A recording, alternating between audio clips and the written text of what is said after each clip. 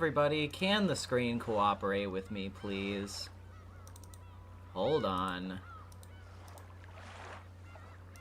Thank you. Hi, everybody. Welcome, once again, to Umineko. It is a blessed Frederica Friday, but we are bearing the curse once again. Today is probably going to necessarily run a bit longer than usual, because while there is not enough content in episode 7 to make up 4 streams, one of those streams still has to be a little chunkier by comparison. So, it's probably gonna be this one. We'll see how it goes. But, that being said, considering that there is so much to get to, I don't think we really have much time to waste. So, why don't we just go ahead and get right into it.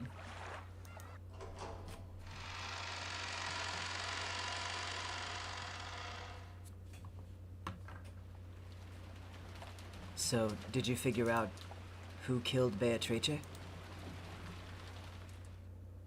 Yeah, more or less.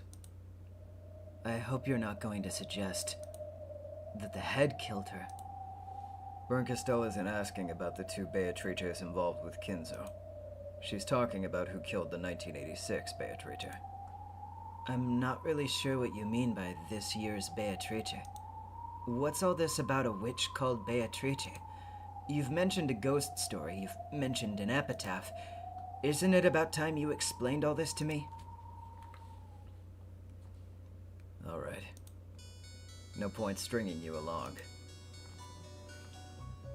Let's start from the beginning. Who is this witch Beatrice? Strictly speaking, it isn't a person. Beatrice the Golden Witch is the name of a concept. You mean the ghost stories themselves? To be more specific, even the ghost stories are only one of the elements that create the concept. You've lost me. Ghost stories are normally told in the third person or second person. However, someone started telling those in the first person. You mean someone started saying that they were Beatrice themselves? The legend of Rokenjma's evil spirits, and the made-up story for keeping kids out of the forest.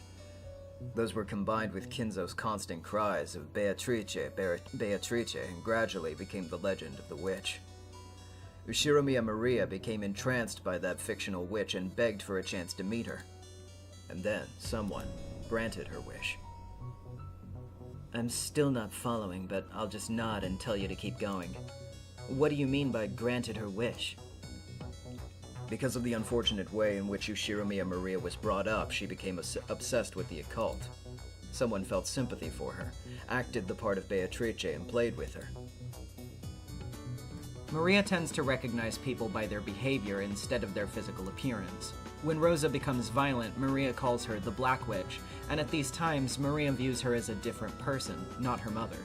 So, this means that she tends to think of the same person as different people depending on their behavior. We can use this to see the scene where Maria first met Beatrice in a new light. After being chased out of the mansion by the adults, Maria decided to drink some tea in the rose garden. At that time, someone probably started talking to Maria. Then, when they heard this occult-loving girl talking happily about how she wanted to meet the witch Beatrice, this person acted as though Beatrice was possessing them. On the outside, they didn't look like Beatrice. However, when their manner of speech and behavior changed abruptly, Maria would recognize them as a different person. That's why her appearance was so sudden.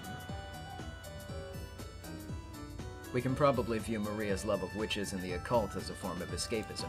She believed the power of witches could change her unfulfilling and incomplete life. So she wanted to believe in them. Because if she believed in witches, she could also believe in her own happiness. It's true that Aunt Rosa is bringing up Maria by herself, and that she's always busy with work. I do feel sorry for Maria, but still. Don't ignore the heart. So, Maria believed for the sake of believing.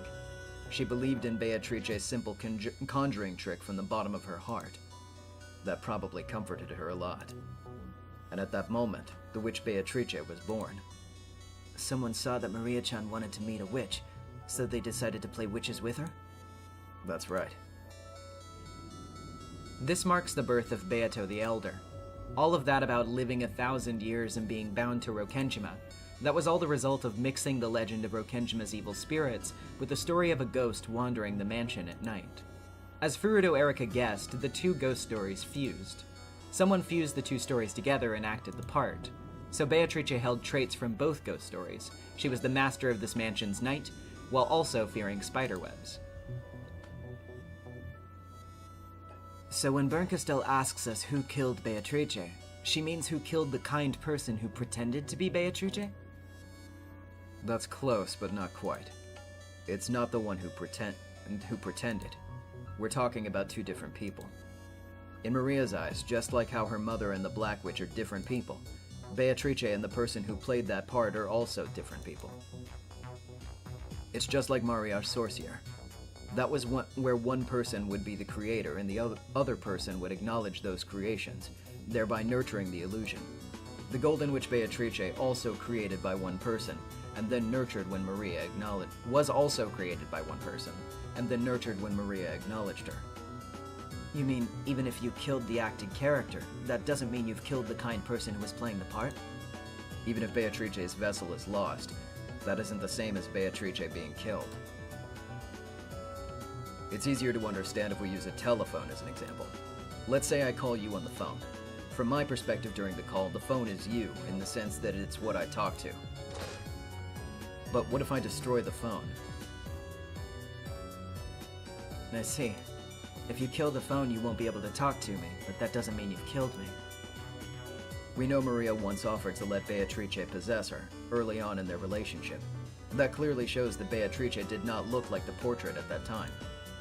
So, if the person acting the part and the witch character they play are different people, we're talking about killing just the witch character itself.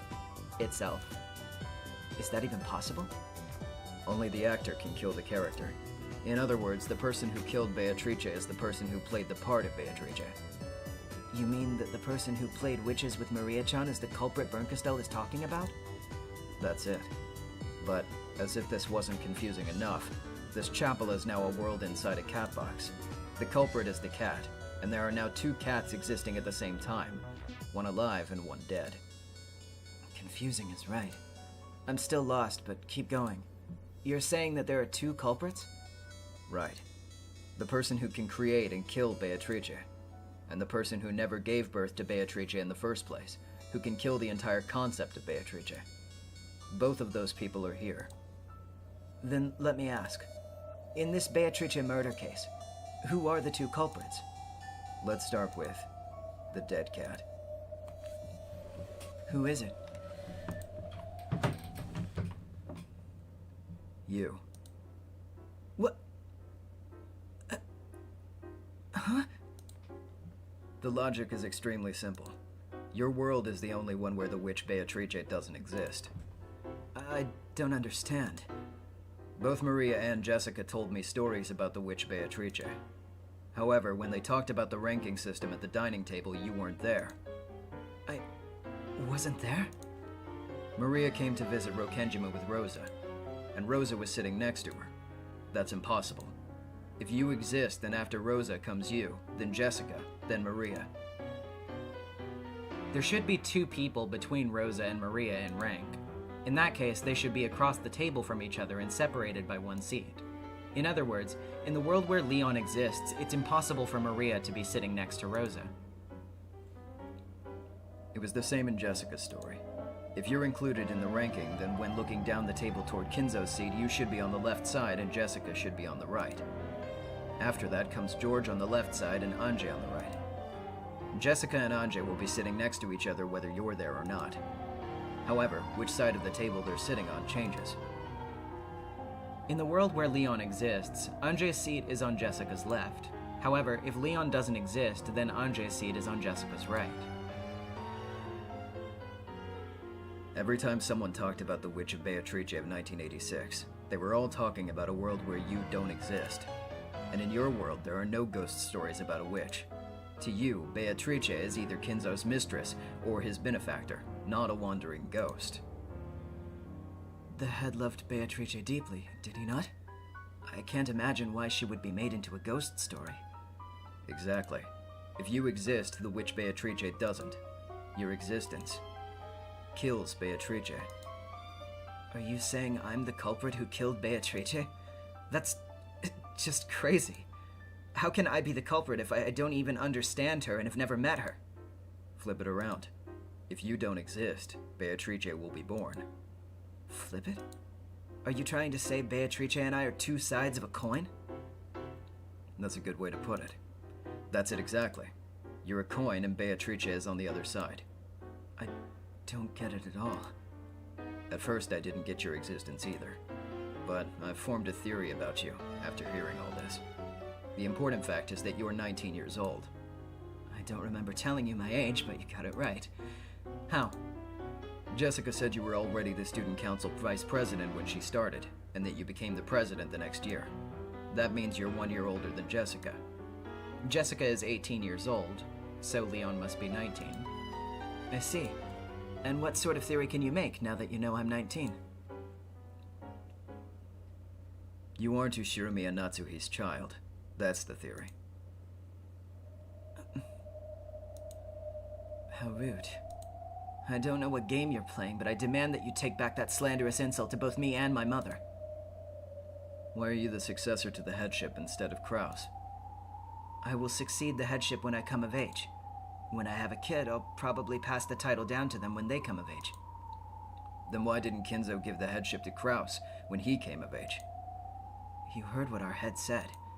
He was used by the cunning elders of the Ushirimiya family and suffered much. That's why he decided that only young people should inherit the headship from now.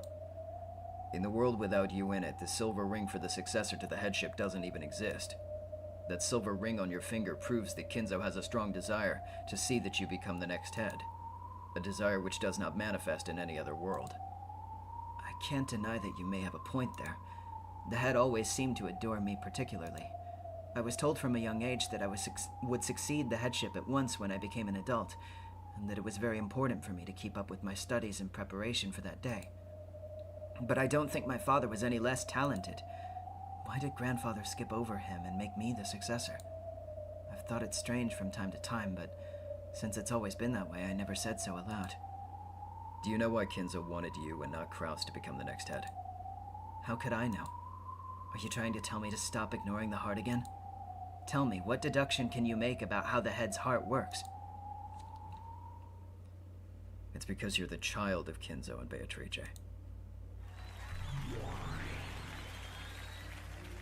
Well done. There was a crisp applause and a mocking laugh. Burn Castell. That was faster than I expected. I thought you'd let me play a bit longer. Berncastel appeared, sitting on the altar, almost as though it had become her own personal chair. When did you realize that Leon shared Beatrice's blood? As soon as I realized that Leon was 19. It was the same number as the baby from 19 years ago, that hint which appeared in the 5th game. Didn't that baby fall off a cliff? Leon's the baby who was accepted by Natsuhi, and didn't fall off the cliff. In other words, if Natsuhi rejects the baby, Leon doesn't exist. You're saying I'm not Mom's child? That's insane! You say that, but you don't look too sure. That's right. Ushirimiya Leon is not Natsuhi's child. This is the grown-up version of the baby Kinzo got from somewhere 19 years ago. Not somewhere. Leon clearly shares Beatrice's blood. The proof is the silver ring, which is only ever given to Leon across all of the many worlds. Why does the ring prove that I share Beatrice's blood? In all of the many worlds, you're the only one who's given it. That means that in all worlds, you are the single most important person to Kinzo, second only to Beatrice.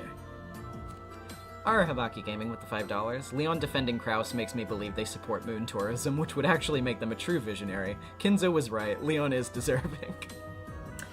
You know, they're always just too early to those predictions. And his love for you is far greater than it is for his son Kraus or his granddaughter Jessica. And you are 19 years old. In other words, if we look back to see what happened 19 years ago, we're led to one theory. 19 years ago? What's supposed to have happened at the time I was born? You heard it too, didn't you? Today, even. Will was with you. You don't mean... On Rosa's story? That's right. Rosa's story came out in the 3rd game, and when the age of the baby in the 5th game matched that date, a certain theory became possible. The fact that Kinzo brought a baby from somewhere and tried to add it to his family proves that the baby was somehow important to him. The Kuatorian Beatrice's child. The Kuadorian Beatrice was the daughter of the Beatrice who came in the submarine. But Kinzo didn't think of her as a daughter. He believed she was the same person, Beatrice reborn. When that reincarnation reached the same age as the first Beatrice, and truly looked like Beatrice's double, Kinzo made a terrible mistake. I don't want to hear it! That's how it is. Kinzo got Beatrice pregnant with Beatrice, and then he got that Beatrice pregnant with you. So you're both Kinzo's child and Beatrice's grandchild. If we consider Kinzo's heart, this is the inevitable theory we reach for explaining why he treated you so specifically. He regretted his mistake so badly that he attempted to have you formally accepted into the Ishirimiya family as a descendant. In almost all cases, Natsuhi's pride is brutally hurt and she refuses to raise you. Because of that, you almost always fall from the cliff and disappear. I was told that after their marriage, I was born after much hardship, and Jessica was born the next year. If you really never suspected that Natsuhi wasn't your mother, then you should thank her in this world. The reason you never realized the truth is because she's shown as much affection for you as she did for Jessica. There's no need to thank her. After all, it took a staggering amount of effort just to find a fragment with you in it. Heartwolf with the $10. This grossness isn't coming out of nowhere. This is a literary reference to Paradise Lost. It's the relationship between Satan, Kinzo, Sin, Kuadori, Beatrice, and Death, Leon. Interesting callback. I think I'd read about that at some point, or somebody had said something about that at some point somewhere, but I had forgotten about it until now. Mathematically speaking, there's actually a oh my god, okay, Burn Castell. 2,578,916 out of 2,578,917 chance of her refusing to raise you. You should probably be thanking me for creating this miracle, not Natsuhi. Enough with your stupid probability games. Oh, I'm sorry. No matter whose blood you bear, that doesn't change the debt you owe to the family that raised you. I realize that. Still, I would like some time to calm down and think things through. That is, if you'll do me the kindness of not ignoring my heart. Sure. Leon took a deep breath and looked upwards. Anyone would be shocked to find that their parents weren't who they believed them to be. But all the same, Leon, you're allowed to feel grateful. Grateful to the family who raised you and met your every need.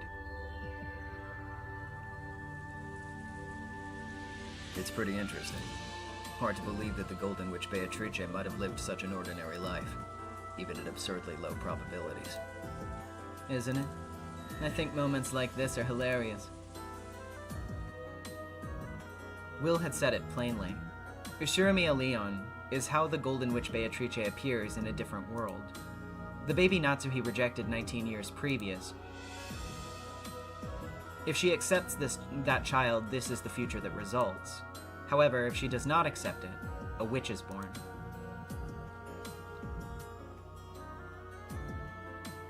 The baby whose birth was not celebrated becomes a witch. Leon is the dead cat. However, Leon's existence has nothing to do with what you're interested in, the Rokenjima serial murders.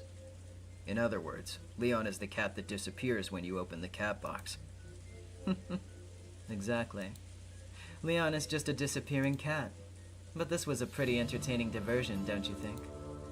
You're the only one who finds that entertaining. If I wasn't trapped in here, I wouldn't have bothered to reason this out. I think I know why I was chosen to be your partner in this strange detective game. It seems this Bernkastel witch enjoys toying with people's fates and making a mockery of them. Wow, incredible. It's rare for someone to understand me the same day they meet me. Apparently, I become something that's called a witch in another world. And apparently I'm the cause of some sort of crime. Is that my sin to bear? Of course it isn't. You are you. How things would be if the coin were flipped the other way shouldn't matter a bit. Thank you. Even so, to be told that I caused some sort of trouble in a world of a different fate, I don't think anyone would be pleased to hear that. Please, tell me, what do I do in that other world? Bernkastel? You have the fragments. Why not show them?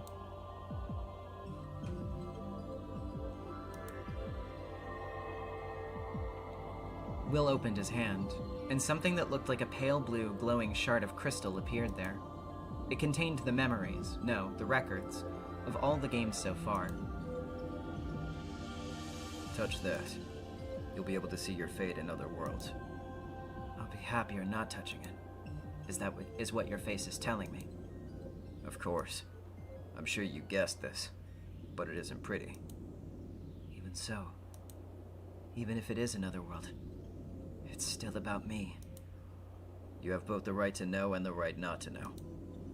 If you can convince yourself that what you're seeing is a person similar to yet different than you, that's not you but someone else, then go ahead and touch it.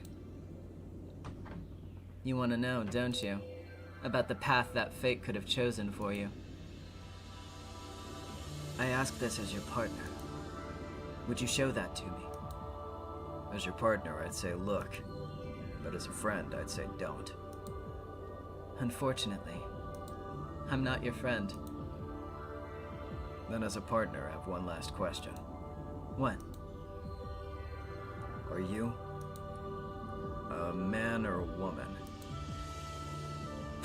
Well, that came out of nowhere. I could see you as a fairly slender boy, but then again, I could also see you as a no-nonsense sort of girl. Even Bernkastel had been intentionally keeping it a secret. She made Jessica call you the future heir all the time instead of big brother or big sister. You're quick. People often ask me about my gender. It's become quite frustrating, so I always give the same response. Which do you think I look like? In the 5th game, you're treated as a man, but in the countless other games, you're thought of as a woman. In the 6th game, when Ushiramiya Battler was the master, 2 demons of different sexes appeared, but we didn't know which was which, referencing this again. In fact, strictly speaking, it started all the way back in the very first game. Your gender is one of the hidden mysteries that exists outside the games themselves. Having to say it straight out frustrates me, so I won't give you an answer. We're partners, right? Does it really matter if I'm not the gender you'd prefer? You're right. If we're working together on this, I don't care what your gender is. Thank you. I've formed a bit of a complex about it, so your words are very gratifying. I'm all for gender equality. If someone's a waste of space, I'll smack them no matter who they are. And of course, I'll pinch rude people no matter which gender they are.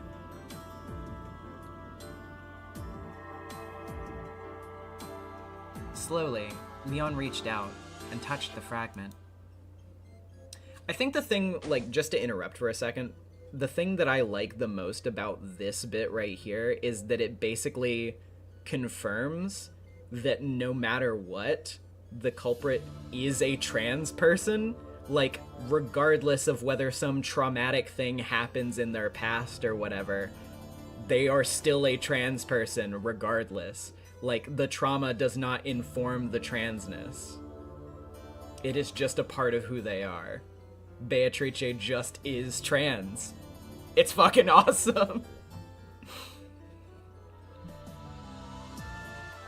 A moment later, Leon seemed to undergo a violent bout of dizziness, and silently slumped over like a puppet with its strings cut. It was no surprise. When people who don't understand parallel universes have many different fates jammed into their heads, they tend to feel like their heads are swelling and their sense of self is melting away. Leon seemed to have lost consciousness.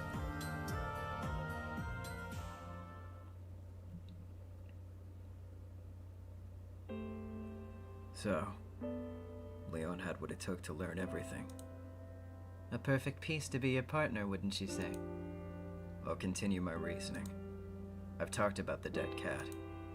Very true. Next up is the living cat. The only one who can kill the Beatrice of 1986 is the one who created her. There were tons of hints.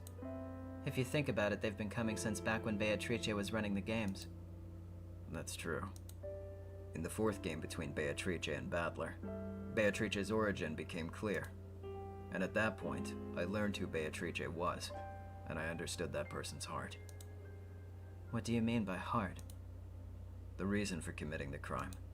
The reason that Beatrice had to gamble her own fate in the commission of a game-like crime on October 5th, 1986. The motive.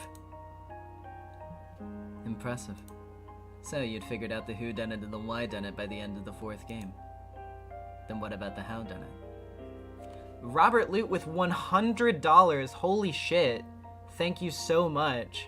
Love the Umineko streams. Gotta go, but I'm excited to watch the VOD later. Thanks for introducing me to this awesome series. Thank you so much for sticking around and watching the streams. And thank you so much for your generosity. I really appreciate it. Once you know who the culprit is, theorizing about the howdunit isn't impossible. Those link-locked rooms in the third game were so skillfully done, I felt like clapping. And what about the riddle at the end of the fourth game? Who am I? The culprit who can kill you for certain at the stroke of midnight on October 5th, no matter where you are. It was possible to form a certain kind of hypothesis at the moment the question was asked. You might call that the other treasure of the Golden Land. Oh. So you say that by the fourth game.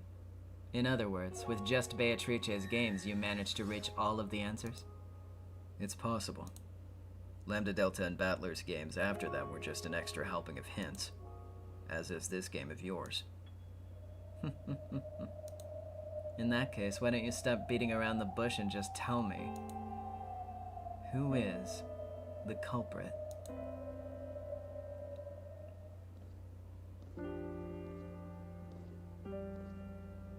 At that moment, though there hadn't been anyone but them in the chapel, quiet footsteps rang out. That silhouetted figure slowly walked up to Will and Bernkastel and gave a small bow. So, you've come. Did you call this person here? Yeah. Who done it? How done it? And why done it?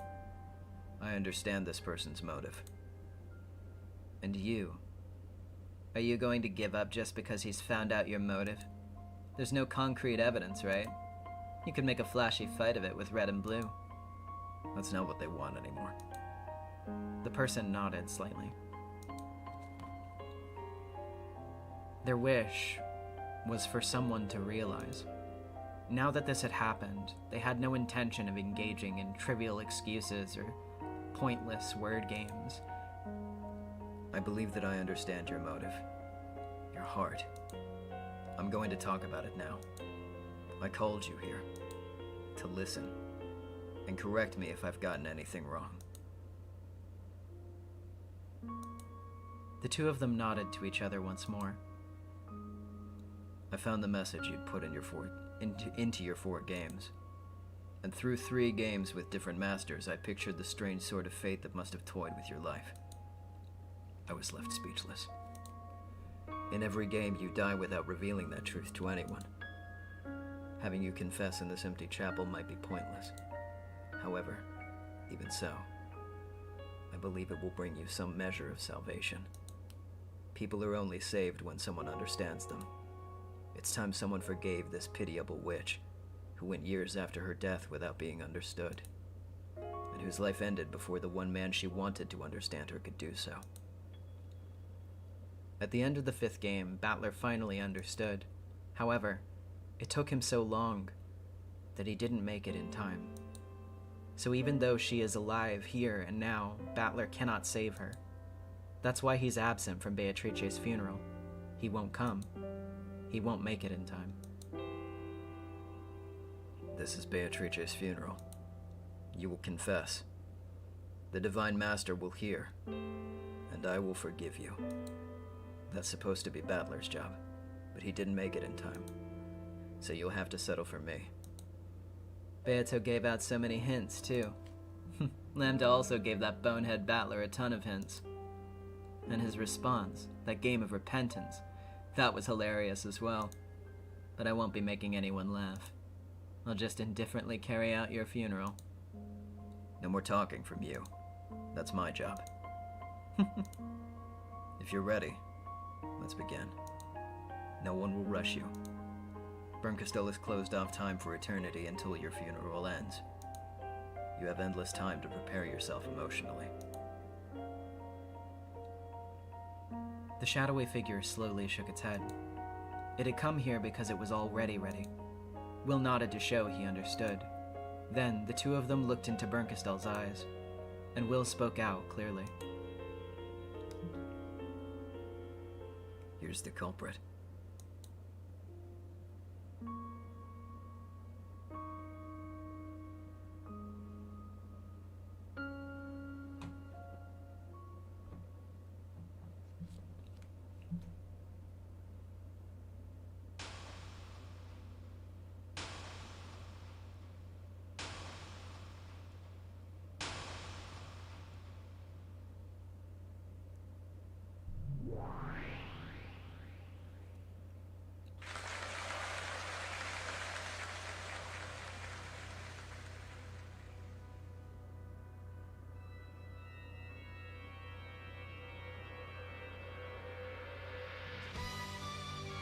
Let it be heard.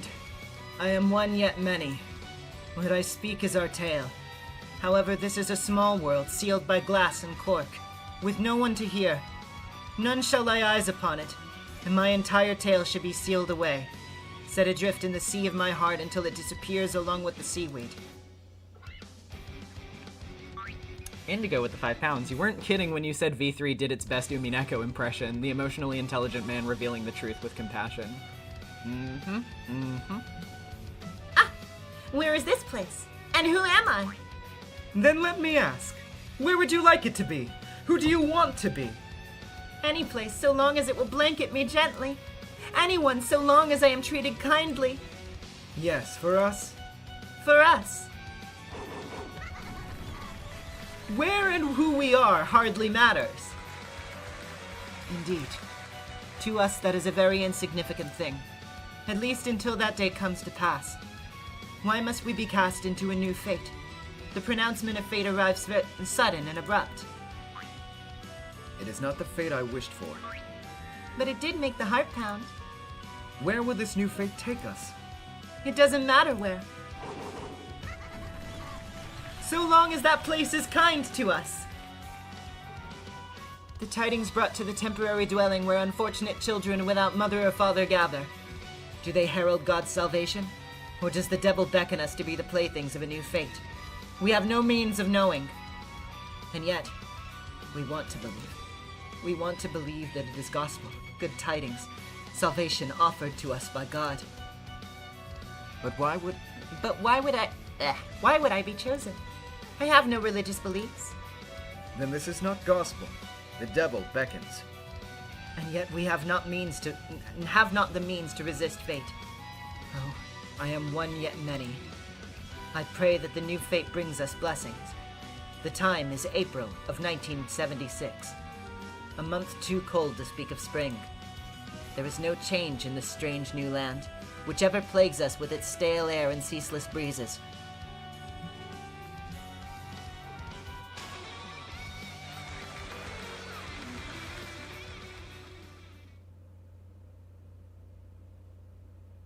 Act 1. A New Life.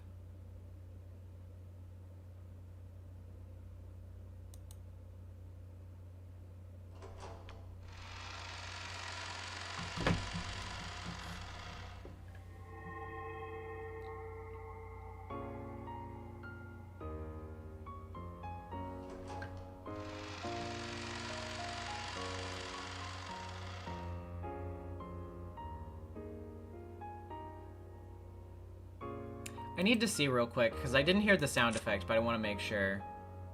Okay, yes, they did add her to the character menu. Claire Vaux Bernardis, created by Bernkastel to be a reader, or else a substitute actor. Technically, she is a vessel used to personify Beato and her game. Therefore, she has no personality of her own. In that sense, perhaps one could say that she is not a person, but a tool. Her name signifies her position as the final guide in Beato's game. Those are all of the family rules. They may be strict, but I believe that the discipline you learn in this house will serve you well in the future. Yes, madam. The servants who would start working this April all called out in unison.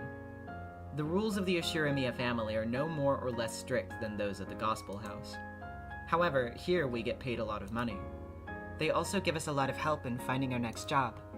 We work for the Ashiramiya family, store up money, use their influence to get a good job at a good company, and start on a new happy life. That was the dream, and it was a very realistic one, held by all of us at the Gospel House. However, not everyone can become an Ashiramiya family servant. Only kids with a record of exemplary conduct and good grades are recommended. So all of the kids who want to be sure of leaving the Gospel House to live a happy life are feverishly devoted to their studies. That's enough for today. Tomorrow you start early. Make sure the lights are all out at the appropriate time. That is all. Yes, madam. Thank you very much. After bowing until Natsuhi was no longer in sight, the new servants all followed the lead of one of the more experienced servants and raised their heads. Okay, we're done for the day. Starting tomorrow, you'll be following your shift schedule. Madam's very strict about time. If any of you sleep in, it'll be my responsibility. So if you do, I'll kick you awake. Got it? Of course, this experienced servant was one of the older girls from the Gospel House.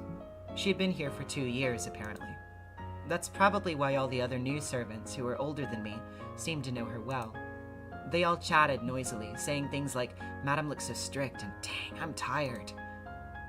By the way, just who is this? Raidko with the $5. Very thankful for Umineko stream as I rot in bed with the flu. Now I can partially hallucinate the solutions before my very eyes. I mean, you know, that's a way to do it. Thank you. I hope you feel better soon. Who chose this kid to be a servant? The older servant pointed at me and asked the room at large, a dubious look on her face. It's no surprise, really. Most of us become servants when we graduate middle school or high school. But I'm just starting elementary school. The others will be working as servants every day, according to their shifts. However, I was going to go to the elementary school in Nijima with Milady, only working on the weekends when I had free time. It was an exception among exceptions, something that had never happened before. It was clear at a glance that the others, who had obtained their positions after a rigorous selection process, didn't like the fact that I was here too. Both Madam and Genji-sama have told me that you were to put your studies first, but you're still getting paid. Doesn't make any sense. If you're going to talk behind someone's back, at least do it behind them. She didn't even try to hide her discontent. Is this kid really that smart? A child prodigy or something? Beats the heck out of me. I didn't know this kid at all back in the house. They kept this one separate, apparently, something to do with the weak constitution. Now that you're here, you're part of the collective responsibility system. If you screw up, it's the same as everyone from the Gospel House screwing up. Make sure you don't, okay? I nodded weakly. I'd never been threatened by someone this much older than me, and I was very frightened. Don't worry. I'll help you through. Let's give it our all together. Okay? Shannon smiled at me as she spoke.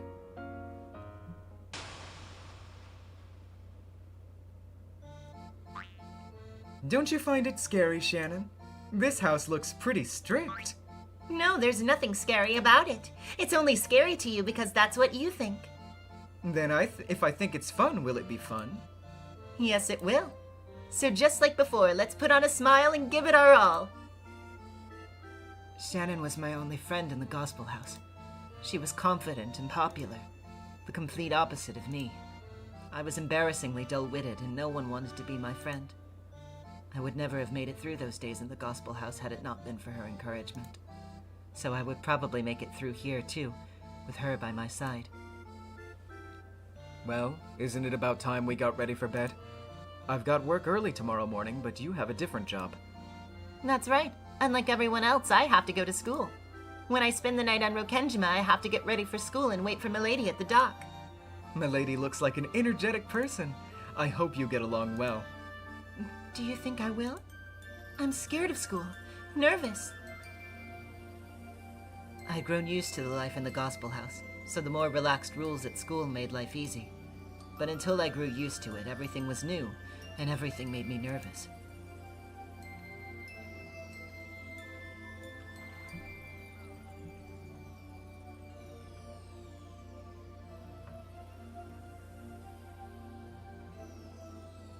My new life on Rokenjima probably deserves an explanation. It was completely different from the comfortable yet stagnant life I'd lived at the Gospel House. In addition to the time I spent as a servant to the Ishiromiya family on Rokenjima, I also traveled to the elementary school on Nijima on school days. It was the start of a time that was both rushed and busy, with hardly any time to relax. Unlike at the Gospel House, I didn't get to sleep in the same bed every day here. Half of the week I slept in the servants' quarters in the Rokenjima mansion. I would return from school with Milady, go to the mansion and work there as a servant. I would then stay the night and head to school with Milady again the next morning.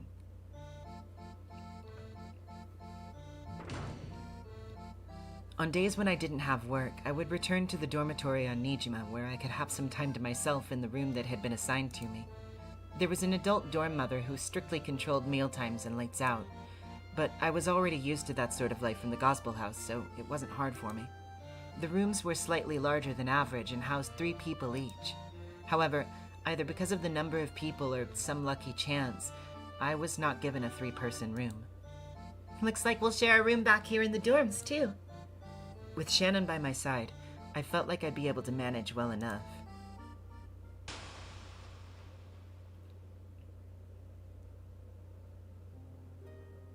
Correct. Every year, new servants came from the Gospel House, replacing some of the old ones. It was something Father organized with them all on his own. The rest of us weren't allowed to meddle. Our family provided a strict upbringing for these children without relatives and supported them on their path to adulthood. I always viewed this as the wealthy Ishiromiya family's obligation to society. What sort of kids came to serve the Ishiromiya family? I'm sure they were diligent, lovable kids of irreproachable conduct. It seemed to me that there were a lot of glaring hyenas among them. Let us say they had high ambitions. Those poor children without relatives. They were determined to use this rare opportunity to launch their careers, so they could take control of their lives. Did all of them have to balance school and servant work? That must be tough. You wouldn't be able to get much work done. There has been no case of a servant going to school while they worked, except for that child. To be honest, I was fairly surprised when that child first came to greet me. So obviously young. The others were all around 16 or 18 years old, but that child looked almost 10 years younger. The young servants who come from the Gospel House visit only to gain experience in working in the real world, so I do not expect a high level of skill from them as servants. Very true. You can't rely on them to the same degree as an adult seasoned servant. But this was a child who hadn't even started school. No knowledge of housework, no practical experience, and yet to begin compulsory education. I don't know what Father was thinking, but I always thought there was something clearly odd about it. I spoke to Father about it. I asked if it might be better to wait for our servants to graduate middle school before having them serve here. And what did Kinzo say? Come on, we all know what he said. Oh, Beatrice! By that time, he was already a complete shut-in inside his study, obsessed with the occult. If you tried to talk to him, he'd yell and tell you to stop interrupting the journey of his mind. And Father's decisions are absolute. However, the case with this particular child just didn't make sense. I even asked the Gospel House about it. They said to ask Genji-san. I then asked Genji-san, and he said to ask the Master. And then you asked the Master, and he said, Beatrice! No one knows the truth. Jessica was the only child on the island. The servants would often play with my daughter, but she wanted a friend of her own age. Someone she could play with at home as well as at school. I began to think that Father had employed this servant out of pity for Jessica. But if that were the case, why wouldn't he talk to us about it beforehand? We should be the ones to decide which friends are suitable for our daughter. Scary! Natsuhi wouldn't cope well with taking her kid to the playground.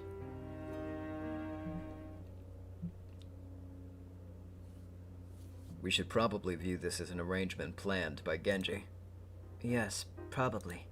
Genji-san knew that the me in this other world carried grandfather's blood, so he must have made special arrangements for that me to be brought to Rokenjima. Are you feeling okay now? It was a really big shock, that's all. I just feel a bit dizzy now. In the world we're in now, you're the successor. But if your world had been different, you could have been a servant. Or maybe a witch. You do have a troubled fate. Seriously. I don't regret learning about it, but if I could forget it now, I would. Pining Tree with $5. Kinzo in Mr. Beast tone. I've got a bunch of orphans here who will work as my servants. Whoever stays long enough will get a pure gold bar.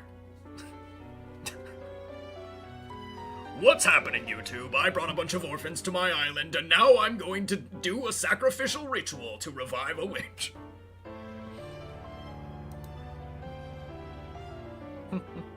Isn't it interesting? Even though you're a servant, you're actually an illegitimate child of the head. Isn't that romantic? Like some fairy tale. Romantic? Considering how Mother must feel, I'm not sure about that. True. In Natsuhi's eyes, the Leon of this world is nothing more than the detestable baby she was ordered to raise. And this is also a world in which she refused that order. Natsuhi's natural child, Jessica, is hundreds of times more precious to her. A baby that doesn't share your blood is nothing more than a dirty, lukewarm sack of filth. Have some decency. Next time, I'll be the one pinching your butt. Thank you. Well, I think I understand more or less. This makes it all the more important for me to be grateful to Mother.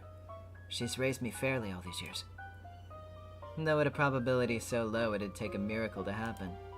You know animals are always brutal towards children that don't carry their blood.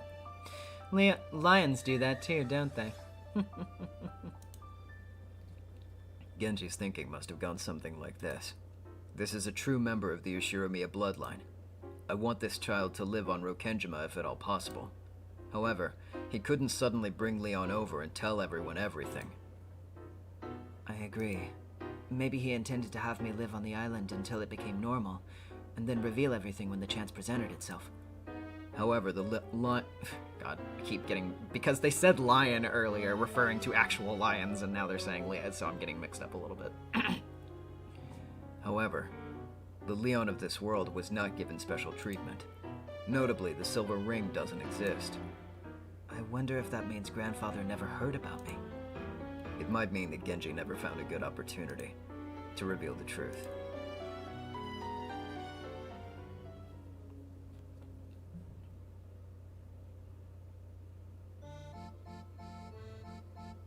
Genji must have wanted to someday tell Kinzo the truth that the child of his beloved Beatrice was still alive. However, revealing this truth would not be so easy. I wonder why it isn't easy. You dummy, what would happen if Natsuhi found out? Oh right, if Leon suddenly appeared, Jessica wouldn't be the successor anymore. Strictly speaking, Jessica wasn't the successor to the headship, but since she'd be able to select the successor, it all came to the same thing. It's a tale that becomes less simple the more one learns of it. Some would celebrate my birth, others would not. Genji could only wait in silence for the day of revelation to come. Was it a tale hidden only within Genji's heart? Leon and Kinzo and Natsuhi and Kraus and Jessica and everyone else. None of them knew of this tale. Thus the curtains slowly rise on the curious tale in the year 1976. Oh, I am one yet many. Why must fate proceed so selfishly and freely, leaving us behind? People only found the young servant strange for the first month. Natsuhi and Kraus's protests came to naught. After all, there was no harm in it. So why not indulge Kinzo's whim? Eventually, everyone grew accustomed and began to accept this slightly abnormal everyday life. However, it was not so for the other servants of the Gospel House, who were always close by and who believed that everyone should be treated equally. As time went on, their little grievances about my special treatment began to accumulate.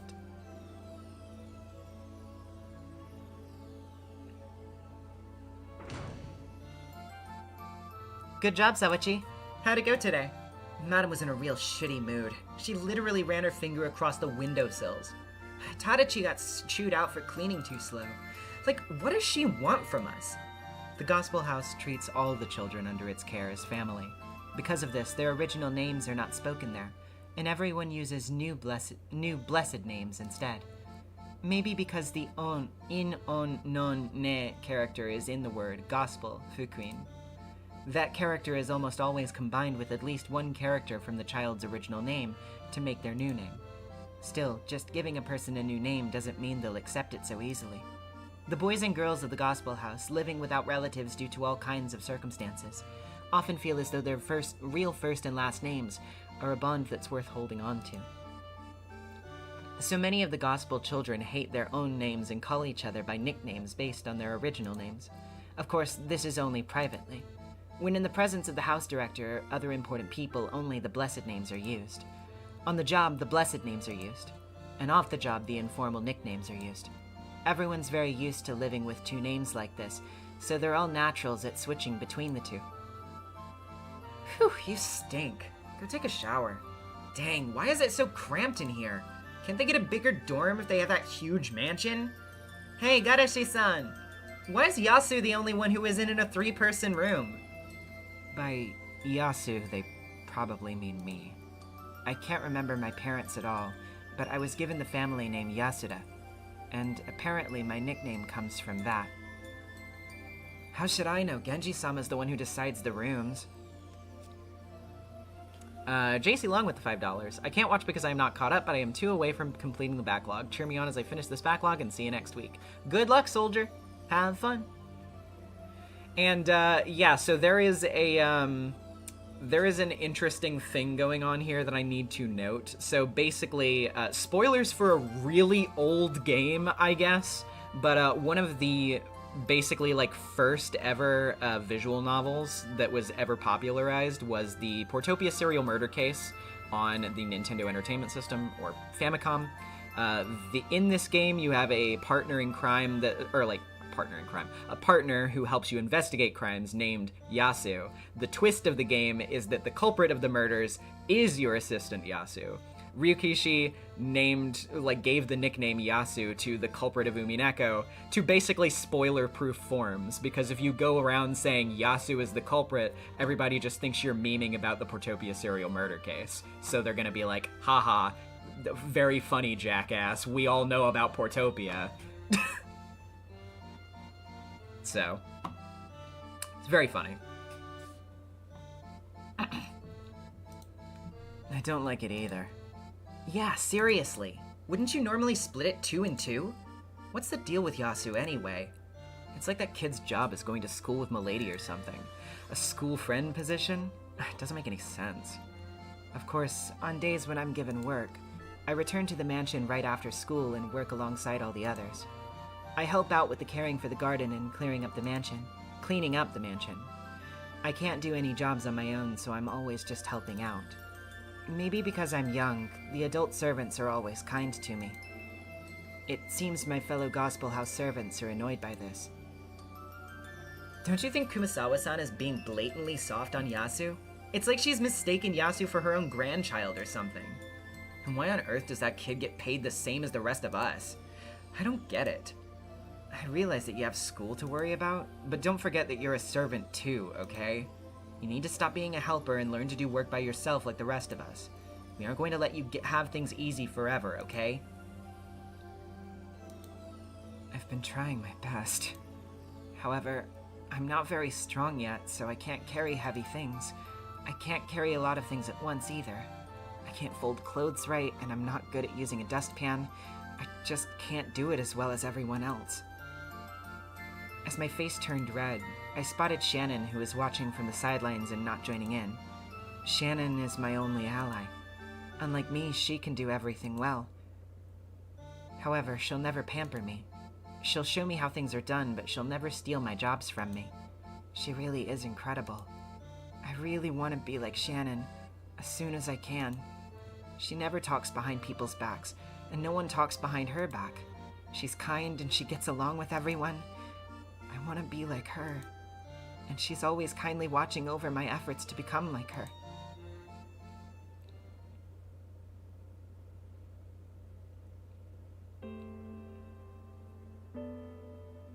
Why did I end up here? I don't know. Though I'd just been muttering to the ceiling, Shannon gave me an honest answer. I guess there's no way to say it except that it's part of God's plan. Is this another test from God? Yep. Think of it as a test to help you grow into a wonderful person. After all, you're a special, chosen person. Am I special? Of course you are. After all, everyone else here is big, but you were the only one special enough to be chosen young. Why am I the only one who's little? I can't do any jobs by myself. Everyone complains that I'm just there to play with Milady. And yet Madame made it clear that I'm not to think of Milady as a friend and speak to her in a casual manner. You may be 10 years younger than everyone else, but that means if you keep it up until you're the same age as the others, you'll be much more experienced than the new people who come later. Even Genji-sama will acknowledge your talents, and you'll become a leader who can teach the new kids who come from the gospel house. And then, I'm sure everyone will respect you. By that time, even Madame, the Master, and Kraus-sama will acknowledge your skills. That's your future. You mean like the ugly duckling becoming a swan? That might be it. After all, it was very unusual for you to be chosen as an Ushiramiya family servant. In fact, that rumor might be true, and you might be the secret child of someone in the Ushiramiya family. Shannon laughed, saying, wouldn't that be cool, and then you'd be super rich too. But I felt a bit doubtful. After all, if that was the case, why did I have to live all alone in the gospel house? Shannon and people like the house director were the only ones who would play with me. I wasn't allowed to play with any other friends, and I spent all my time by myself in my isolated room. Maybe it's because I'm frail and always half asleep, but it has been lovely. But it has been lonely, rather, Jesus. No, not lovely. Not lovely at all. Hey, Genji, how much of this did you know? You never talk about anything, but you've known everything since the beginning, haven't you? 19 years ago, you heard from Natsuhi that a servant had fallen from a cliff holding a baby. You went to the bottom of the cliff and realized that the baby was still alive, didn't you? The question of whether it was alive or dead was not one that I was qualified to answer. Then who was? The doctor, of course. What do you say, Dr. Nanjo?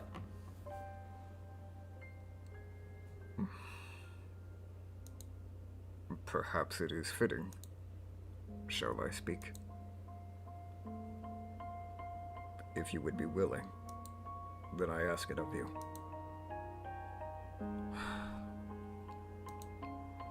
Very well.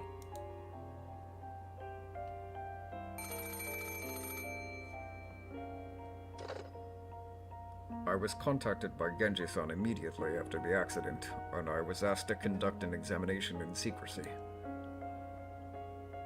In secrecy? Why? Both the Beatrice of Corridorian and her child were unregistered people who weren't supposed to exist. It would lead to various problems if it went public. I had started the procedures to have the baby registered, but they were not complete at that time. It was a very bad time for the baby to die. So the servant who fell was treated as the only death. Natsuhi wouldn't talk to anyone. It would have been easy to set up. But the baby was alive, wasn't it? Correct. Of course, the child was gravely injured. It was a miracle that it survived those injuries. If some angle had been slightly different, or if Genji-san had been any slower in bringing the baby to me, that baby only managed to survive thanks to a series of miracles. I had given up. I didn't believe the baby could survive. But it did. How strong and resilient is life. No, this is fate. Fate? So the baby was fated to live on and eventually accomplish something great? Yes. I did think that it was fate. I thought that the blood of the Kuidorian Beatrice-sama, whose life ended on Rokenjima, must have been imparted something onto this child to make it survive. However, Genji did not tell his master, Kinzo, that the child had survived. He simply said that it had fallen to its death in an unfortunate accident. Kinzo mourned, but his mourning was more one of madness than of sorrow. Oh, Beatrice, why have you run away from me once more? Why, even though I swore I'd never make the same mistake again? Why? There was one matter for which Genji did not trust the master he so respected. That matter was whether Kinzo would be capable of accepting Beatrice's grandchild as family. Genji had served the Kuidorian Beatrice for many years as well. He was very aware of what she had felt. He knew that she accepted Kinzo's affection and respected him as her father. However, her love was not the same as Kinzo's love. Kinzo thought her to be Beatrice reborn, and tried to use her to satisfy the many feelings he had felt for the late Beatrice. Of course, the Kuidorian Beatrice could not accept those feelings. In the end, Kinzo himself, the one she respected and thought of as her father, stole away her chastity. She thought he was her father, and he thought she was his wife. Oh, what unmanageable, forbidden love. I do understand Kinzo-sama's feelings to a certain degree. It is not as though Kinzo-sama saw the late Beatrice-sama in the girl at the time of her birth, nor did he decide at that moment to make her his plaything. He spoke to me about it a few times while we were drinking. I always thought he was just joking.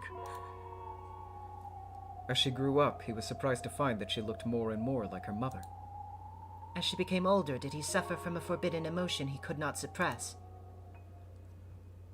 I thought that the tragedy might repeat itself. That was my view.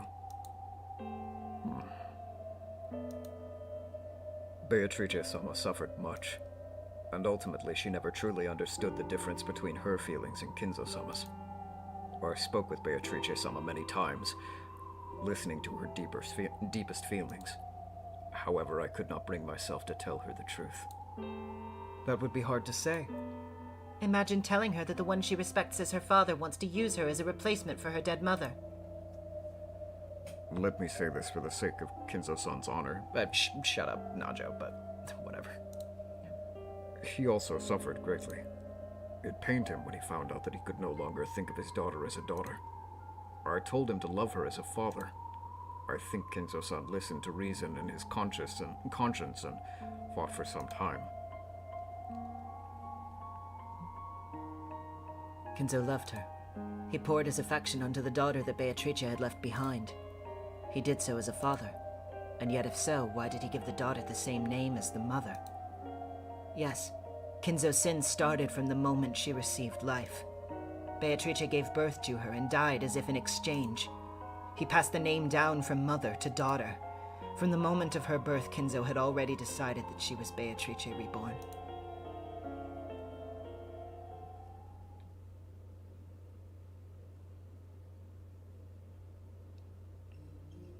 Leon, in other words, is what happens when Kinzo, trying to atone for his sin, succeeds in bringing the child into the Ushiramiya family officially. Exactly. I get the feeling I'll get my butt pinched if I talk about other fragments. But maybe there's one where Leon is accepted, and Kinzo commits a tragedy. Who knows? Want to see if I can find it? Who would want to see something like that? Is it your job to mix together the worst imaginable possibilities for every part of a person's life and laugh at their horrible fate? Unfortunately, that's the sort of demon she is. Which, thank you. Genji foresaw the worst of all possible outcomes, of all possible futures, and trying to secure a better future, he intentionally lied about the baby being dead. Right. Kinzo was a man of such burning desire that he took advantage of his own daughter. Genji, who knew Beatrice's feelings and felt sympathy for her, couldn't trust Kinzo so easily. Even Genji, Kinzo's most devoted servant. Genji is a man who can draw a clear line between the professional and the personal. While he served Kinzo faithfully, he also felt that the mistake Kinzo had made with his daughter was not one to be forgiven so easily. Probably. And to make sure that Leon wouldn't be found out easily, Genji lied about the kid's age, lowering it by 3 years. You're right. In this world, I'm just starting elementary school in 1976. I was actually supposed to become a 4th year then. If your frailness wasn't the reason, then Genji must have been careful to disguise the year of your birth. The baby from 19 years ago was unforgettable not just to Kinzo, but to Natsuhi as well. If a suspiciously young servant of that age came to the island, Natsuhi's feminine intuition would definitely have picked up on it. Had the child been too sick to go to school for 3 years? Or had the age been faked so that Natsuhi wouldn't figure everything out? Either way, we know that your age has been lowered by 3 in this world. Correct. The age of this world's Leon has been altered by 3. This is a small, feeble kid we're talking about. An underdeveloped kid. It seems it was surprisingly easy to fake.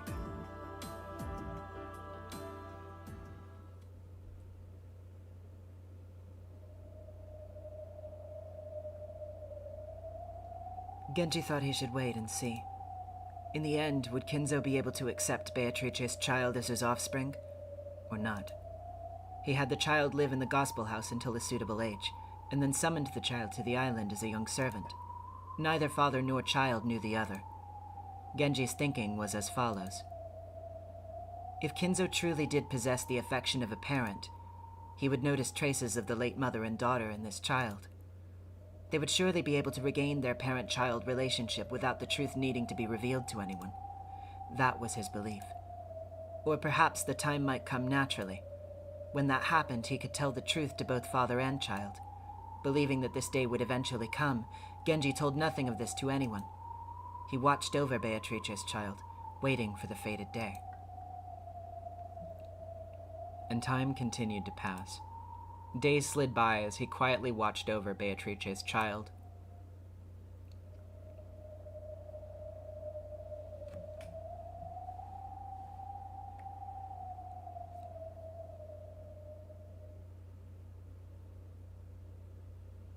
Act 2. The First Friend.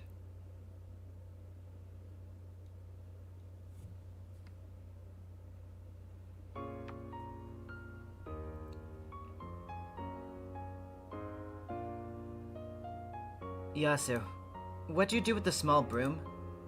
Didn't you use it to clean the window frames?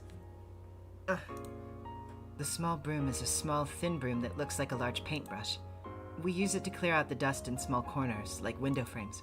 It's one of the cleaning tools I was put in charge of. Come on, that was your responsibility, right? What are you doing, stupid? Quickly, go and find it. You have to before Madam finds out. What's up? Yasu lost the small broom again? Is this kid some sort of genius at losing things? That's what I'm always telling you, never give things to Yasu. Yasu's always careless in losing things. Don't say that. Can't you see that this kid is working hard? Come on, quickly. I'll wait for you. Okay. Not wanting to hear the servants complain even more, I spun around and headed off. If you lose a tool, you get in trouble. If no one knows who did it, we all get yelled at. So one of them will probably tell Madam that it was my fault. Still, it's my fault that I lost it in the first place. I wonder when I lost it. When... We did a big clean of the entire chapel today. The chapel is a large building behind the mansion. However, no one ever goes near it normally. Even so, we're ordered to clean the chapel a few times a year. Kinzo calls it a sacred building, so Natsuhi is very strict about it. We cleaned every little nook and cranny from top to bottom. It took all day. I'd been put in charge of cleaning the window frames, but I was also given many smaller tasks. While those small jobs kept me busy, I must have completely forgotten about the small broom, and left it lying around somewhere. I hate myself for doing this. This isn't the first time this has happened. It happens all the time. Every time I set something down, it always disappears. It goes somewhere else, vanishes. I've come to think that these might be pranks by the witch Beatrice. The ghost of the witch Beatrice borrowed the power of Rokenjima's evil spirits to become reborn. Until Kumasawa-san told me, I never knew the meaning of the shrine on the rocks by the sea. Kumasawa told an old tale passed down among the local fishermen. Rokenjima used to be known as Akuji Kijima, and terrible evil spirits who ate human souls lived there. Hey, Kumasawa, let us hear too. Tell us the scary, scary tale of Rokenjima's evil spirits. Well, very well, very well. Rokenjima used to be called Azukijima. However, even deeper in the distant past, it was known as Akuji Kijima. It was rumored that sailors who got too near the island were dragged down to the bottom of the sea and had their souls eaten. Those frightening spirits do exist on this island, you know. It was Kumasawa's favorite ghost story. Every new servant who came to the island heard about it. Normally, such a story would be laughed away. However, on Rokenjima, an island home to nothing but the Rokenjima mansion, which rumbled with eerie thunder on stormy nights, people listened to the story with unusual respect. So the shrine by the coast is there to seal evil spirits away. And the master has that weird occult hobby too. And the mansion is so creepy, something must be lurking around somewhere. True, true. Sealing up the spirits was all that traveling... I forget how you say this. It's ascetic, right? I'm pretty sure.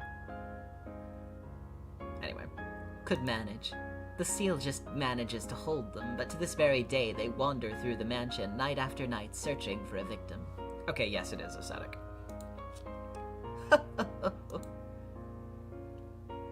Have you seen the master's study?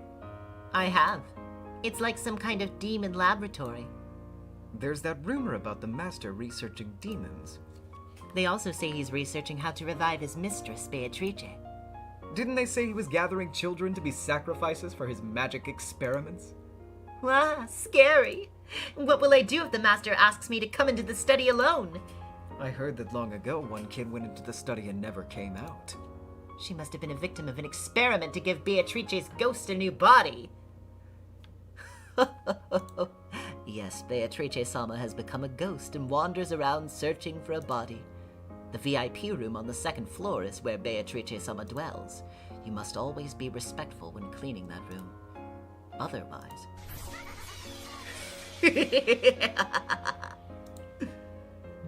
In the eyes of those teenage boys and girls with their fertile imaginations, the ghost story was both terrifying and fascinating. By experiencing and sharing in a story together, a kind of solidarity forms. Then, sharing in that experience becomes obligatory, and accepting the story becomes a rite of passage for joining the group. That process was an old one that had repeated many times as the story was passed down. That's right. Back when I first started work on Rokenjima, I heard that story from Kumasawa-san and the older servants. I heard about it too, mostly from Nei-san. I heard about it too, from Kumasawa-san, mainly. So, not only the timid-looking Shannon, but a boy Kanon and a big adult Goda believed in the ghost story? Well, I didn't really believe. There are tales of ghost stories and jinxes in all jobs. There were several stories of the sort at the hotel I once worked at. So, you thought it was stupid and you didn't pay it any mind? I think there was a need to blend in with the community. That's it. Ghost stories and jinxes are all the local rules of your workplace. If a newcomer turns his nose up at them, he can't expect to blend in. Exactly. If I said witches couldn't exist, that it was ridiculous, then I'd get into a fight with Nei-san. It was easier if I just appeared to go along with it. Come on, if you look at it that way, you'll be cursed. There was one servant who got seriously injured. All workplaces have stories like that. No matter how incredible the ghost stories or the tales about the company founder are, you accept and believe them. And that's what it means to blend in with your new workplace. Wow! Everyone is so mature!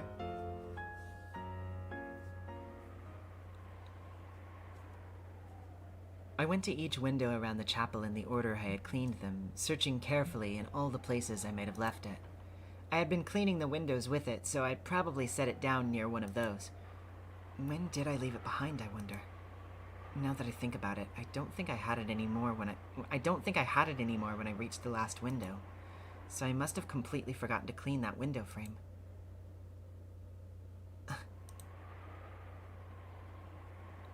Through the window, I could see the others leaving in groups. Shannon turned around and glanced up in my direction, looking worried. I don't want to be responsible for making everyone wait, so it's actually a relief that they're leaving without me. Still, naive though it may have been, I wanted them to wait.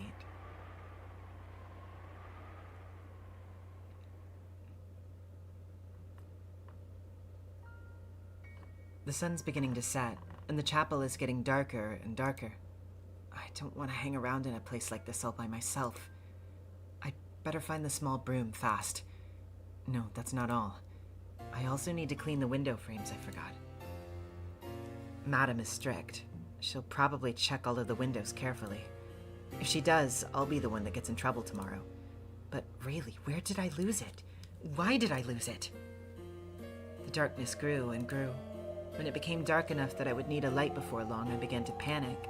I dashed around and around the chapel, tears streaming down my face. As I stumbled about pathetically, I could feel the presence of a prankster witch giggling at me from under the door and up by the ceiling.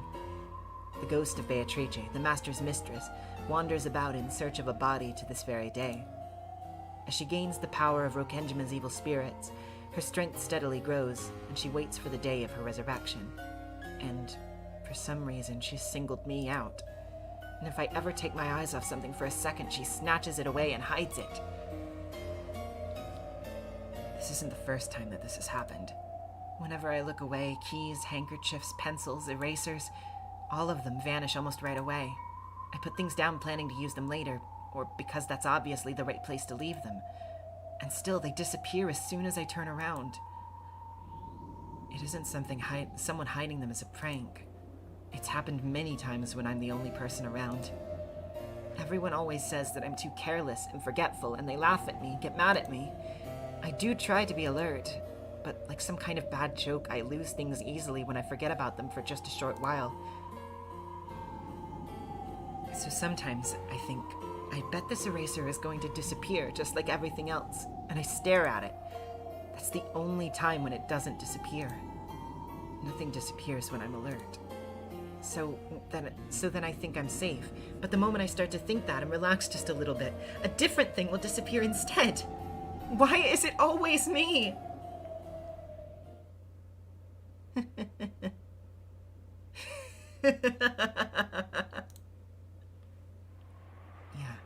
I hear it. I can hear that witch laughing at me as I lamely run around in circles.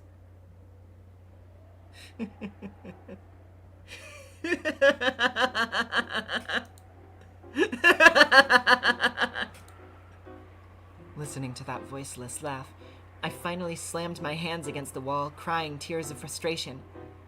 Please just stop it! Why do you always hide my things and get me in trouble? The witch answers. Fool, isn't it obvious? Why else except to entertain myself by watching you wander around pointlessly? I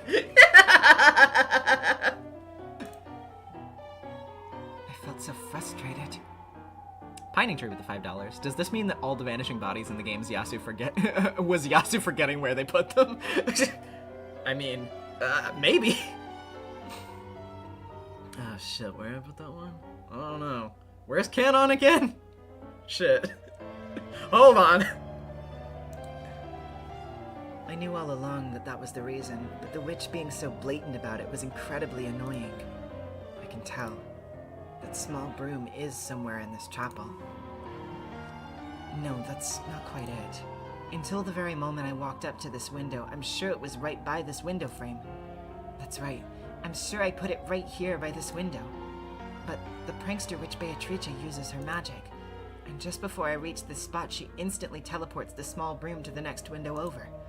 The instant I approach the next window, a hole appears beneath the small broom, swallowing it up. And it comes out by the next window after that. It lands right there, perfectly still, as though it was there the whole time. And this happens over and over again. As I run up to one window, the small broom falls into a magic hole and goes to the next window. And when I go to that window, it goes to the next window. That's exactly how she's teasing me, I can tell. So no matter how much I search, it'll be useless. But if I stop searching, it'll just be sitting there by one window or another. So this isn't a search. It's a test of endurance. I keep chasing after the small broom, and Beatrice keeps making it escape to the next window over, trying to make me give up. This is an eternal chase that will only end when one of us gives up. So I keep going around in circles, searching the windows, even when I know I already searched them. If it's not by this one, then the next one, and the next one. And the witch keeps moving the small broom to the next window, and the next one.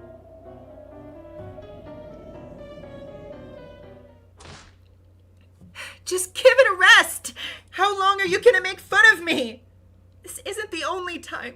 You always do this. Always.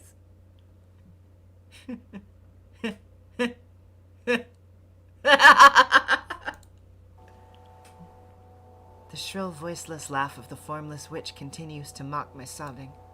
The witch is right beside me, laughing at me.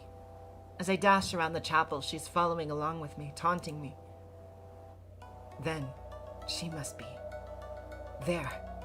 She's right behind me, just over my shoulder, cackling away at this very moment. I know that turning around won't help, since she has no form. I can try to look, but I mustn't look with my eyes. Once my eyes tell me that there is nothing there, I won't be able to see anymore. I learned that from the director of the Gospel House. You mustn't try to look with your real eyes. You must see with your mind's eye. The whole world is filled with God's love. In the many blessings of everyday life, one can find God and angels and the Holy Ghost. If you look with your eyes, you won't be able to see them, so you won't be able to feel them or understand them. Instead, you must quietly understand them with the eye of your heart. You don't look and have your eyes reflect their image. You see and picture them in your mind.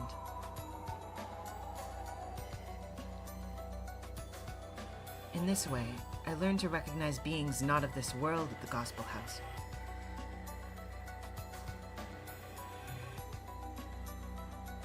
Sorry, I was just checking something real quick.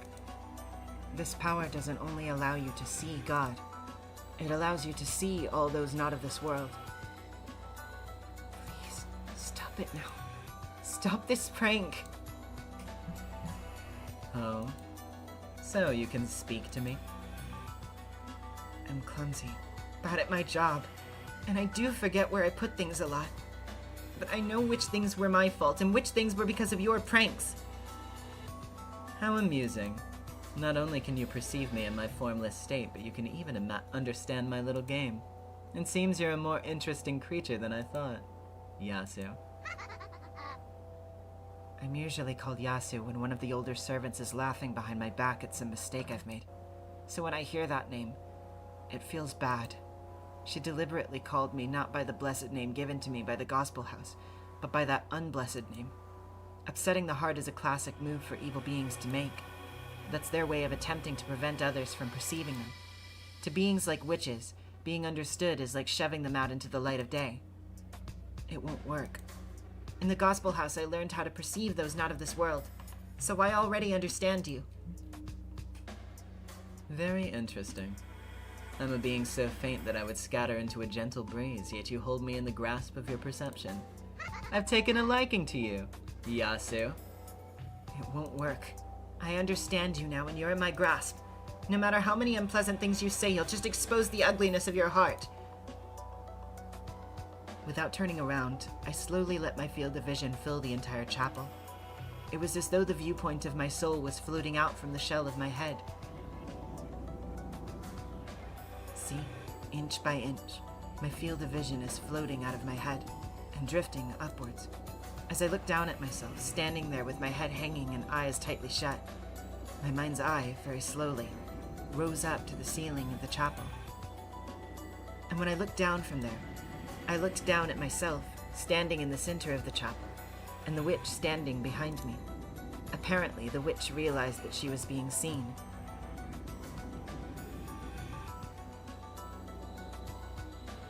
She turned around and raised her eyes to look at my mind's eye. floating by the ceiling. At last, I could see the witch Beatrice with my mind's eye. A mere human. Grasped my form. The demonic lips twisted in an ugly curve. It was clearly a challenging, repulsive, demon smile. She wore a blood-red dress and hat. The design was completely different from anything humans wore. Her hair was blonde. It had countless beautiful curls, like a princess from a picture book, but there was no trace of cuteness about her. I thought you were a little different from the other humans, but it seems I was mistaken. You're not just a little different. You're entirely different from other humans. You sad witch, who can be seen by no one, heard by no one. Have you been pulling these pranks all the time just to catch the attention of humans? I use what little magic I have to interfere when humans aren't looking, but no matter what I do, none of them think of it as magic. They decide that if they just made a little mistake, and blow my existence away like the candles on a cake. If so, then I've just saved you, because I understand you and perceive you. Saved me? To me, this meeting with you is nothing more than a new way to kill time. It's getting dark. I don't have the time to play with you anymore. Well, so it is. My apologies. When one's engrossed, one hardly notices the time. Please give it back. My cleaning tool? That small broom or whatever you call it? It's right there by the next window. But as soon as I get close, you'll move it to the next window over. My magic is as elusive as my very own form. With no more than a snap of my fingers, everything here is under my total control. The witch snapped her fingers, and various things throughout the chapel were sucked into black pitfalls beneath them, disappearing. No, they didn't disappear. The instant they vanished into the dark holes, other dark holes appeared in completely different parts of the chapel, and the vanished objects fell out of those. Chairs, musical scores, clocks, and vases started appearing and disappearing all across the room. I felt as though countless tools were flying about the chapel. I can perform these acts, but I choose not to. After all, this would be a bit more than a prank, don't you agree? I wonder where a witch draws the line between pranks and magic. When she snapped her fingers again, all of the objects flying about so energetically returned to their original spots, and silence fell.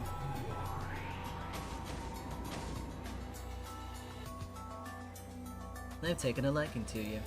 You say that you have me in your grasp? That works in reverse. I have you in mine. The gospel director told me that I mustn't try to see evil beings. If you see them, they will haunt you. Now that I understood this witch, a bond had been formed between us. That's correct. Now that you've acknowledged my existence, I have formed a bond with you. After all the years I've spent in boredom, it will be nice to have someone to talk to, even a child as young as you. I'll talk to you from time to time. So, will you stop pulling pranks like this? No, I won't be here to talk to you, but to play with you. And if we're playing, pranks are just part of the game, right? Very well. I've had enough fun for one day. The sun has sunk and the moon is full. I'm tired after appearing in front of you for so long. Let us call it a night. That single broom provided me a great deal of entertainment. Please give it back. No. I'll keep this as a token of our meeting. I assume that you'll be fine with this? If I said I'm not, would you give it back to me? I never listen to humans. However, I might lend an ear to a friend. If you give it back, I'll acknowledge you as a friend. Foolish human. Was that your idea of an attractive proposal? If you want to make a deal with me, try drawing a mysterious magic circle or two. And yet I might be willing to consider your offer. What do you mean, you might? I shall take my time in deciding whether you're worthy to be my friend. After all, witches are like demons. If you ask us for an answer, we'll never give one right away. Alright. Then I'll leave the small broom with you. Please give it back when you decide to become my friend. Very well. Will this broom become a bridge of friendship between us or not? I'll hang on to it for now, making my decision in my own good time. When the witch snapped her fingers, the broom for which I had searched so long fell out of a hole in the air, landing between the fingers she had just snapped. This is goodbye. This game with you was far from boring. Let us play again sometime. If you're my friend, that is. When a cat toys with a mouse, does it try to become friends with it first?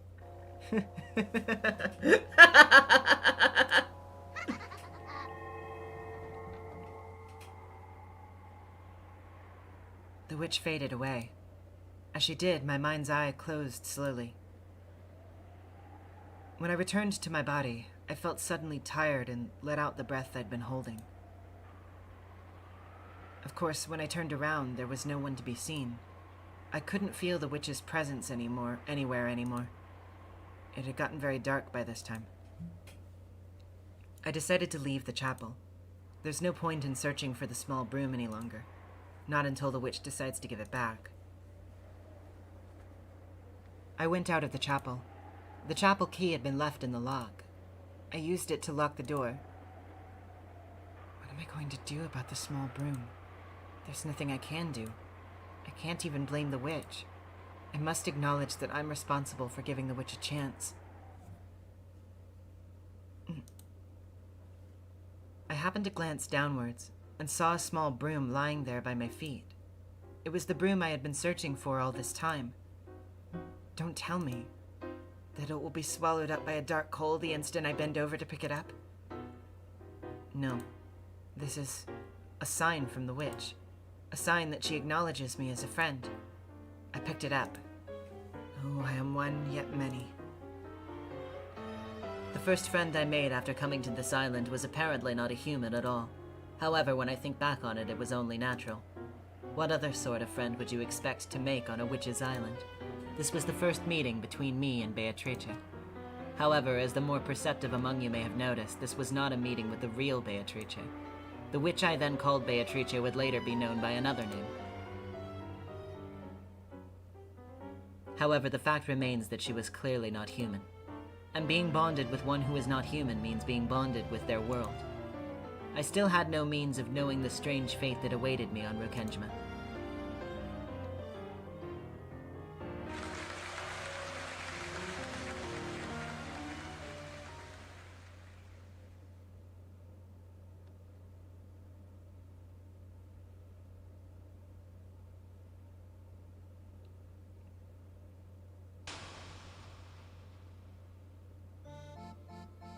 Yeah, seriously.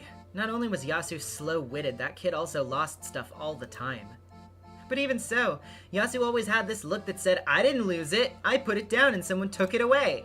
It really pissed me off. That kid just didn't know when to how to concentrate. If you do things without thinking, it's no surprise that your actions grow careless. But it was only like that in the beginning, right? After some time, that kid started concentrating and all of that bad stuff stopped happening. Really? Well, if it was all that stuff that anyone should be able to do anyway. Oh, was all that stuff that anyone should be able to do anyway. Learning to do things that everyone can do is part of growing up. I doubt the rest of you were so clever about everything when you first started, yes? Are you kidding? If we weren't clever, we'd have never been selected to work for the Ushiramiya family. We're supposed to be the elite.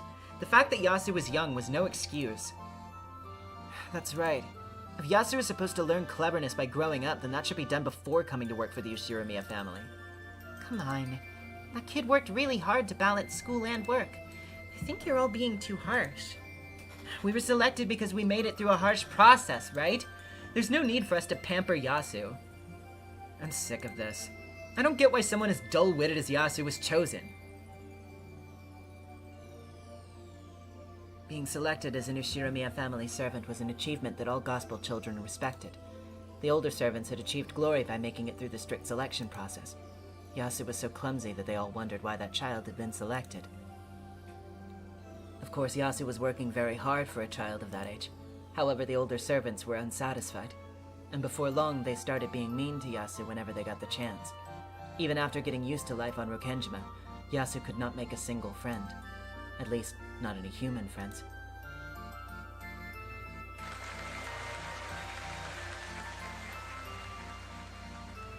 Act 3.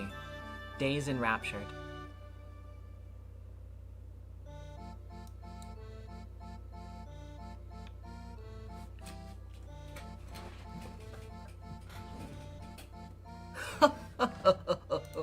Yes, that can sometimes happen, and always when you're busy. Perhaps a fairy is pulling pranks on you. It's a witch pulling pranks on me. I mean, I know I put it right there, and all I did was glance around a bit, and it disappeared. The witch pranked me again. I left my master key behind. Madam found out, and I got in a lot of trouble. Why would I always put my master key back in my pocket after I use it? Why was it in a place like that? And this is the third time it's happened. The first 2 times I realized that it wasn't in my pocket and managed to find it before anyone found out. But the third time, Madam found it. I was really mad and frustrated with that witch in the red dress. Beatrice-sama's pranks can be quite troublesome. But if you're dealing with a witch, shouldn't you be able to use some sort of charm? A charm? Kumasawa-san started fishing around through the kitchen cupboard, saying, Now, where did that get to? The thing she finally found and brought to me was a kite string. She stretched it out for me to see, then used a knife to cut off a 50-centimeter piece. Try tying this to the end of the key. Then tie the other end to your pocket button or some other place that doesn't stick out. This is the spiderweb charm. Spiderwebs? Like the ones the evil spirits of Rokenjima fear? Good, I'm glad you remember. It's said that the spiderwebs on this island are imbued with magical power, and that they're very effective at repelling evil. See, if you stretch it out like this, it looks like a spiderweb, doesn't it? This way, the spiderweb-hating Beatrice won't be able to prank you anymore. That does make sense. It really does look like a spiderweb when pulled tight. Since Kumasawa-san says so, it must have some pretty strong evil repelling power. I can just ask her to make several of these kite strings for me, and then I can tie them to everything I don't want to lose. But clearly that won't be very practical. I'd have strings all over me. What about things I can't keep tied to me? Like pencils and erasers? For times like that, there's a different charm. All you have to do is make a house for Mr. Pencil and Mr. Eraser. Make a house? You mean build a roof and a bed and stuff? You aren't actually building a house, you're giving them one. For example, take Mr. Knife here, who I cut the string with. I want to go home, he says. He gets lonely when he's left alone, so he always wants to go home right away. So if you leave him anywhere else, he'll be lost and start crying. See, I left Mr. Knife lying around, and now he's gotten lonely and started to cry. Poor thing. We need to get Mr. Knife home. Here is Mr. Knife's house. See, his whole family of knives is waiting for him. Mama, I'm home. Welcome back. See? Kumasawa-san returned the knife to the knife holder under the sink. Even though she had done something so ordinary, I felt slightly moved, as though the lost little knife finished his adventure and finally returned home. Once he slid into the spot he was supposed to be in, everyone in the knife family was together again, and they all started talking happily. Then Kumasawa-san said we should give them their privacy, and shut the door. The poor things hidden by the witch must get lonely so easily. So, when the witch tells them that she'll take them somewhere fun, they're just happy to go along with her. How do you think we can stop this from happening? Menlo Marcels with $2. Happy birthday, Virgilia. Happy birthday. Take them home right away. Exactly. They're lonely, naughty kids, so they'll go with the witch if they get the chance. So you must always take them home quickly. Look at the master key there you just tied to a string. He's sitting there all alone, crying and asking you to put him in his home in your pocket. I'm lonely. The voice of the lonely master key finally reached my ears. I hurried to pick it up, took the other end of the string and tied it to my pocket button, and put the key in my pocket. See? I'm home. Master Key gets lonely so easily, so let's take him home right after we use him, okay? If you keep making little friends like this, even Beatrice-sama won't be able to prank you much longer.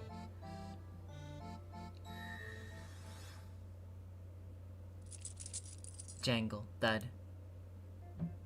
When break time was over and I stood up to see what I should help with next, I felt a tug, and the key ring with the master key fell to the floor. Once again, I had left the master key on the side of the sofa, and forgotten it was there. The instant I stood up, the string pulled on it and it fell to the floor. Without Kumasawa-san's spiderweb charm, I would probably have left that master key lying here again. The master key, left all alone, would have been led away by the witch and disappeared. Phew, that was close. And once again, I heard the master key, who had almost been left alone, cry and tell me that it wanted to go home. I'm sorry. Come on, let's get back home to my pocket. Yay, I'm home! Back at last! Thank goodness. I almost got pranked by the witch again. Oh? What's this? Oh, okay, that's another simmer. Oh? What's this? Nice trick using string like that. All of a sudden, I heard a wild, shocked voice from over my shoulder. It was a voiceless voice. A witch's voice. Oh, okay. I see. The kind that you can't hear unless you try. Beatrice? That's me, my friend. You forgot about your key again, so I was just about to use it to toy with you. It's a spiderweb charm that Kumasawa-san showed me. It seems to work very well. Indeed. I hate to admit it, but it does. I have no desire to touch that. After all, you wouldn't want to put your finger on a razor and slide it across, would you? That's a scary example. My finger hurts just thinking about it. But good for you. You managed to avoid Natsuhi yelling at you for losing your key. You should be thanking me. Why? You learned about the charm because I annoyed you, did you not? Thanks to that charm, you've managed to take care of the forgetfulness that made you leave keys lying around. In other words, it's all thanks to me. It's only natural that I should be thanked, don't you agree? I really don't like it, but she does have a point. Because of all the trouble Beatrice caused me, I told Kumasawa-san and learned the charm from her. Even without the witch's pranking, if I didn't have the charm, I would have gone to my next job and left the master key there. If that happened, then surely I wouldn't have been able to find the key, and it would have been a big mess. Whifftree with the $20. Thank you once again for doing these streams. Your voice acting only enhances the Umineko experience. Have fun with Book 7, guys, and remember, even when you're given the answers, never stop thinking. Thank you so much, and as always, great advice. This is what they call punishment to teach someone a lesson. By magnifying your mistakes, I've shown you what they are, as a friend.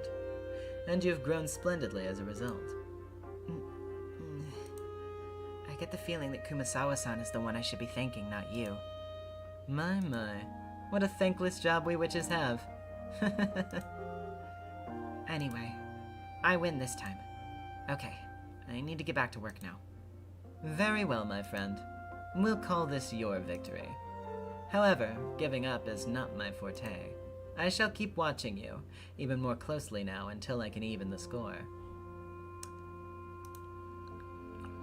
Prepare yourself. There are countless small items that a person like you is likely to forget. You can't attach a string to all of them. The spiderweb charm isn't the only one I have. I also learned the take them home charm. I won't let you have your way anymore. Let us see how well you can actually do. On another matter, that's quite the bright smile you've got there. When a witch comes, that's a time to cry, not to laugh. Your break time's over. See if you can manage to do your job today without slowing down the older servants. Sure, today is Sunday and the weather is wonderful. I better do my best. Go do whatever you can. Oh, that's right. Rene's been in a bad mood all morning. I suggest you avoid eye contact with her. Oh, also your fortune for the day is water hazard. Make sure you take care when standing near buckets of water. I'm well aware of your weaknesses. I'll be waiting for you to knock over a bucket and get scolded just like usual. Thank you, Beatrice. Back when I could not yet see her, I simply hated this prank-loving witch. But now that I could talk with her, it seemed to me that she was not all bad. Of course, I felt no need to be grateful to her. The witch Beatrice despises boredom and subsists on mocking the misfortune of others. Humans and witches are different, incompatible beings. And yet, it felt as though we could become friends. Of course, she was still a witch. I could not afford to be careless. However, not being careless is a very good thing. Using charms and tricks to pay attention so that her pranks would no longer work on me was not a bad thing by any means. Those techniques would be useful for my job and my life, even without the witch's pranks. Yes, this witch called Beatrice would go to any lengths to make a point. I learned that it was possible to build up a friendship through verbal abuse.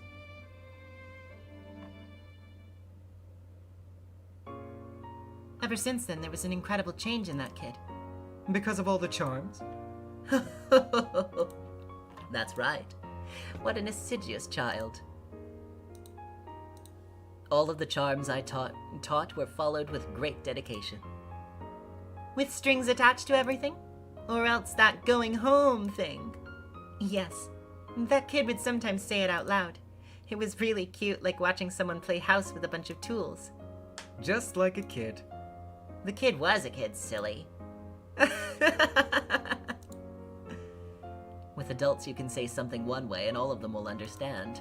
However, there really are many different types of kids, and you need many different ways to teach them things. If you can find just the right way, they learn quite easily. Some kids learn better when they're punished, and some learn better when they're praised. I used to scare a neighborhood kid and tell him that a fairy would take his things if he didn't put them away after using them. This was the same, except the fairy became a witch. Still, doesn't that sound like fate? After all, you knew this kid was Beatrice's child, didn't you? Yes, I did know. So you told Beatrice's child that the witch Beatrice will play pranks on you unless you put your stuff away neatly. That's kind of funny, isn't it? I just thought of it after the child came and told me that a witch was stealing things and pulling pranks. I took it as a sign that the late Beatrice-sama had become a witch, and was coming to teach her child to keep track of things. That's why I thought this was the best way to teach that child. That kid started out with a bad reputation for forgetting and losing things, but got a lot more cheery after overcoming those bad habits. By overcoming weaknesses, those weaknesses become strengths. And that's how people gain confidence and grow up. Those tiny spurts of growth, day by day, were precious to watch over. Yes, it was as though I was watching the growth of my very own grandchild.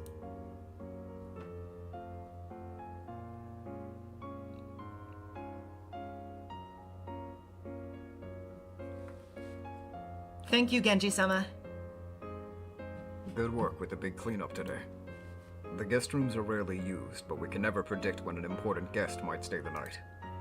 You must not allow yourselves to become complacent when cleaning them. Of course. All of us are fully aware of this fact. I wish that were the case. When I looked around, I found this. Whose is it? Genji took a master key ring out of his pocket. Apparently, someone had dropped their master key. All of the servants swung around to look at me, the usual offender. Come on. Yasu again? You shouldn't be so quick to judge. I have mine, of course. There's no way I'd drop something that important. The rest of you? I have mine. Got it. So it was you, Yasu. Do you still not get it even after that scolding Madam gave you? You're just so... Normally, I would cower and apologize under their glares, whether I was guilty or not. However, I had changed, so I proudly held up the key with the spiderweb string still attached. Oh, you tied it up to keep yourself from dropping it. A laudable attitude. Genji-sama's face was as expressionless as ever. However, those were unmistakably words of praise. That's right. You won't drop them anymore. After all, you have your charm now. That's right. I nodded proudly, a huge smile on my face. The proud experience of that day, of that moment, would inscribe an unforgettable page in the memory of my young life. In that case, whose key did Genji find? There was only one servant who hadn't raised their key. As she muttered, "It has to be Yasu's key. Of course it's not mine," and fished in her pocket. Her face went pale. There's no room for complacency in the everyday duties of a servant. Nevertheless, mistakes do happen. I will not criticize you for a single mistake. However, blaming a fellow servant instead of reflecting on your own actions is not an attitude I would consider praiseworthy. My apologies. The older servant turned red and hung her head. Behind her, though no one else could see it, was the witch. My friend will not make the same mistake again. I'm ever on the lookout for signs of weakness, yet even I've not been presented a single further opportunity. But this is a shame. If I'd known this girl here would lose her key, I could have pranked her this time. Please don't prank people other than me. Did you say something? No, nothing. I tried not to feel schadenfreude, but after being called dull-witted for so long, I was finally able to hold my head up high. After that day, I was able to at last feel as though I had become accustomed to life as a servant of the NezumiVA family.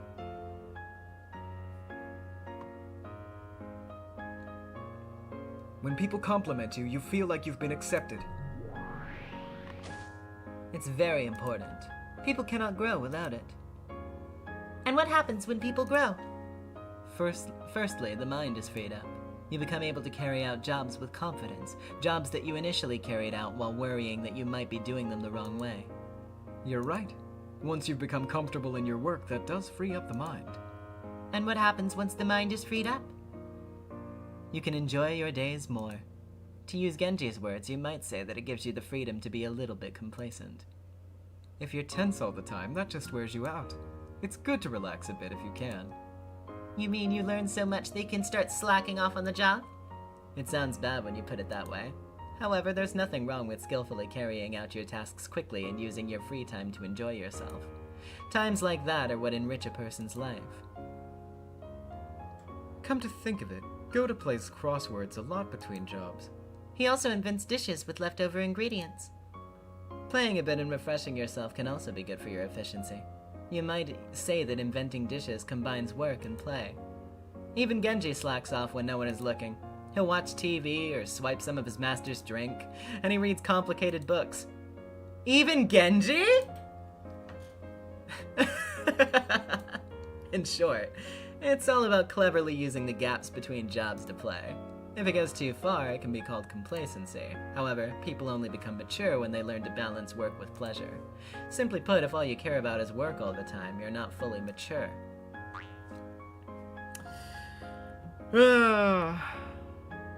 Boss makes dollar, I make dime, so I play Sonic Heroes on company time. So, that kid learned how to play between jobs? It's hard to imagine that serious kid slacking off at work. It started with interaction. That kid formed a relationship with Kumasawa, the person who was always kind, and started borrowing books from her and talking together about them. Even I had friends at school, but because of my work there was no chance to deepen our friendship. Jessica never concerned herself with her status and was always kind to me, but there was Natsuhi's stern order to think of, so we were unable to play together very much. So at that time it was Kumasawa, the one who was always as kind as a mother to me, who was the person I felt closest to. The two of them were as distant in age as grandmother and grandchild. They did not run around and play together. Instead, the child developed an interest in Kumasawa's hobby. And what's Kumasawa's hobby? Books. It might be hard to believe, but Kumasawa was a pretty big fan of mystery novels. The kid wanted to find out what sort of books they were and started reading them. That's right. The nice thing about mystery novels is that you can talk about them while you read them. Even Kumasawa, who already knew the answer, must have enjoyed listening and hearing. What sort of theories a young intellect could create? Of course, I didn't start right away with the difficult books Kumasawa read. First, I asked her for recommendations and got books from the school library. I would even bring them to the servant room and read a bit during every break. Every time a new theory popped into my head, I told Kumasawa about it. And she, who already knew the answer, would give a non-committal response and grin.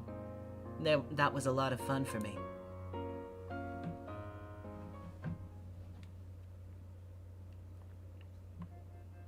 Are you going to take a bath? Bath time is almost over. Yeah, just a bit more. Another one of the figures just disappeared. You've become a total mystery nut. If you get too excited reading, you won't be able to sleep again. According to Kumasawa-san, the culprit has already appeared, but I don't have a clue who it is. What sort of story is it? It starts with everyone receiving an invitation to a small island. No boats coming to pick them up, and one by one, they're being found dead in a way that's connected to the nursery rhyme, and each time, one of the figures disappears. It's really interesting. Almost like a crime is happening on Rokenjima. Yes, that's a really famous mystery novel. Wasn't that one a perfect crime, at least until the culprit confesses to the truth in a message bottle at the end? An incredible book. Shh, shh! I'm enjoying myself, don't spoil me. Go take a bath now, I'll go by myself later. Okay. See you later then. Don't forget to take a bath, okay? Shannon picked up a change of clothes and smiled amusedly as she left the room. I probably won't be able to read the whole thing tonight. Even though I know that, I just kept turning the pages, unable to find a good place to stop. My new joy, the mystery genre, the mental game of thinking and theorizing, and also talking about it with Kumasawa-san. All of that left me enraptured. You've become a complete bookworm. Well, if you do stay up and get sleepy, that just makes my job all the easier. We can't have that. I'd better find a place to stop soon. In the times of old when I was born, there were no such pleasures as mystery novels. I've been reading over your shoulder, and this is really an interesting book. Beato, who do you think is the culprit? In the book you're reading? Yeah. Who's the sender of the message bottle, I wonder? The culprit who lured the victims to the island, of course. There are only 10 people on the island, and the sender of the message bottle is unknown. No doubt the person who stranded the 10 of them there is somewhere far away, waiting patiently for all of them to starve to death. No, that's not right. He or she is on the island. They're one of the 10. I just don't know who. How do you know that there are only 10 people on the island? Well, that's just how it is. Since if you don't trust that, what can you trust? Or if it's just one of the assumptions of the mystery genre, or... It's the owner of the island, correct? They might be hiding in some hidden room. Or maybe they're like me. They may be a 1,000-year-old witch. No, if they had to go to all this trouble to kill just 10 people, they couldn't be 1,000 years old. 495 years old at most, I'd say. Locked rooms do appear in a lot of mystery novels, and books often use the phrase like it could only conceivably have been done with magic to describe them. And here I am with a witch right before my eyes. It's a complicated feeling. Very entertaining, these locked room murders. Once you read the answer, it becomes a tale about humans or a mystery novel. But if you rip out the part that reveals the answer and throw it away, it becomes a tale about witches or a fantasy novel. That's an interesting way to look at it. So, you're saying there's only a razor-thin margin between human novels and witch novels when it comes to mysteries? If a trick exists, it's a human novel. If not, then it's a witch novel. If you just tear out the last few pages of that book you're reading, you might think of that person as unknown, a witch on the same level as me. That might be surprisingly wise coming from you. So, the culprit of a detective novel without an answer is a witch. All of the dark places in the world belong to us witches. Therefore, I could reign as the culprit of all detective novels, old and new, across the world. Except if you reason it out right and find the true answer, then the witch is done for. Detective novels are quite interesting, it seems. This looks to be a truly entertaining mental game. That's right. This is a mental game. You fight against the book, make a theory, and then have debates to battle friends who've also read the book. Not only that, it's a battle between witch and human. Will you allow my locked room murders, my magic, to withstand scrutiny? Or will you deny it? A mystery is a game of chess by another name. So, I'm not reading a book alone, but playing a game against you. Indeed! As Shannon said a short while ago, this story apparently has the truth revealed by a message bottle at the end. In other words, if you cannot expose the truth of the tale before that point, you lose. After all, the message bottle just happened to drift somewhere that it could be seen. If it got smashed and sank before anyone saw it, this would be a perfect crime. A crime impossible for humans to accomplish. A crime committed by a witch. That's a fun way to look at it. A battle between me and the witch. Yeah, I really like thinking of it that way. Starting now and until you finish reading, I'm Unknown, the 495-year-old witch. Can you see through my deserted island murder tricks? I have formed one theory. You want to play with me, don't you? I've been reading books so much. You've gotten lonely. That too.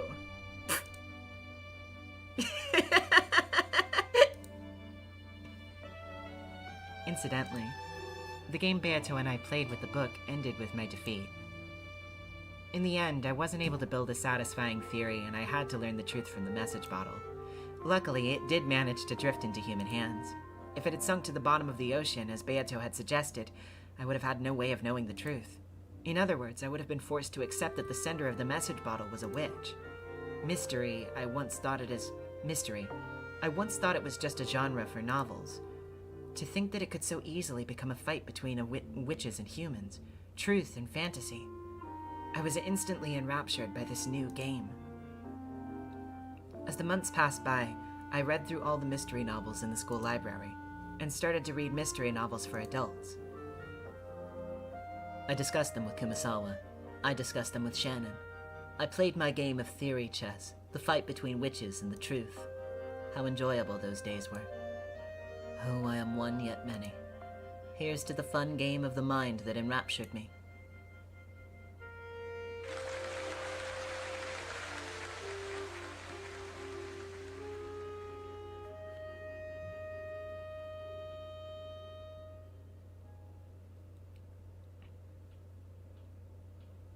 Act 4. New Days.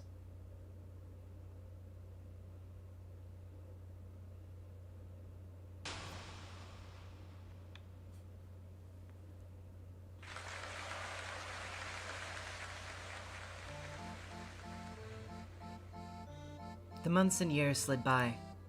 In my new, more colorful life, I smiled at the spring sunshine peeking through the trees, gazed up at the column of summer clouds, enjoyed the piles of fallen leaves in autumn, and played in the winter snow the few times it did fall.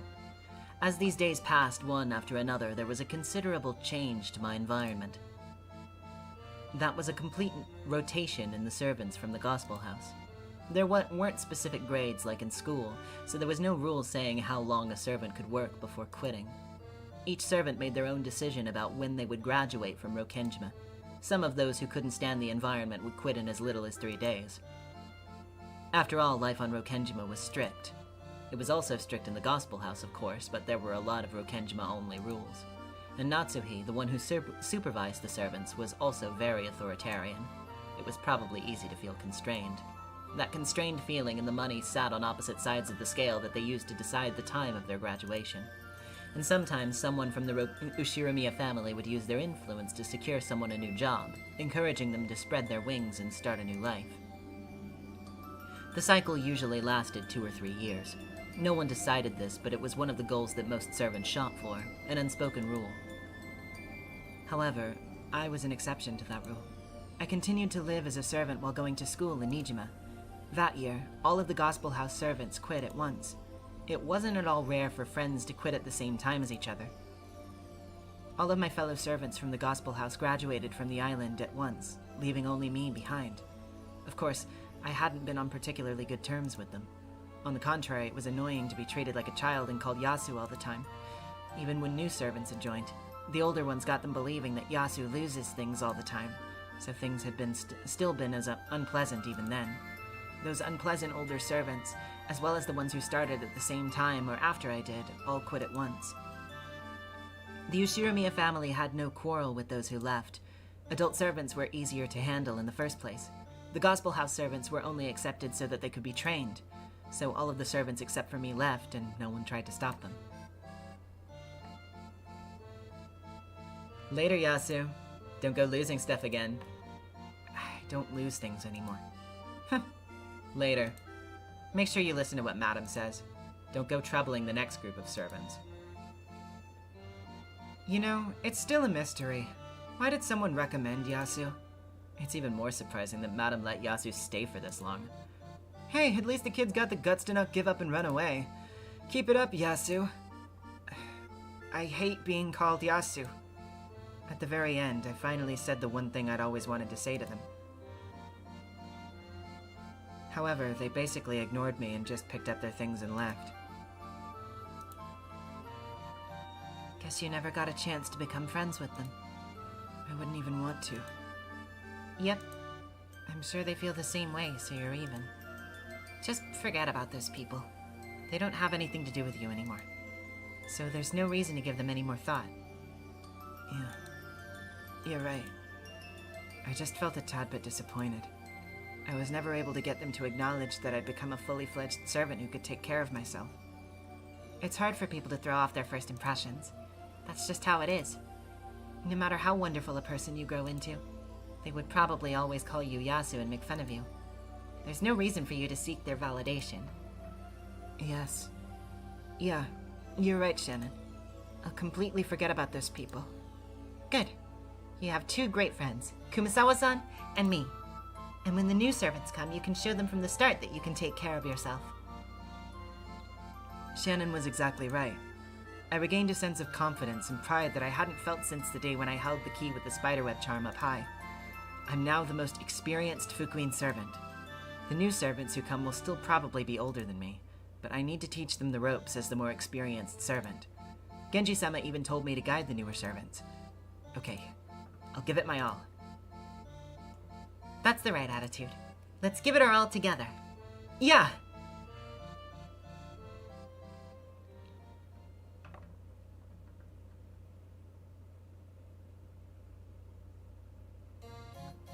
My name is Asne.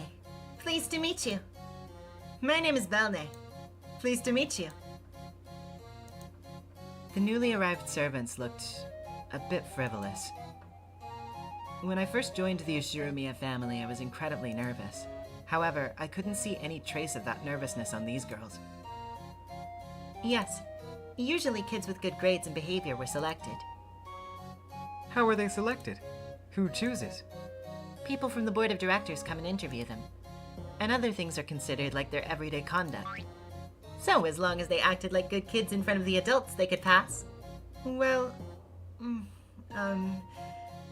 there were times when they passed because the adults thought they looked suitable. All of the children who came from the gospel house were highly individualistic. Their rough edges would be sanded down as they worked as servants, and eventually they would grow to be servants who would not shame the Ushiromiya family. Why is this such Banjo-Kazooie-ass sounding music? Sorry. I just thought about it a second ago. However, it was the role of the more experienced servants to encourage this model behavior. Since I was now the only one with experience, it was my responsibility to guide them. What were the new kids like? Elites, no doubt. Of irreproachable conduct. I think they were like that when Madame and Genji-sama were around. However, when their superiors went around, well, they didn't take things quite as seriously. Asne-san, make sure you put your tools on the cart when you're done using them. Huh? Sure, sorry. As an experienced servant, I also gave them a warning. And Belne-san, you shouldn't set your key down in a place like that. You'll lose it. I'm not gonna lose it. I never forget where I put things. When I first arrived here, the older servants would often tell me off just as I was doing now. They would probably have been far more mean and obnoxious about it. I had hated that, so I tried to be more gentle when admonishing them, but they wouldn't take me seriously. Listen up. You know there's a witch living in this mansion, don't you? Oh, Beatrice. That sounded just like him. Shannon-chan, don't tell me you believe in that too. Yes, she really does exist. If you leave things lying around, the witch will prank you and hide them. It's true. It's gotten me into trouble many times. A witch hiding things? That's totally impossible. I mean, come on, witches? They don't even exist.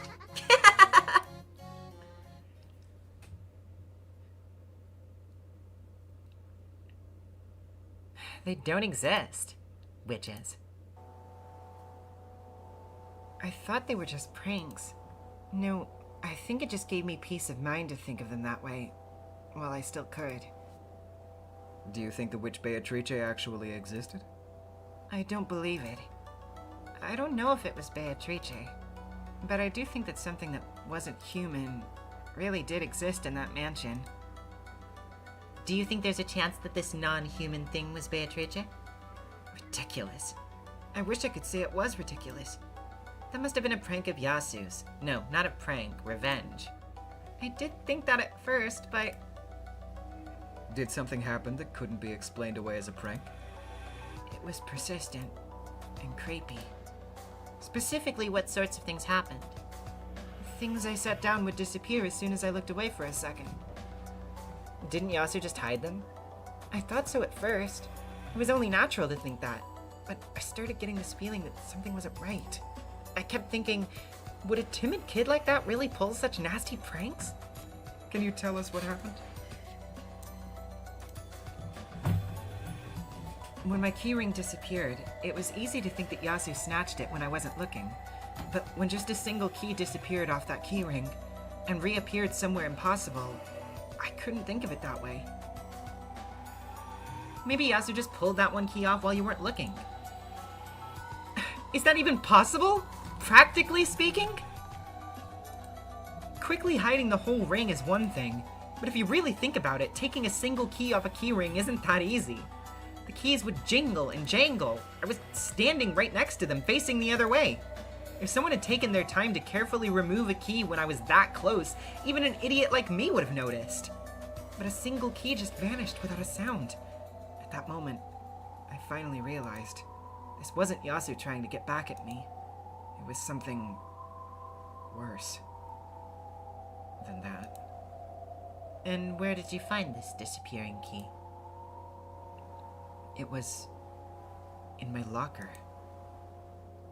Belne, you're such a ditz sometimes. Are you sure you just didn't take that key off yourself and forget that you put it in your locker?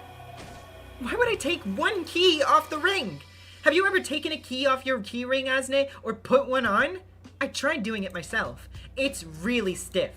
I would never go to all that trouble. There's no point in it. Am I a sleepwalker or something? How could I not remember something that I had done? I may be stupid, but I'm not that stupid.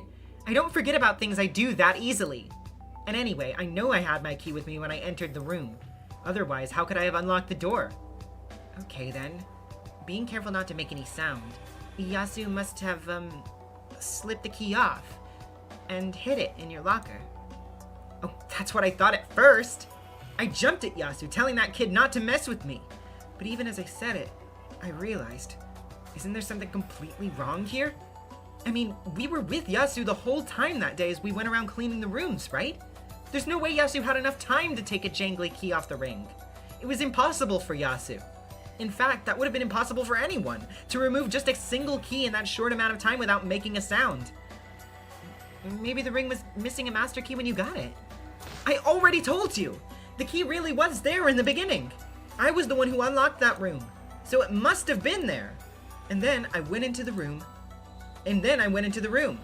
I'm an idiot who hates hearing the keys clattering around, so I placed the ring on the bed.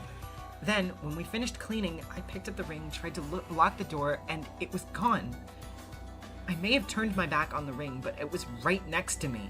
So if someone tried to pull a prank by removing just one key, I'd have heard the clinking. And yet, just the key for that room vanished and appeared again in my locker. So, okay. Let's say that Yasu managed to sneak it away. It's less stressful to imagine. But still, how could Yasu have put it in my locker then? Okay, we were together with Yasu the whole time, right? When I started yelling about it being gone and ran all over the place looking for it, Yasu was with me until the moment I found it in my locker. Got it? I'm telling you, it's impossible! Even as I jumped at Yasu, I began to feel it. I mean, Yasu's eyes seemed to be saying it silently. According to Yasu, the reason things used to go missing all the time wasn't because Yasu was forgetful, as everyone said, but actually because impossible things would suddenly happen, just like they had to me. And...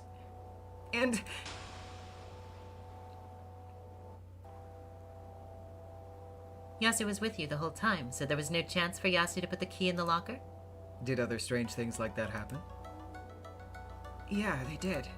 More stuff went missing, but not just that. Things kept happening over and over. Of course, I started getting nervous and being careful not to just leave stuff lying around, but that didn't help. At first, I was angry at Yasu, but at some point I began to realize that I was mistaken. One time, a key even disappeared from a ring that was in my pocket. Then, I realized, these weren't Yasu's pranks. The same thing that had happened to Yasu was now happening to me. Calm down a bit. I think some of those were Yasu's pranks, and the others were you just being clumsy. It's true that the mansion is always dark and eerie, and it does feel like the sort of place you'd find a curse. I'm sure that's what made you scared like that. You saw it too, didn't you? Remember that white shadow we saw vanish into the VIP room that rainy day? Yes, I saw. But couldn't that have just been Madame or Milady wearing something white? What do you mean, something white? Have you ever seen either of them wearing something like that? And besides, that VIP room is always locked. They don't have the keys to it. That had to have been some kind of ghost or evil spirit. No, silhouette of a witch.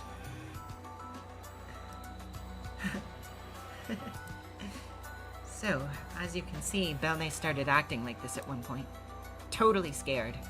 I've got more street smarts than her. So the more scared she became, the more strongly I felt that this whole thing was stupid and witches couldn't exist. Still, I had to be careful about what I said. I mean, I was starting to realize that this was something that I shouldn't talk about carelessly. All the ghost stories and curses sound stupid to outsiders, but to the people who believe in them, it's absolutely not a joking matter. It really was no joke. Asne didn't believe a word of what I said, so I eventually stopped telling Asne about it, and confessed to Yasu instead. I told Yasu I thought you were the culprit, but it couldn't have been you. I said that something strange was happening to me. And what was the reply? Yasu said that the same thing had happened many times before, but no one would believe it. Besides, even though the older servants always made fun of Yasu, I knew that Yasu wasn't as clumsy or as stupid as they said. I hated being bossed around by a younger person, so I always fought back, but Yasu did have the job pretty much down pat. I'd always thought it strange that people made so much fun of Yasu for losing things. I was then sure it existed. Some strange, inhuman thing existed in this mansion. And that was the witch Beatrice? If Beatrice is what you want to call it, then I believe in Beatrice. Anyway, something that can't be explained away by human actions definitely existed there. People who didn't understand kept calling Yasu and me forgetful, but they didn't get it. They just didn't get it. But still, you got a little scared, but it spooked you into shaping up, didn't it? And then all that fuss about you losing things went away, right? So it must have been your imagination all the time. You're wrong. I talked to Yasu, Shannon, and Kumasawa-san about it, and they said the witch really did exist. That all the old servants made sure to respect her. They said that I'd been cursed because I'd stupidly gone around saying that Beatrice didn't exist. So I reformed. Yasu taught me how to give offerings to the doll in the VIP room. I asked Genji-sama for permission and prayed at the shrine on the reef. And then it all stopped. All at once. You were okay, Asne, since you stopped making fun of the witch. But if you'd cluelessly gone on making fun of her, you would surely have been cursed next. Yes, I guarantee it. You definitely would have been cursed. Yeah. That kind of stuff makes even me uncomfortable. Though I'd never say it to their faces. You just don't get it. You really don't. So I made sure to teach all the newer servants as well. A witch called Beatrice-sama lives in this mansion. If you make fun of her, you really will be cursed. Balne. When things, disappear, that's a sign that the witch is close by and watching us. If you say it's a prank, or that witches aren't real, you'll be cursed even more. It was like that for both Yasu and me. Whenever a key vanishes, that's a sign that the witch has appeared.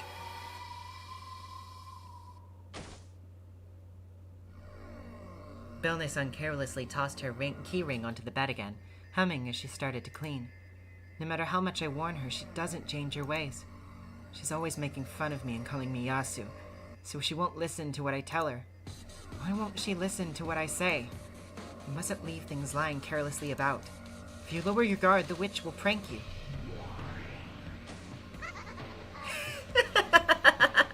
Look at that delicious keyring lying out there in the open. Stop it, please! It's Belne-san's key! Keep your pranking to me alone! Let the others be. You've become so cautious lately that you're no longer fun. I jest, of course. Still, how unpleasant these people are, refusing to listen to my friend's kindly advice. Any insult to my friend, I take as an insult to myself. You're planning to steal Belne-san's key? Please don't do it. She'll think I hid it again. She thinks my magic is not but the work of a child like you? Very well then. I shall simply show her a feat impossible for humans to perform. I shall show her my magic. Foolish Belne, if that is your name. You will regret that you did not heed the warnings given to you by my friend. This flimsy body of mine will not do the trick. I'm borrowing yours. It's been too long since I last demonstrated real magic. Let my body return for a spell, to the land of the living.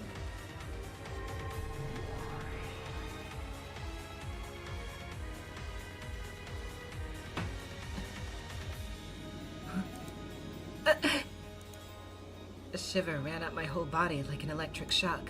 From that moment onwards, I couldn't move any part of my body by my own will. Like a moment of shock after a blackout, I could do nothing but accept the fact that I had lost control over my body. All of the cells throughout my body felt tingly. It felt as though my body had been transformed into someone else's. I realized that the witch Beatrice was using my body as a vessel to revive for a short period of time. Very nice. That ticklish feeling of the air on my skin. Having a body is simply wonderful. What are you trying to do? Please don't do anything mean. This time, everything was backwards. My words were spoken inside of my heart, and the witch's voice was coming out of my mouth.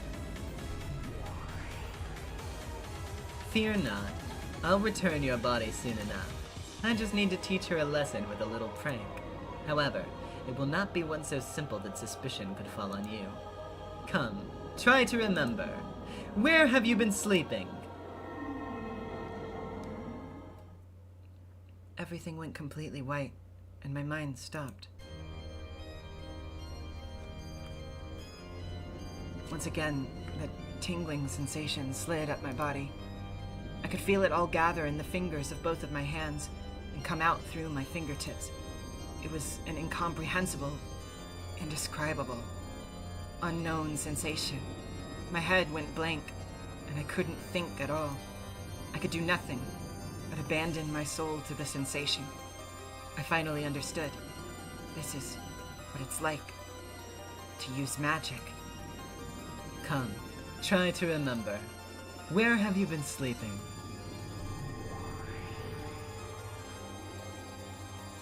My fingers moved like a puppet's and danced around as though I was a conductor, not of music, but of magic. I never knew that having my body move without my control could be so exciting.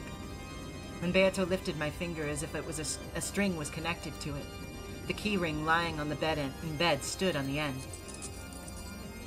Belne-san didn't notice. Neither did Asuna-san. They were fully occupied by their happy chat as they cleaned the room. I doubt that either of them could have dreamed that a witch was right behind them, readying herself to use magic. They could never have imagined that the keyring was doing a little dance right behind their backs. It was like an anime fairy tale I'd seen once as a kid. The happy way the keys danced and spun made it look as though they had a will of their own. I could feel the fun of making those keys dance with my fingers wash over me. Yes, this pleasure. As I powerlessly watched the witch control me, I couldn't help but surrender myself to this new joy called magic. Whoops, that's no good. If the whole ring disappears, my friend will be suspected again. All we need to disappear is... yes, just the key to this room. Beato controlled my fingers, controlling the magic, and thereby controlling the keys. The keyring slumped down on the bed, and then just the mansion's master key stood on end. Well now, what shall I do with this? Just erasing it would be terribly dull. So, why don't I throw it into her locker? That way I'll give my friend who's been working here with her the whole time a perfect alibi. Come, try to remember. Where have you been sleeping? Yes, it was a warm, dark place. The inside of Belne's locker.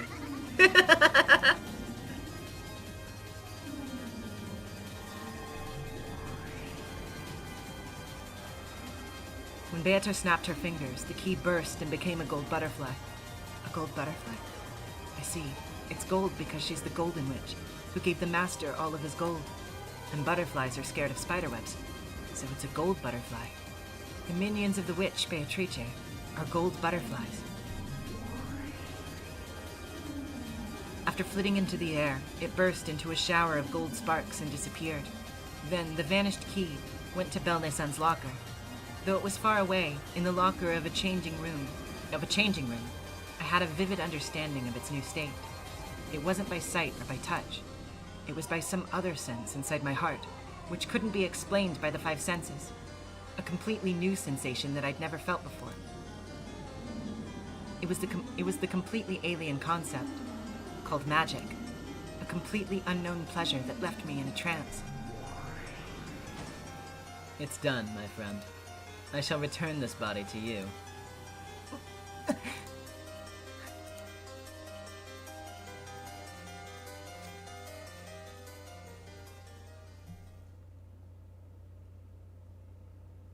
I felt as though I'd been spinning through space, and gravity had suddenly come back and thrown me to the ground. Like when you're having a great dream, but you're suddenly woken up, and all you can remember about the dream was that it was fun. That sort of lonely feeling. Though Beato had been borrowing my body, it was my own body that used magic. I could still feel that sensation in my hands. The keyring over there had danced along with the movement of my fingers. No, that's not quite it. The keyring and my fingers had danced together. That fun, that excitement, still tingled slightly in my hands. Whoops, that was close. Saying this, Belnesan suddenly turned around and picked up the keyring she had thrown down on the bed. She must have realized that I was staring at it. Almost had Yasu complain that I shouldn't leave keys lying about like this. I'd never put something down and forget about it. With a grin, she put the key back into her pocket. However, she still hadn't noticed. She probably couldn't even imagine that during the few moments her guard was down, just a single key had vanished from the ring. It's not easy for a human to do things like that. But with magic, with just a little dance of the keys and a butterfly popping, it had disappeared. All right, fingertip inspection. Bed, okay. Curtains, okay. Tools, okay. And keys too. See? Nothing wrong, right? Yes, that's good. Then let's go on to the next room. Belnesan, could you lock up this room for me? Sure. Did Belnesan's key really disappear by magic? Was that fun magic just a daydream I had? I was so scared of that being true that I tested it. Huh? What's wrong? Why are you taking so long? Wait, are you kidding me? What's wrong? It's not this one, and it isn't this one. Huh? What is it? Do you want me to lock it? I don't get it. What's going on? My master key is gone. Just my master key is gone. Why? The ring is so stiff, there's no way it'd come off. I could faintly feel that tingling sensation in the tips of my fingers.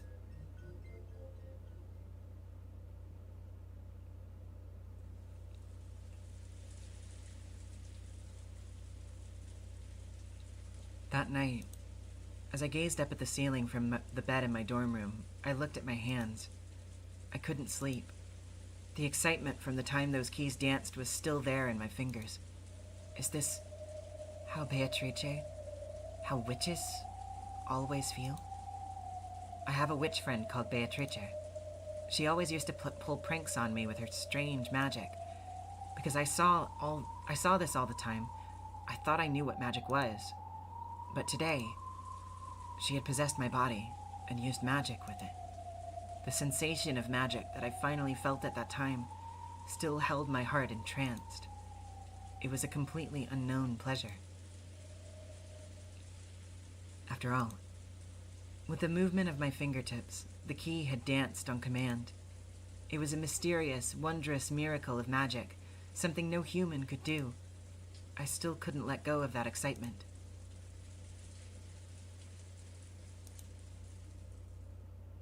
Shannon, are you awake?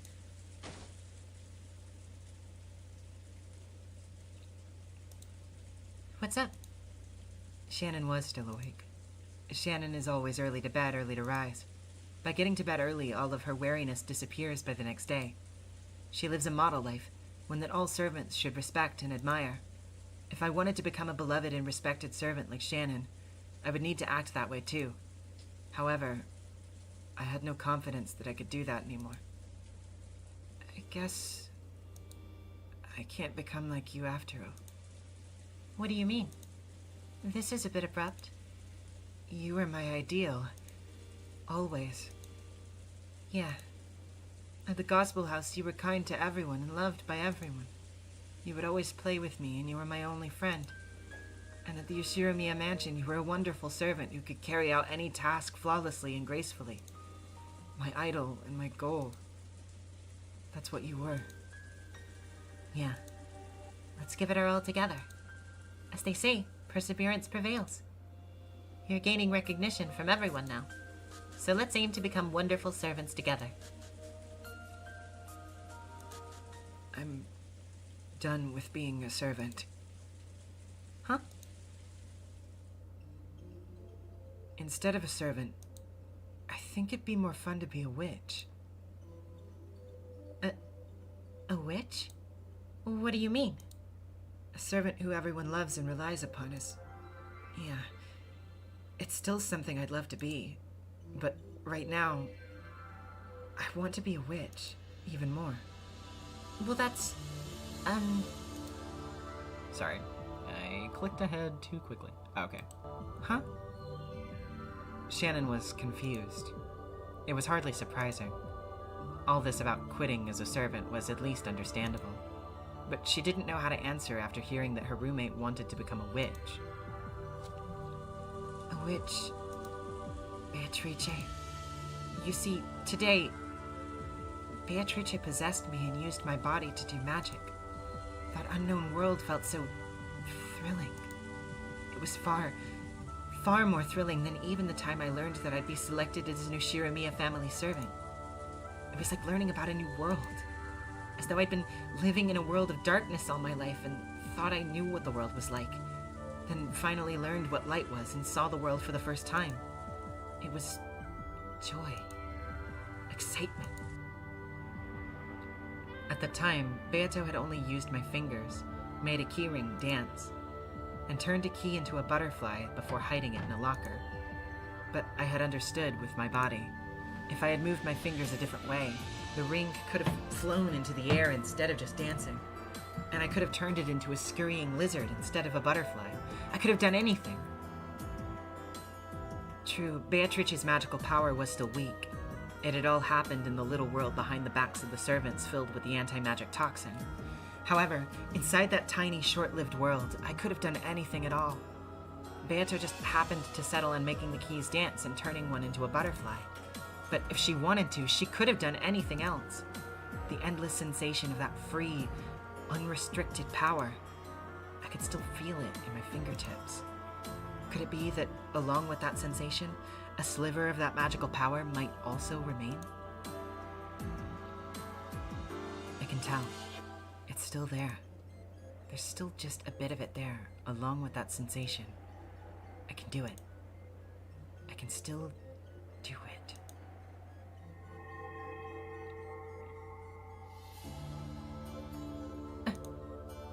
A single spot of golden light suddenly lit up this dark room. It was right before my clasped hands.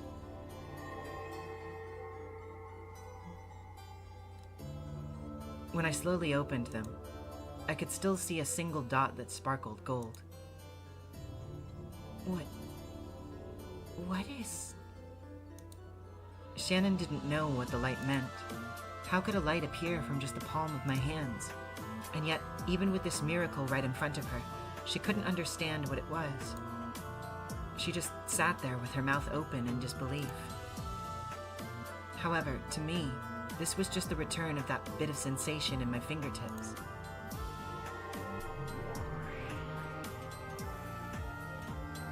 the golden dot spread out and became a small gold butterfly. It flapped its wings and scattered gold sparks about like Tinkerbell. To Shannon, it probably just looked as though a gold butterfly was flapping its wings. Of course, that alone was a miracle that she could hardly grasp. But to me, it was like a remote-controlled plane in the shape of a butterfly. I could control that gold butterfly however I wanted, not clumsily with threads. I could make it flap, dance, play through the air as I wished. I was taking a walk through the air as that little butterfly. The golden glint of it pierced the darkness of the small room as it danced about freely. It was an entrancing pleasure. However, that sensation in my fingers began to weaken. I could tell that the few magic butterfly scales left in my fingers were going away. Finally, like a sparkler burning out, the gold butterfly gave one last blink of light, fell down as a single golden dot, and disappeared without a trace. What on earth just happened? This is magic. It's really fun. Magic. Yeah, magic. I was able to use it just now because there was still a little left in my fingers. But if I became a real witch, I'd be able to use it whenever and however I wanted, to do anything. Now that I've learned how fun this can be, I don't want to go back to being human. Being a servant is just too boring. So, I'm going to become a witch.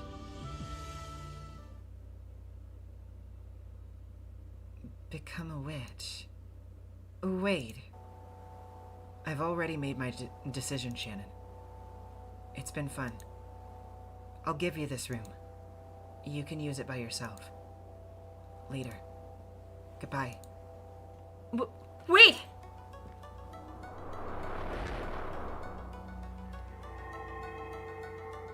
Shannon called out repeatedly for me to wait. A massive planetarium swallowed me up. In the sea of the pitch-black starry sky, I was alone. We are alone here. I'm done acting the part of a servant. I'm going to modify the world. Understood. In that case, how would you like it to be? Being a wonderful servant like Shannon wouldn't be too bad. But now that I know how fun it is to be a witch, that feels like a boring dream. I can't go back anymore. What will happen to Shannon? Shannon can just be Shannon, and stay as a respected servant. She'll stay the same. But from now on, it won't be the two of us together, but her alone. Partings can be so sudden. Oh well. Being fickle makes life more entertaining. Then what will you do instead?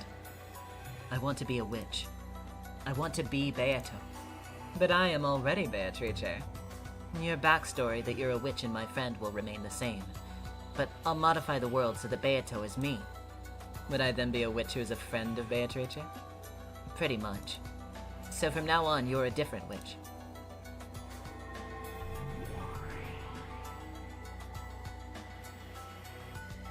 Very well. Then what will be my new name? I'll put that on hold until I can think of one. You'll be nameless for a while. Sorry about that. Worry not, worry not. It's to be my name, after all. You'd better take your time and think carefully about it. Oh wait, sorry. I caught Indigo's in the chat and mixed it up with her line. You'll be Beatrice's friend that she's had since she was young and couldn't use magic yet. It started with you hiding my things to tease me. I see. And when Beatrice finally learns magic, I become a friend on an equal footing with her. So I should act like a big sister sort of friend. Yeah, like that. What should we do about how we talk? It seems that Warawa has become firmly established as the way Beatrice refers to herself. Should I relinquish that to you? Yeah. That haughty way of speaking with Warawa will be mine.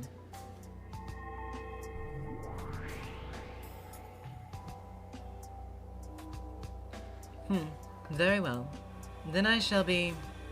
No, I can't speak like that anymore. Then I need to find a good way to sound like Beatrice's big sister-like witch friend. Yeah. Or should it be... Very well.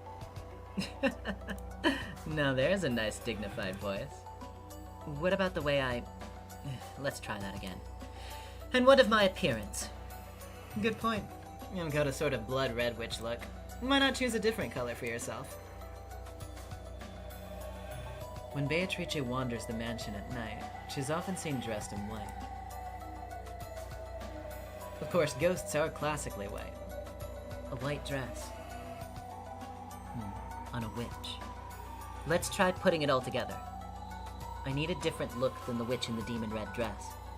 A white noble witch. Unlike the time with the red witch, I'm thinking about my own look now. So I'd like to make it beautiful and cute if I can. A white dress. A noble look. Like one of noble blood, but with a dark, sarcastic streak. No, she's like a tomboy princess, so her voice is a mix of formality and rudeness. Then the dress should be the exact opposite, pure and clean, to make a nice contrast.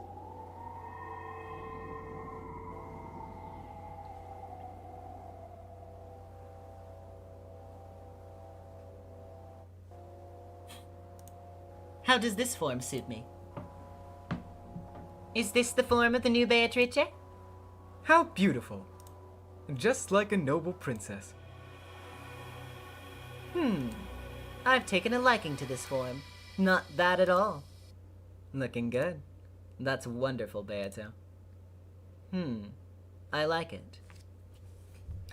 I mean, okay, so to everybody in chat, like, and Nozo asking, have they said Yasu's gender yet? I don't recall. So, like, everybody's saying no. But remember, in the end, the full representation that they chose for a time was Beatrice. They chose to be a witch. They chose to be Beatrice.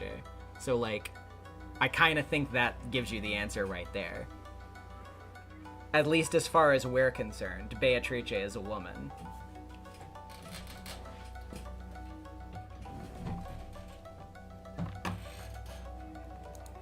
I truly do like this form. Now, if you can keep this up and give me a wonderful name, that'd be great. If I have to go around nameless for too long, I'll get all sulky. Fear not. I shall find you a splendid name. But first, there's something I must consider. What shall be the form of my magic? Hiding objects and transporting them instantaneously is your theme. So I must think of my own particular theme of magic. When I use magic, gold butterflies will flit about. I'm not backing down on that part. Splendid. Just perfect for the Golden Witch. Then, the weaknesses such as spiderwebs and the sacred mirror in the shrine will also go to you? Even an all-powerful witch needs a few small weaknesses to keep things interesting. Then let us do it like so. If I touch a spiderweb, it will burn me. Silently, a silvery spider dropped down vertically.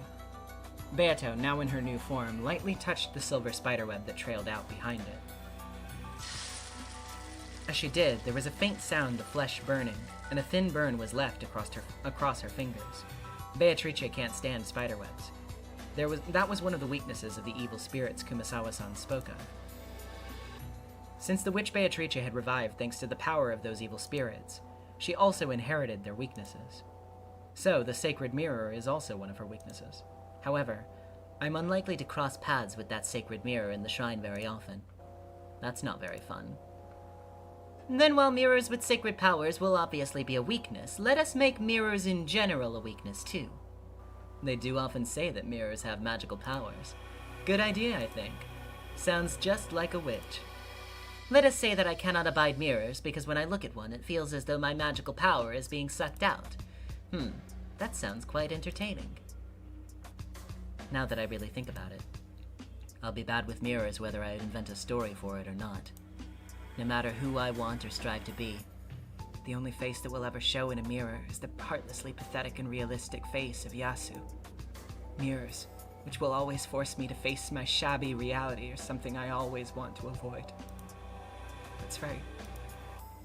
I hate mirrors. I don't want to look at my own pitiful self.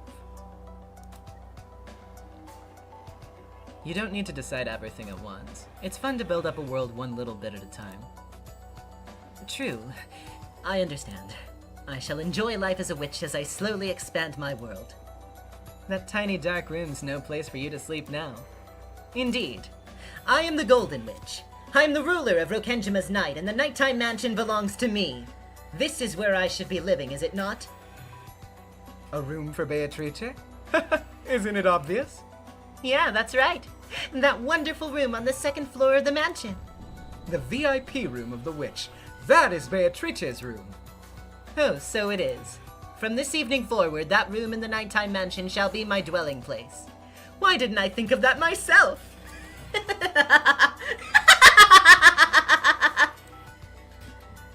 Then let's go, Beato. If we're going to drink tea together, we'll need a much better room than that cramped one. Indeed. That room is too crude to welcome friends to and serve tea in. We shall change rooms. Let us go, my friend. So, this is goodbye to Shannon. When I looked at my feet, I could see my own dorm room far beneath me. I could see Shannon, who had dashed up to the bed I lay on and had been saying wait at the moment time froze. She was as rigid as a doll. Looking down at it from this height, it really did look like a small dollhouse. Farewell, Shannon. The days I spent as a human, growing our friendship as I attempted to emulate you, truly were fun. I had never learned the joys of magic, and if I had never learned the joys of magic and awakened as a witch, everything would doubtless have remained as it was. I was your only close friend as well, wasn't I? Please forgive me for erasing that friend so suddenly. As a parting gift, I will erase me from your world. Starting now, this will not be a two-person room.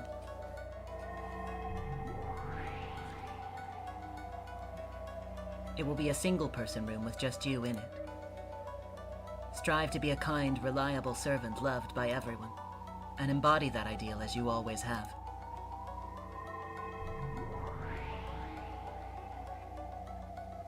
Yasu, the stupid, clumsy servant who lost things all the time, no longer exists.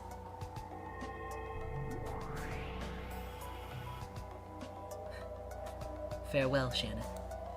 When I mature as the witch Beatrice and wander freely about the nighttime mansion, I may bump into you as you do your nighttime rounds. However, when I meet you again, it will not be a reunion. It will be our first meeting. After all, though you have heard the rumors about the witch Beatrice, you've never met her. Farewell, Shannon. Let us meet again sometime and spin up some fun tale.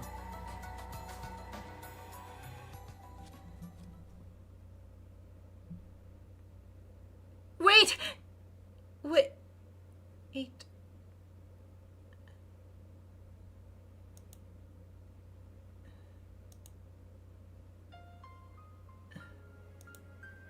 What was I doing?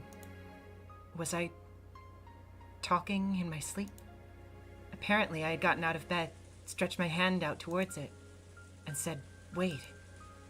This isn't the first time I've woken myself up by saying something strange in my sleep, but I don't remember ever waking up to find myself out of bed and standing up. Could this be what they call sleepwalking? Am I just tired? Gotta sleep. Gotta get back to sleep. I turned around to face my bed. My bed wasn't there. There was no bed in this room except the one I had just turned my back on. If I'm the only one in this room, and the only bed is the one behind me, that must mean that it's my bed. That feels wrong for some reason. The bed sheets are all disarranged, as though someone slipped out of them. Someone? This is my own single-person room. So that there is my bed, and the rumpled sheets mean that I was just sleeping there until a second ago, don't they? But for some reason, that bed doesn't feel like my bed. But I, Shannon, have a single-person room. I was the only person to be given one while all the other kids had to share. So there's only one bed. And it must be mine. Am I just tired? I wonder. I must just be half asleep. I have school again, first thing tomorrow. And after school, I'll go to the mansion, help out with some work, and then I want to talk to Kumasawa-san about the mystery novel I just read. Time to sleep. I'm probably just so worn out that I'm imagining things. Good night, Shannon. Just crawl in bed and close your eyes, and you won't have to think about anything complicated. I went back into my bed. It felt a bit uncomfortable to crawl into a bed that wasn't mine. Still, it might just be because I'm getting so sleepy that it's starting to feel as though this is my bed after all.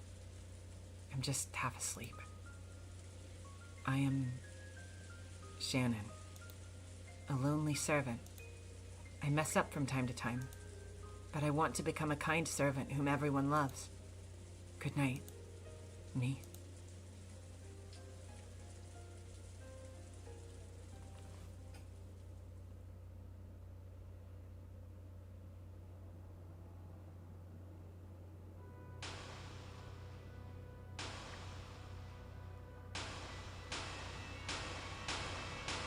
Okay. Enough with the flashing, please. Oh, I am one yet many. I've grown tired of playing the servant. I've grown tired of playing the human. From this moment forth, from this night forth, I am Beatrice, the golden witch Beatrice who has lived for 1,000 years. Praise me, servants. Have fear when you are chosen for the night shift. On the nighttime island, the mansion is my place, and that is my time. Oh, I am one yet many.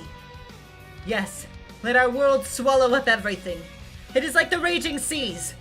Well now, let us drink the mysterious moon dry tonight with this human book as a side dish. You call this mystery? You call this a locked room? You call this a crime impossible for humans? Don't make me laugh. With all these holes and weak points, you call this a crime impossible for humans? Is there no splendid locked room magic capable of astonishing me? Oh, not here, not there, not this, not that, all of them pathetic. It draws out a chuckle but leaves me unsure which is the side dish, the moon or the book. If I get tired of mystery, I can change myself into a butterfly. I can flit about the island, the mansion, the vast forest at will. I'll follow those cowardly servants as they do their nighttime rounds. And when they check to see that a window is locked, they'll see me laughing at them in the reflection of the glass.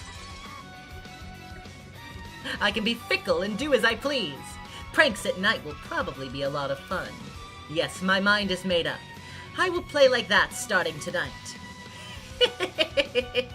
How pleasurable. Tonight will be truly pleasurable. In the world of witches, the only limits to your fun are the limits of your imagination. My imagination shall become the source of my magical power. Very well, then. This will be fun. I shall allow my imagination to grow without bound, and with it I shall swallow up the entire island. All nights on this island belong to me! Oh, how refined and pleasant are the days of a witch. Oh, I am one yet many.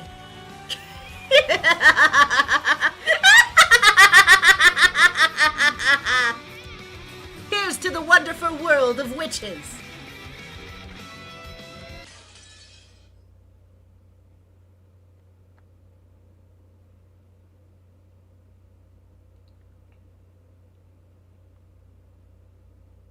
Act 5. A New Element.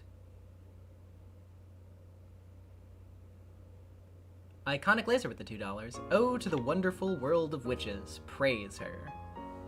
Yes, yes. Well, I am going to take a small BRB to grab some water for a second. Back.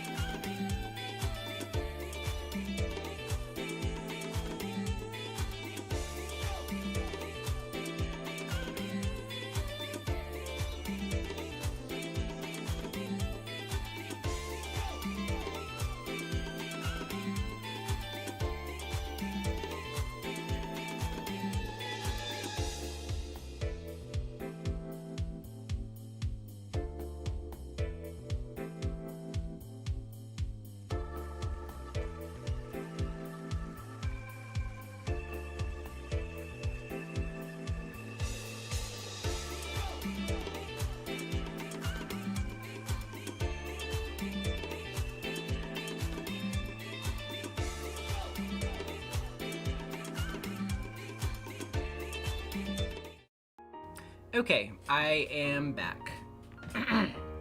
My throat was starting to burn a little bit there, so I had to remedy that, but I am good now. So, let's not waste any time, let's keep going, because we still got a lot of ground to cover. Did you check the bathroom amenities? Yep, went down the whole list.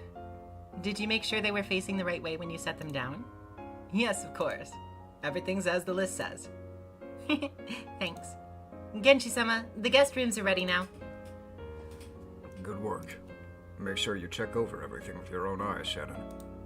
Also, Madam has ordered us to change the tablecloth in the dining hall again. My, why again when we worked all so hard to change it earlier today? The color of that tablecloth simply does not fit. Once I saw it against the backdrop of the room, I could see that it matched terribly. We should use a different tablecloth. Oh, and you did make sure to clean the chandelier in the parlor, correct? Last time, Ava-san looked up and said, "Oh, is that dust? And even a cobweb?" That incident must never be repeated. Do not worry. It's already been carefully cleaned and checked. I'll now perform a final check on everything myself. Is that so? Very well. I'll do the same. Shannon, take the young servants and prepare a new tablecloth. Try and find something white with a bit more of a clean feeling. Yes, as you wish. Natsuhi was even more high-strung than normal and walked about barking orders here and there. Even though the sky was beginning to get dark, the servants moved hurriedly about. Tomorrow would be the annual family conference. It wasn't particularly rare for the siblings' individual families to visit the island, but this was the only time that they would all come together. It was the most important day of the year for both the Yoshiramiya family and Rokenjima. Natsuhi, who was short-tempered on top of being high-strung, kept issuing orders one after another, only to later change her mind or ask for the work to be done again, keeping the servants busy until late into the night. Shannon now had many years of experience, and Natsuhi had put her in a position of responsibility, which meant that she was frequently called over to be given all kinds of strict orders. So, when Shannon finished her shower and lay down on the bed in the servants' quarters, she fell into a deep sleep almost immediately.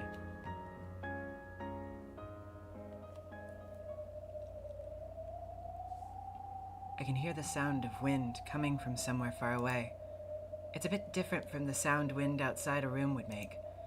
It's almost as though I'm sitting in a deck chair in the rose garden, turning over in my sleep with the feel of the wind in my hair. That's right, the feel. This isn't a sound, it's a feeling. Then this is a dream? Just when I was about to accept this theory, I thought I heard someone talking to me.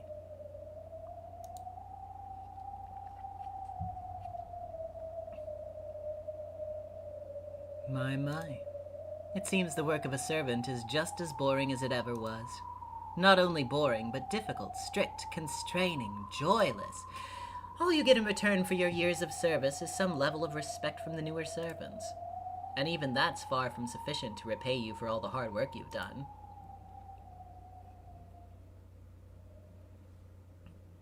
Do you not tire of such a life?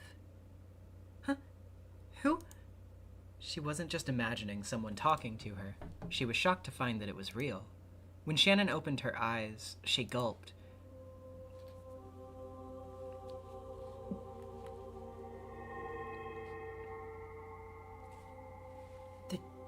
This place is... She couldn't say any more. She was literally stunned silent. Shannon, who had been sleeping on a bed, was somehow in a rose garden. However, though this rose garden somehow resembled the rose garden on Rokenjima, it was also completely different. After all, the roses were golden. Not only the flowers, but the dancing butterflies, too. It was a golden rose garden of mysterious beauty. Somehow, Shannon was sitting in the chair under the arbor. It was as though she'd taken a nap there and woken up from a dream. But it felt strange. Is the golden rose garden a dream? For some strange reason, it even felt as though my entire life up to this point had been a dream, and that I had finally awakened here. Welcome, Shannon. Welcome to my golden rose garden. There was that voice again. Shannon looked around to find who it was. As she did, a golden butterfly landed on the seat across from her and instantly created a human form.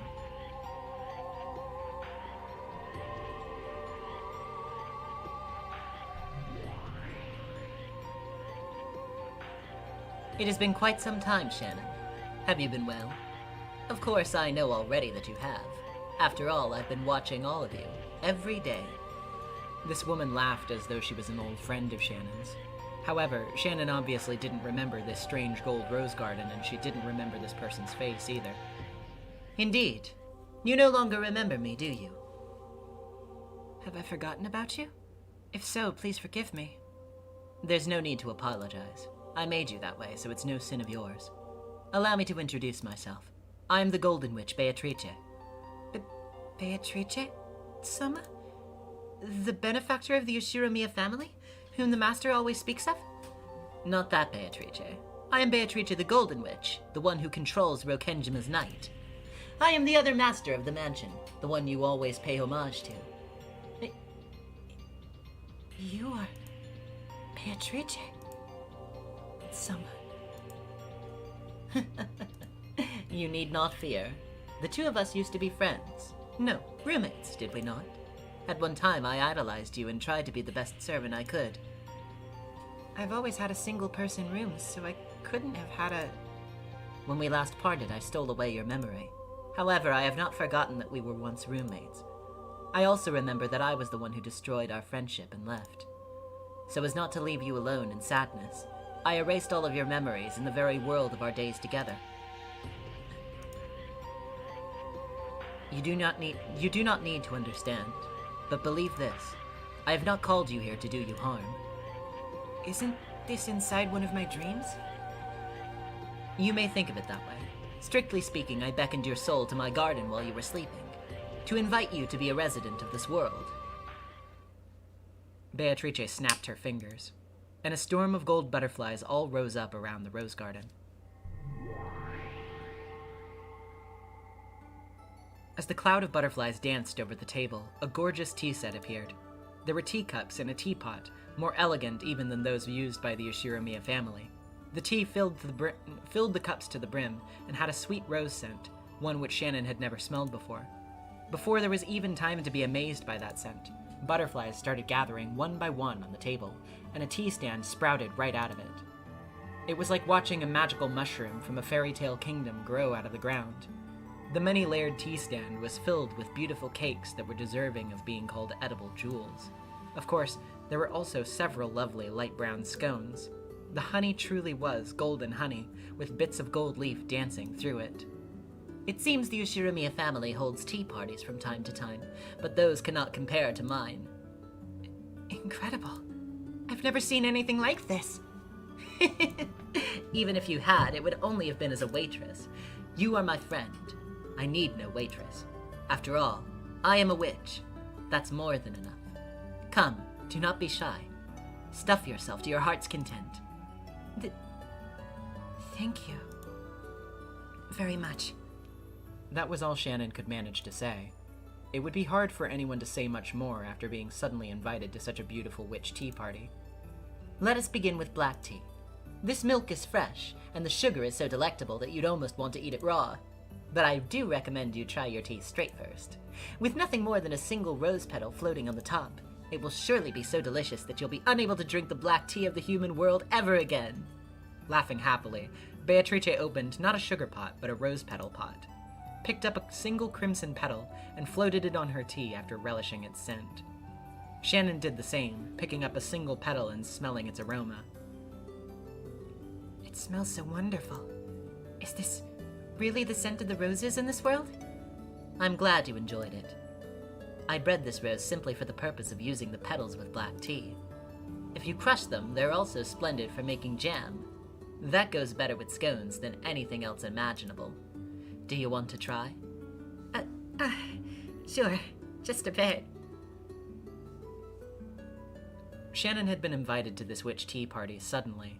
However, the witch seemed so truly innocent, and her smile as she played the hostess was so happy that it made Shannon want to smile too. The tension in Shannon's heart gradually faded, and she started to enjoy her chat with this witch. Servant work really is tiring. I remember it well, particularly cleaning the windowsills in the chapel. How surprising. So, you worked as a servant once too? For a short time. You probably don't remember, but I worked alongside you. I was a clumsy fool who always lost things. You were my idea of a perfect servant and the person I looked up to. That makes me even more sorry that I can't remember. There's no need for apologies. Here you are not a servant, but my friend and guest. There are no inconveniences here, no trials nor boredom. I can give you anything you desire. That's how much power I currently possess. I wanted to let you know that I have now reached that level. I can't believe that you've given someone as ordinary as me such wonderful treatment. Thank you very much. Think of it as a reward for all of those painful days you've withstood. Come, gold butterflies, do not bore my friend, show her a little dance. When you have tired of that, allow me to call the band to perform any song you would like. If you're tired of that as well, my refined familiars will show you magic without tricks. Fear not, for time is endless here, and I can grant your wishes endlessly. My tea party has no end. In a truly good mood, the witch told Shannon several strange stories. Neon roses with the $5. What if I stole your memories and we were both girls? What if I was one yet many? Blushing emoji.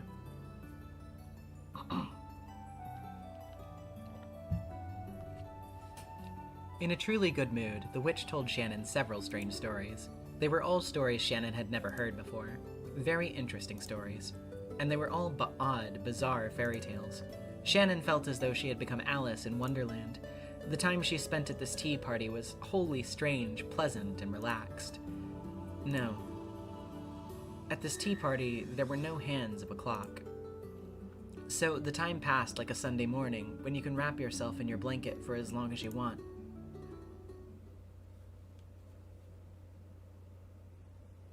I can't express how grateful I am to you for this. There's no need for thanks. In the human world, words of thanks go along with words of farewell, do they not? There will be no end to this tea party, so there is no need for thanks either. But I am grateful. Thank you so much, Beatrice-sama, for this wonderful tea party. But all dreams must end, and so must this one.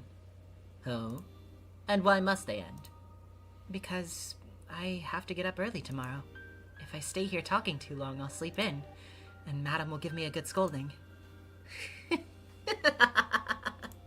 Why are you so anxious to return to the world of that short-tempered Natsuhi? Really now? Are you really saying you want to return to the human world where it's all work and no rewards? But I am human. I can't impose myself on you forever. Shannon, it seems that you do not understand. I invited you here, but I have no desire to chase you away again. Here, time is eternal. You're not obligated to say farewell. I will never tire of enjoying tea with you. On the contrary, it's quite agreeable to have you to talk to. I'm grateful for your words, but I'm a human. I must return to my own world. That colorless world where you waste all your time with school and your job and the family works you to the bone. To make a clarification here, we're saying, this is Smiles' messages. It just means that she has many personas or roles that she plays despite being one person. I would say she is one body, not one person. Why do you want to return there? Despite all that, it's still my world. Shannon, does that sort of world really need to be yours? Let me be honest with you. Shannon, I didn't just invite you here. I came to take you home. Take me home? Once I tried to become a good servant like you. Then I became fascinated by witches, and became one myself, learning all the pleasures of magic. And now I have come to take you home. Beatrice spoke quietly and slowly rose from her seat.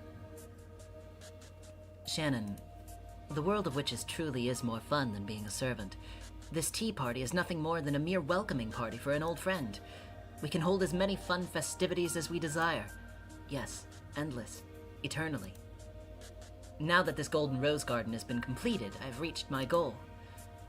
This place is paradise.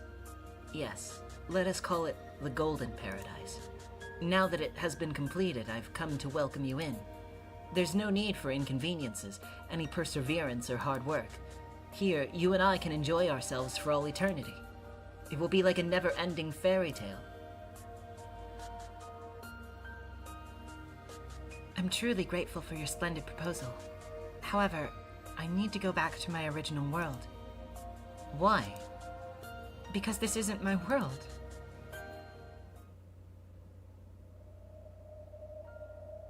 I acknowledge it. This is not the world that you've lived in until now. That's why I've invited you here. From this point forth, this will be our world. You are no longer a guest.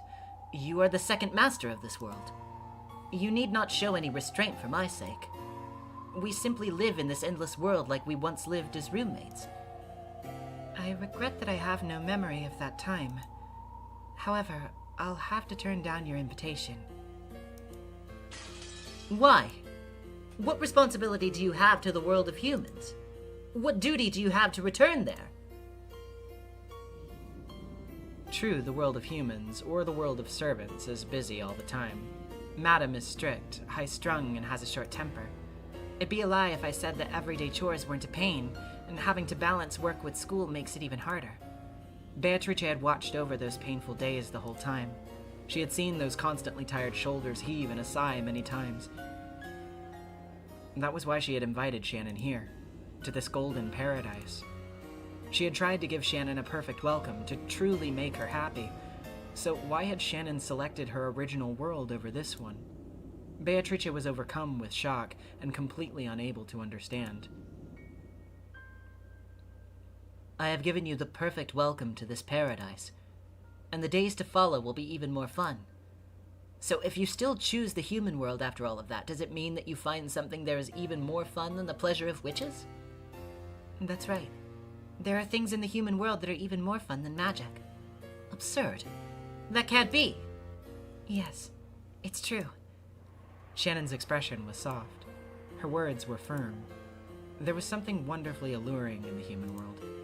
And that something was apparently not in this paradise, which was supposed to have everything just as they wanted it. Absurd.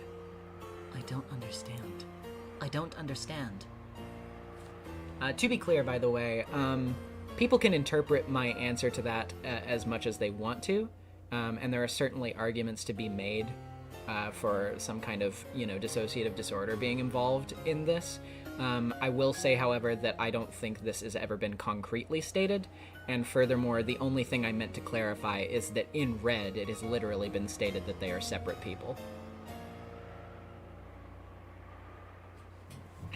or in previous games, if you will recall. So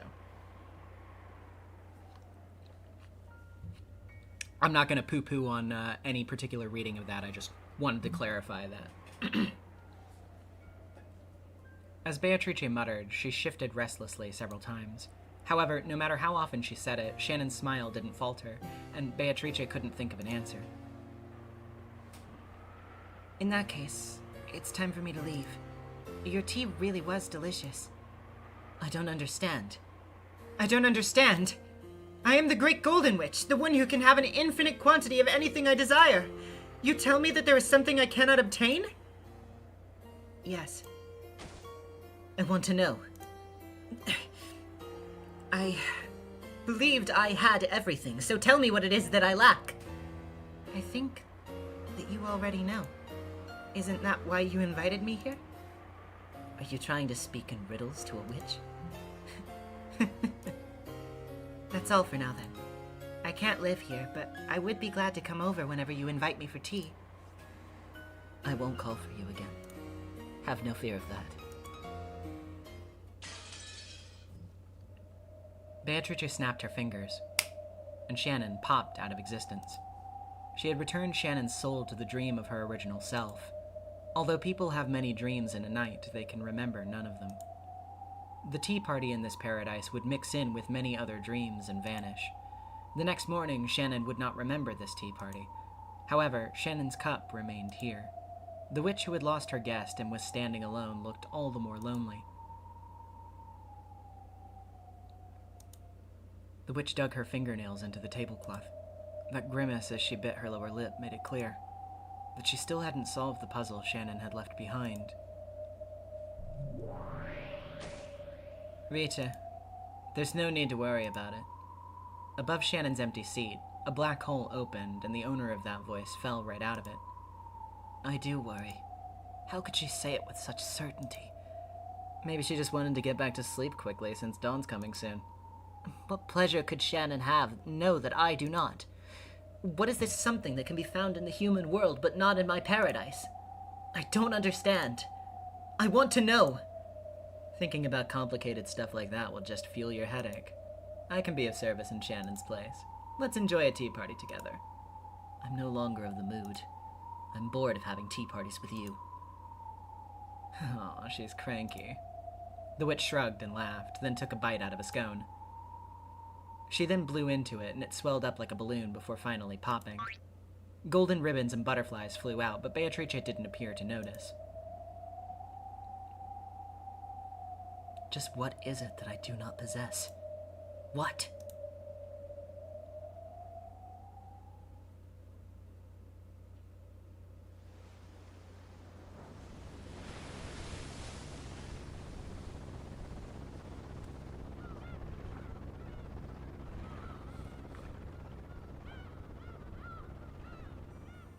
Watch your step there. Thank you, Captain. Make sure you take good care of yourself. I've got a friend who sells this stuff that's supposed to be great for stiff shoulders. I'll bring you a sample next time. Oh, no need to trouble yourself, but thanks for caring. Hey, brats. How long you gonna mess around up there? Let's go. Hey, Maria, come down off the boat with Mama. Maria, who Rosa led by the hand, was still too young for kindergarten. However, she seemed to notice that her cousins, whom she rarely ever saw, were playing all around her, and she was very excited. Battler and George had the energy of middle school or nearly middle school kids. Those two, along with Jessica, who had met up with them on Nezuma, were making a lot of noise on the deck. You okay, Asumu? You really don't like writing things, do you? Rudolph lent an arm to his wife, Asumu. Welcome to Rokkenjima. Thank you for making such a long journey. The whole family had gathered for the conference. At this point in time, Rudolph's wife was still Asumu, and Anje hadn't been born. Goda and Kanon hadn't yet been employed by the Ushiramiya family. And the witch's epitaph, which would toy with family's fate, hadn't appeared yet. Citrine Way with Canadian $2. Kawabata, my beloved. Gotta get that screen time somewhere.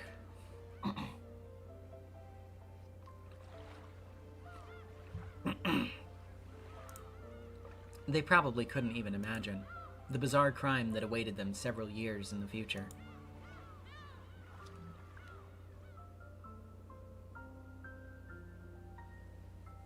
Kraus-sama, madam, the family has arrived. Good. Then I'll call for Father. Please do. I'll go welcome everyone. Shannon, who cleaned this window frame? It still has dust on it. Quickly, wipe it off. As you wish, madam. Oh, come on. Natsuhi is making her work so hard again. Just what good does she find in such a Fussy, ulcer-inducing life. I wanted to know. Shannon, what is it that you found? And what did you mean when you said I already knew what I was missing? Shannon, is this something I must learn by learning about you? What's different about the day of the family conference on Rokenjima? It's got to be the noise. There's never this many kids around. It may have been a tension-filled day for the adults, but to us kids it was a wonderful day. The only time we all got to see the cousins we loved. In the summer, we could play with our cousins on the beach, and there were plenty of games we could play in the winter. The family conferences were tons of fun for us. Same here. Mom was always yelling about how there must be no mistakes, but to me it was just the day I got to play with all my cousins. After all, there's usually nothing at all to do in Rokenjima. Jessica got to live in this huge mansion with a private beach. I was always jealous of her when I was a brat.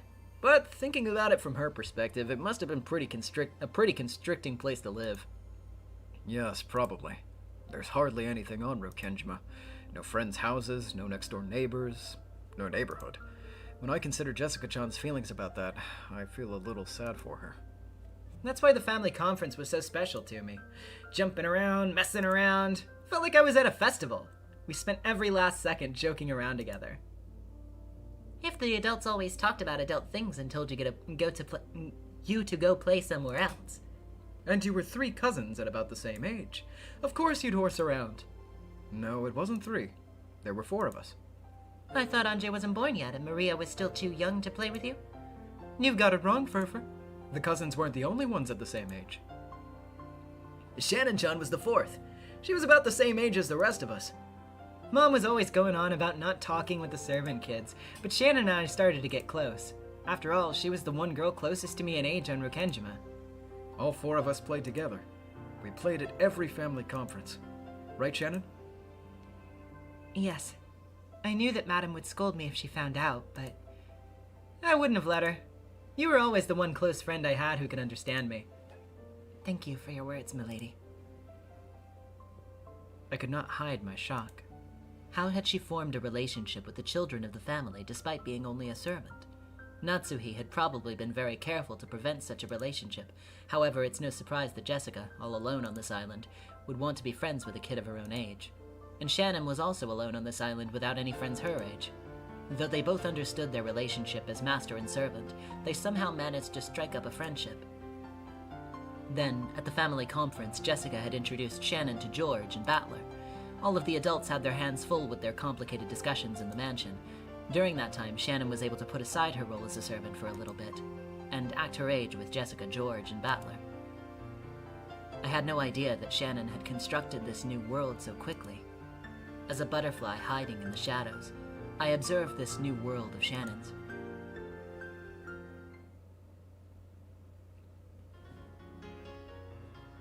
That day, we ran all about the rose garden and the beach. Just running around and playing was a blast. Yep, those were the only times that Shannon-chan smiled like a girl her age. I might have gotten a bit carried away. It's embarrassing. Battler's insanely huge now, but back then Shannon and I were both taller and stronger than him. I just grew slowly back then. They say that those who start late end up the tallest. Yeah, totally. Back then, your chest was nothing like this, right? That's not true. Even back then, Shannon was starting to develop womanly charm, right? Shut up! Who knows? What the hell do you mean by womanly charm? Sounds kinky. Well, I was still pretty adorable back then myself. That strap you could see through the shoulder of her summer clothing set the lightning of youth in me. I remember whispering with George Aniki that night about how big her tits were. Is this true, George-sama? I believe there's been a great misunderstanding. All I remember was lecturing him, as the older, more knowledgeable cousin, about the differences between how boys and girls grow. So rather than dirty talk between cousins late at night, it was instead a sign of healthy growth and, Yeah, I remember all of us cousins talking about that kind of stuff until midnight. About how apparently someone in the next class had kissed someone else, or how you held hands with a girl you liked at summer camp. And about so-and-so you probably thought liked you, stuff like that. Damn it, it's so embarrassing it makes me shiver. Isn't that nice? Another sweet page in the Book of Adolescence. Our Habaki Gaming with the $2. SpongeBob Foghorn.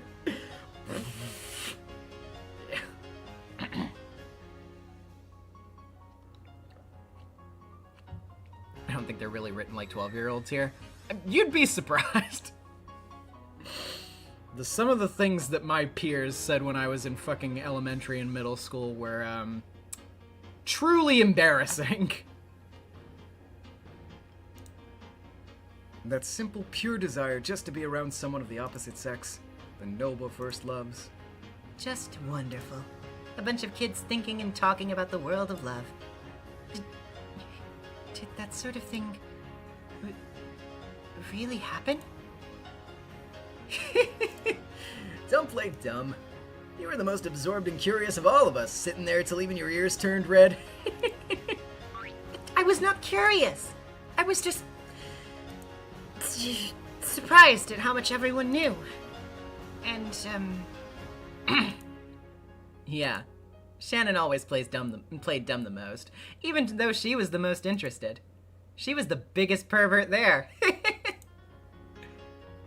That's not true. That's not true. I hate you, milady. Yeah, it was always like this. In the day, we'd run around like kids, and at night, we'd hug our pillows and talk about secret stuff. Looking back on it now, really brings back some fond memories.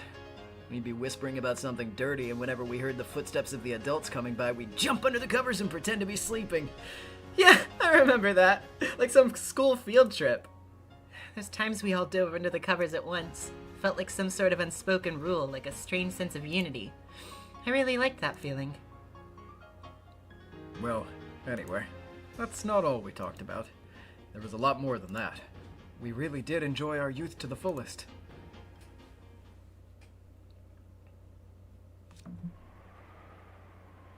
And what is this? Shannon, is this that fun thing of the human world? Is this incomprehensible messing around the thing that you found? A bunch of kids gathered together playing stupid games and talking about trivial things? Is this the human pleasure you found that surpasses the pleasure of witches? Yes. Doesn't it look fun to you? I will not call it boring. However, the idea that such a vulgar game could compare to my paradise where all wishes can be granted is unfathomable to me. Interacting with people is a lot of fun. Of course, I also think your world is fun. But even so, I choose this world. I don't understand. I don't understand. Beatrice held her head as though she was having a headache, but no matter how much she grimaced, she couldn't think of an answer. Tell me, what is it that you've found within this vulgar playing? Do you want to know? I do. Love. Love?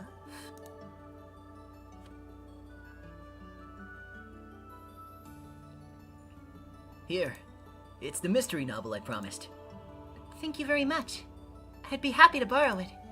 That's okay. You can keep it, Shannon-chan. I've already read it. But I can't accept this.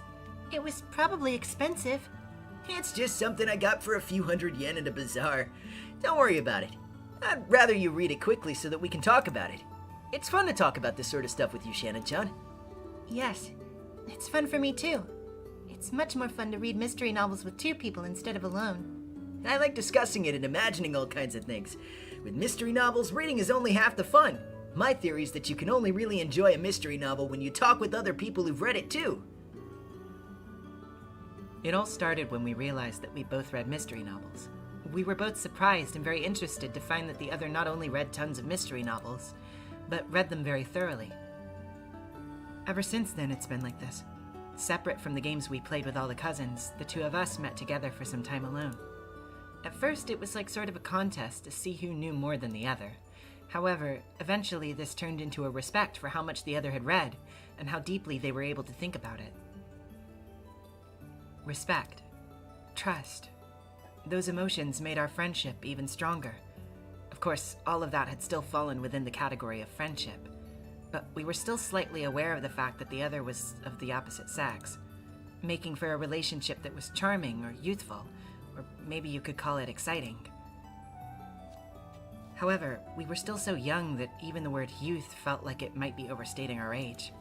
Of course, we didn't know a thing about love, so we couldn't understand that tickling feeling in our chests, both bitter and sweet, that we only felt when we were alone together. However, we realized that there was some unknown emotion hidden behind that feeling. And as our hearts raced, we had our hands upon the door. That was the exciting age we were at.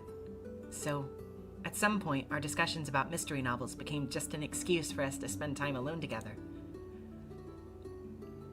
There aren't many mystery novels that care much about the whodunit. The whodunit? You mean the culprit's motive? Yeah. There are 3 points you need to figure out in mystery novels. The whodunit, the howdunit, and the whydunit. A lot of mysteries deal with the first 2, but surprisingly few worry about the final one. Well, I know about many works that take great care to have the culprit confess his motive after he's found out. But it has to be something that you can reason out before the culprit confesses, or it doesn't count. When the culprit's someone who didn't appear to have a motive and they commit the crime for reasons that are impossible to deduce, personally, I think that's unfair. Who done it? Who's the culprit? How done it? How did they commit the crime? Why done it? Why did they commit the crime? Who the culprit is and what tricks they used. There are tons of works that ask you to figure that out. In fact, almost all are like that. However, I don't think there are many novels that ask you to figure out the motive. Good point. Out of the trio of who, how, and why might be the most neglected? Mysteries that don't take the whodunit seriously don't really feel complete to me. Don't get me wrong, I'm not saying that they're boring. It's more like they're missing the most important part. The most important part is missing? The heart. The heart's missing. The heart. I think the human heart's a really important thing. For a person to decide to commit murder, plan it out, get everything ready, and actually carry it out, that'd take an incredibly strong force of the heart. The heart's what moves people. In other words, only the heart can kill a person. When an emotional upheaval grows strong enough to make a person want to kill, the result is the tragedy called murder. Putting it the other way around, that means the true way to close in on the crime is by searching for the heart that brings about the tragedy of murder. Only the heart can kill. So if a person has been killed, you must search for the heart. That's what he told me. So, novels where the culprit is just a homicidal maniac who kills for fun don't really do it for me. Then you like novels that show a strong enough movement of the heart to lead to murder? That's right. And the ones that let you reason that out are my favorite stories of all. As he spoke, he looked back at me and smiled. Before today, I used to like novels that focused on exposing the tricks. However, I decided to look for novels like the ones he recommended in the future. I don't like ignoring the heart. The heart's what drives people to act. Yes, I think you're right. This isn't limited to just the mystery genre. All people, at all times, are driven by their hearts. Figuring out the heart's the essence of interactions between people. No, interactions between hearts. None of us humans can live on our own, and yet we have no way of peeking into the hearts of others. That's why every meeting between people is its own mystery of the heart. Encountering those mysteries, reasoning about them, and understanding them is what allows people and hearts to connect with one another. The two of us are here, by ourselves, talking together about mysteries, and through that, we're exploring each other's heart and debating its mysteries. I want you to feel about me the way I feel about you. We're both exploring, trying to figure out the depths of the other's heart in this mystery of love.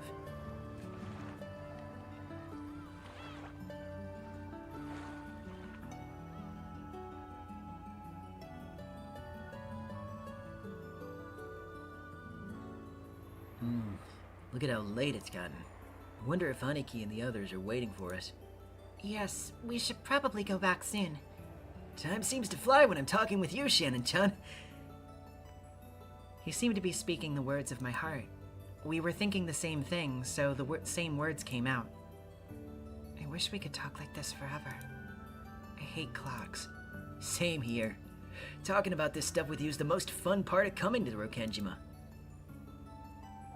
When I saw that his smiling eyes were looking right at me, I turned around.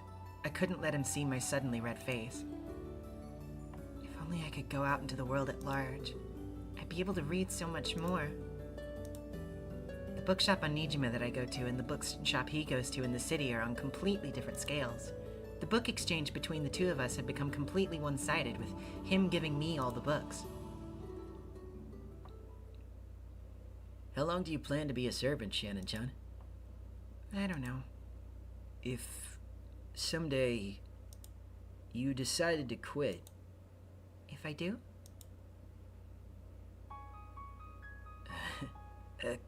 Come over to my place. He said it almost carelessly. Maybe he was a bit embarrassed, since he laughed weakly and blushed. And then we won't need to worry about time running out anymore. That's right. We could be together as long as we wanted. The little secret dates on this island only happened a few times a year. And even when they did happen, it was only for a short, uncertain period of time.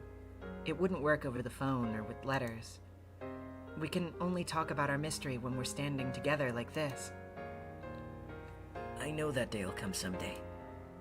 You think it will? Yeah. I'm certain of it. Certain? How can he be certain? When that day comes, I'll come for you, riding a white horse. What? After saying this, he turned away. He was probably too proud to show me his blushing cheeks. But even without seeing, I knew what his face looked like. To come riding on a white horse. Who did that again? Isn't that like a fairy tale prince? So what exactly does that mean? Does that mean you're going to be my prince? My mind was going blank, so I just couldn't reason out his mystery of love, even though it was all plain and simple. I wonder when that day will come. As soon as you make up your mind. Huh? My heart skipped a beat. It was so sweet, yet it hurt. Any time is good for me. This is your life we're talking about, Shannon-chan. You should think about it carefully before you decide. And once you've decided, I'll respect your decision, no matter when you make it. Okay. I'll keep on waiting until that day comes. If I were a bit more foolish and courageous, I could have told him that my mind's already made up. And I could have asked him to take me away from this island right now. But I can't. I have to think carefully about my future, for both of our sakes. My head filled with pointless, senseless thoughts. Oh wait, I am happy to hear you say that. Thank you. With his back still to me, he scratched his head and laughed. I knew he was doing this out of embarrassment, so I could clearly tell what his expression must have been. In the same way, he must have realized what my face looked like. We're both puzzle solvers of love. We theorize about each other's love, solving each other's mysteries. Horse fry with the New Zealand $5. Wait, Battler, I'm white. It's not too late. Quick, jump on my shoulders. Oh my god. Good one. Thanks for giving me time. You have all the time in the world. No, I'd feel bad if I kept you waiting too long. So, I've made up my mind. No, I should say that I will make up my mind. I'm not going to quit my job immediately, today. Yes, that's it. 1 year. 1 year from now. If 1 year from now, you still feel certain about coming for me on a white horse, and me too. If I still like you a year from now, I'd like to dedicate the rest of my life to you. 1 year from now, in this very spot, I'd like to make a resolved decision. A whole year, huh? That sounds good. Spring, summer, autumn, winter. That's a good amount of time to look deep into your heart. So, next year, you'll, come to get me, right? Yep. He responded to my cowardly resolve with a quick, strong answer. I'll be waiting for that day to come. Yes, I'll be waiting too. Make sure you come, okay? Yeah, Don't forget. Come here next year, okay? yeah. I'll definitely come. I'll meet you here. Definitely.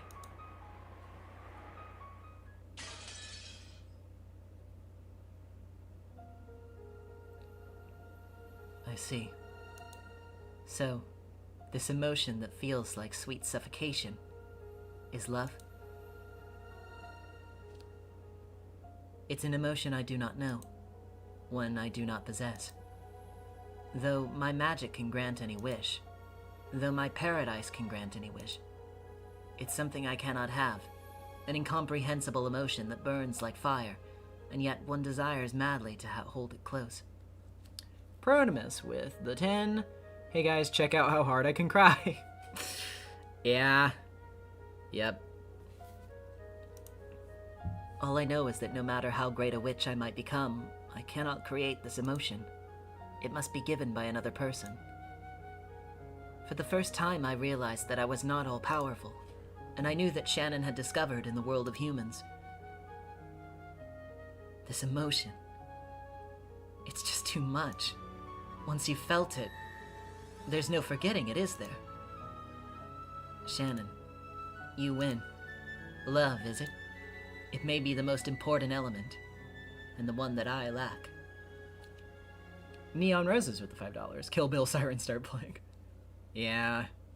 There's a lot of bad things going on right now, unfortunately, and these poor fucking kids have no idea.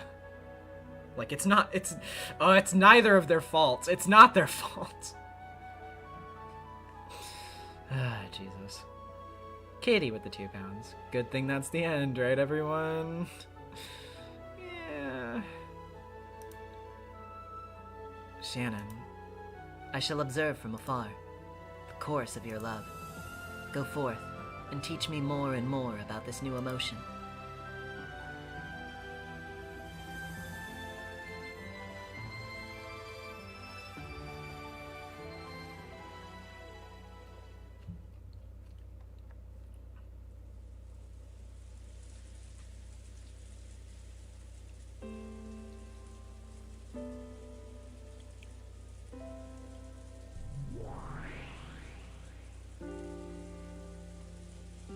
Nozo, don't neglect the heart. There's a lot more going on than just that. And we will be getting to it.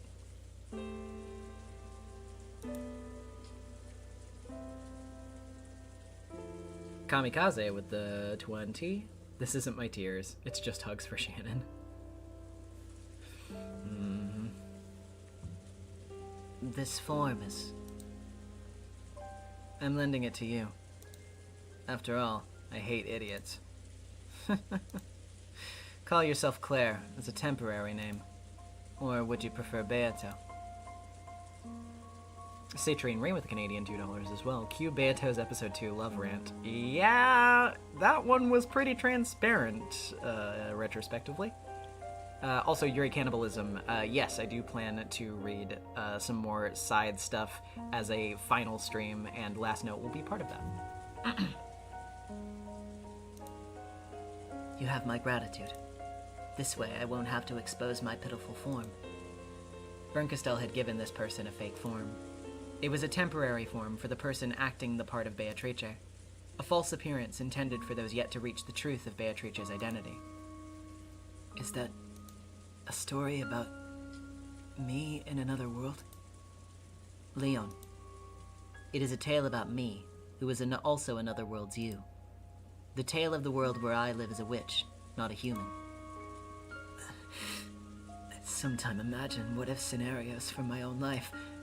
However, the tale you tell is beyond anything I can imagine. Even so, it's the life that another you has led.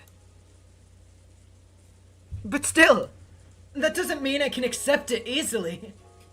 Leon suddenly yelled and looked at the floor. Leon already knew. Because of the fragments provided by Bernkastel, Leon knew. This was a different world, where the same person lived as the Golden Witch Beatrice.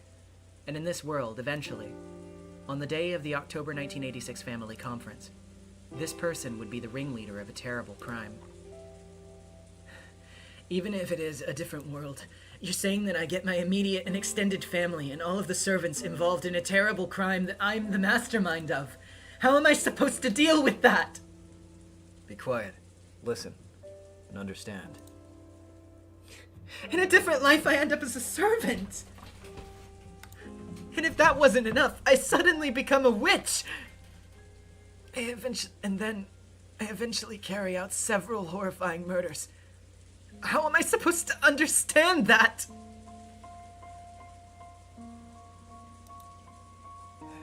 Yeah, that's what I expected you to say. I doubt anyone could understand. This person here is long past expecting anyone to understand. That's why you are here. That's why Bernkastel brought you two people who never could have met together like this. It's not like I had any deep reason for it. It was just a whim. It's a motive that no one else can understand, Leon. So you need to be the one to understand it. I'm not the main character in this tale. You are. I'm just here to help you understand. You said that you understood the culprit's motive. Yeah. Is it a satisfying motive for explaining why I'd kill my entire family? Who knows? That's for you to decide. Even if I say it's satisfying, that doesn't mean it will satisfy you. You have to decide that for yourself. I really don't have a clue what's going on. I've seen several crimes called game boards that Beatrice supposedly carried out, and now I'm hearing another me talk about a different life from mine. But none of that fits with the crime. I don't understand. At this point in the tale, even I could not have dreamed that I would eventually carry out such a terrible crime. In fact, even if I could have dreamed it, I did not have the power to commit that crime at the time. Probably. Your misfortune probably came when you solved the epitaph's riddle. Huh? You mean that epitaph about the hidden gold, which grandfather supposedly wrote? It was a system by which the culprit obtained different accomplices each time the crime was committed. Reasoning leads us to the possibility that the culprit possessed a vast amount of money. And for inviting all to the Golden Land, and making all loves bear fruit, there was one other system. So it's not just the motive that you figured out. That's the answer to the final riddle in the fourth game. Your greatest misfortune was solving the epitaph, reviving as the Golden Witch in the truest sense and gaining that magical power. Looking back, perhaps that was an ill-fortuned event. I do not know. However, as long as the fact that Battler's son returns in 1986 remains unchanged, some sort of tragedy would certainly have occurred. That's right. If Battler had returned a year earlier, or later, that incident might not have occurred. No, some small incident would probably have occurred. And it would surely have been a mysterious, impossible incident which no one could understand. But even so, it would have been insignificant compared to the Rokenjima serial murders. If Battler had returned a year earlier or later, then what? Fate can be so filled with irony. It made me walk the path of a witch, and when I solved the epitaph, I became a true witch.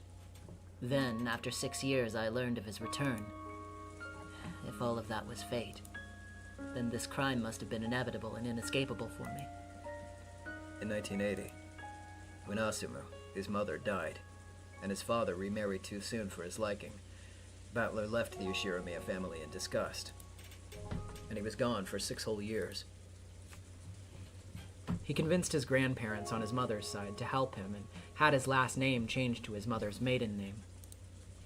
Then, when those grandparents passed again, he finally made up with Rudolph and returned to the Ushiromiya family again in 1986. That bad luck gave birth to your motive for the crime. I did think it. Why, after 6 whole years, have you come back now? I understand. In a way, it would have been better for you if he'd never come back. Of course, my suffering would have continued. However, I may have avoided tainting myself with the unforgivable crime of mass murder. How could Battler-kun leaving the Ushiromiya family create a motive? You got it backwards. Backwards? The crime didn't occur because Battler left. It happened because Battler came back. The more I think about it, the more I realize. Ushiromiya Battler. What a detestable man he was. More than anything else, because he never realized that the outbreak of the crime was his fault. He did remember, in the end. However, that was long after you gave up and disappeared. If that is so, then it would give my heart some peace. I still don't have a clue what you two were talking about, but I'd like to ask you straightforwardly. I want to know, what on earth happened to you that made you decide to commit that crime? Yes. That's the most important part. Just like how Ushiromiya Battler respected the wide-eyed in mystery novels. In The Tale of the Golden Witch and in the game, the answers to all the riddles are hidden there. In that case, allow me to continue. 1980. 6 years before I resolved myself to commit the crime.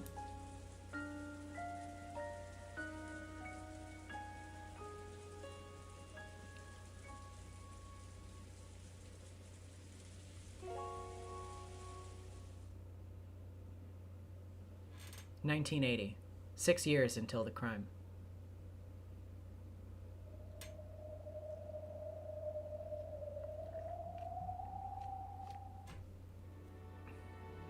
Exactly. Ryan has the right idea here.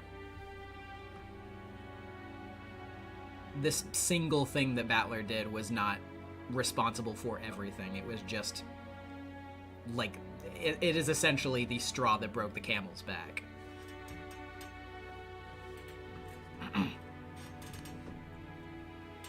And we will get to why there were many more straws that accumulated over time as we go. Battler-sama has left the Ushiromiya family? That's what Kraus-sama and Rudolph-sama were saying. What a shock!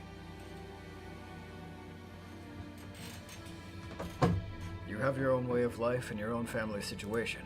I have no intention of criticizing those. However, Father is in a towering rage. Disinheriting a son is one thing, but I've never heard of a child becoming so fed up with his family that he had to change his own name. No idea where he gets it from. But that Battler is as stubborn as a mule. If you're unable to understand Battler-kun's feelings, I believe that would make you a failure as a father. That's enough. I'm sure Rudolph was just trying to show his commitment to raising Kirie-san's child properly. That would be perfectly satisfactory if it happened next year. But why this year? He's still in a period of mourning.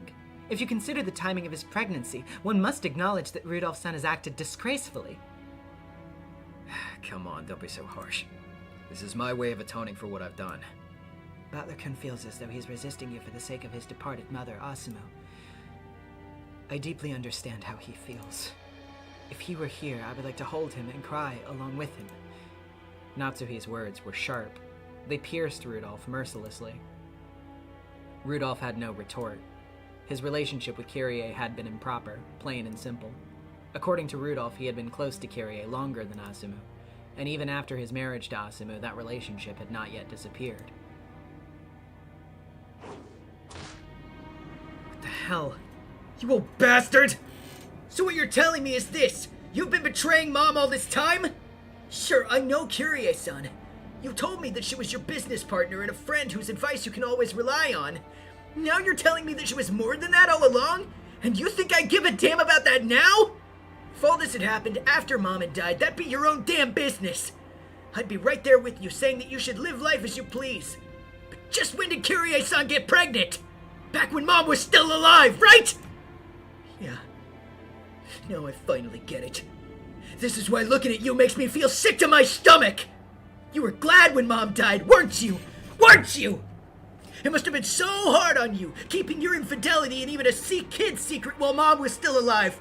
And now that Mom conveniently kicked it, you get to marry Kyrie-san and make the kid my new little brother or sister. The nerve of you! Mom's out crying her eyes out in heaven. You should be ashamed of yourself. You should be ashamed. I am! I am goddamn ashamed to have the same last name as you! The kid has done nothing wrong. He or she'll need two parents to look after him or her. So you go ahead and build a new family and give that kid a happy life. But don't expect any forgiveness from me.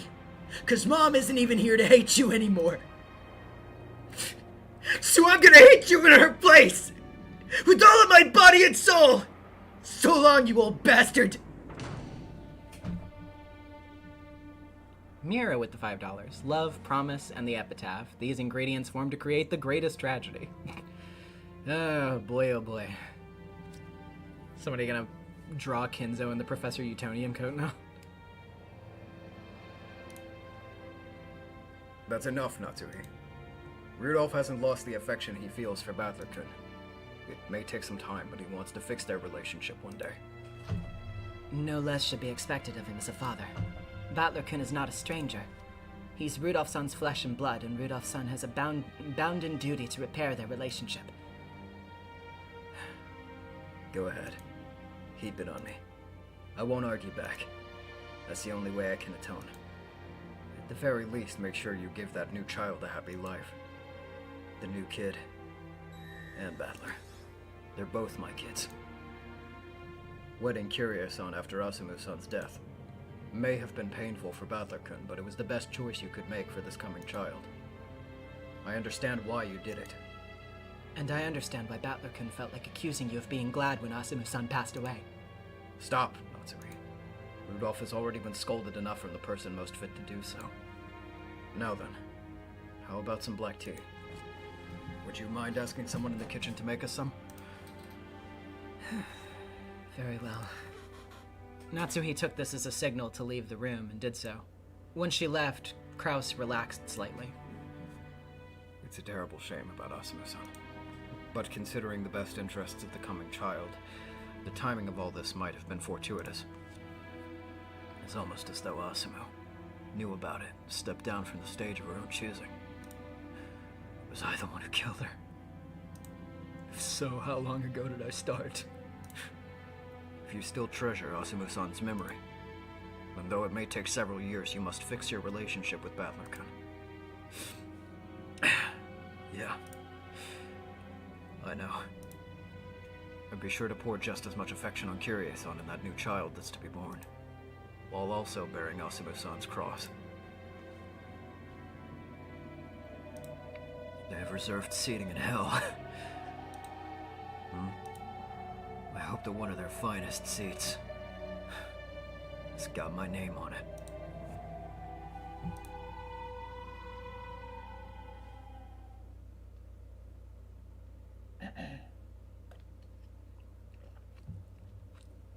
The news that Battler had left the Yoshirimiya family swept across the family. How terrible for Battler-san, too. I do believe that they will make up eventually, but... This is a matter for the family. We servants have nothing to do with it. Instead, we should focus on memorizing the face of the newest member of the Yoshirimiya family, Kyrie-sama. Yes, that's true. She'll be coming to the family conference this year. If the person new to the Yoshirimiya family would be coming to the conference, then what about the person who just left?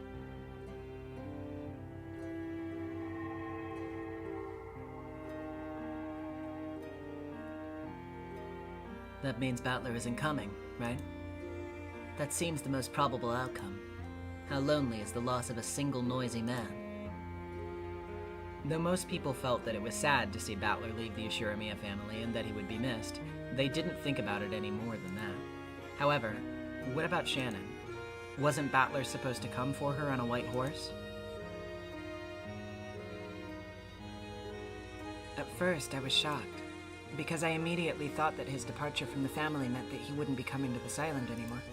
And I do think that's understandable, given how he must feel. I understand painfully well why he wanted to leave the family. But does that really mean he won't come to Rokenjima anymore? What on earth is going on? Will he really never return?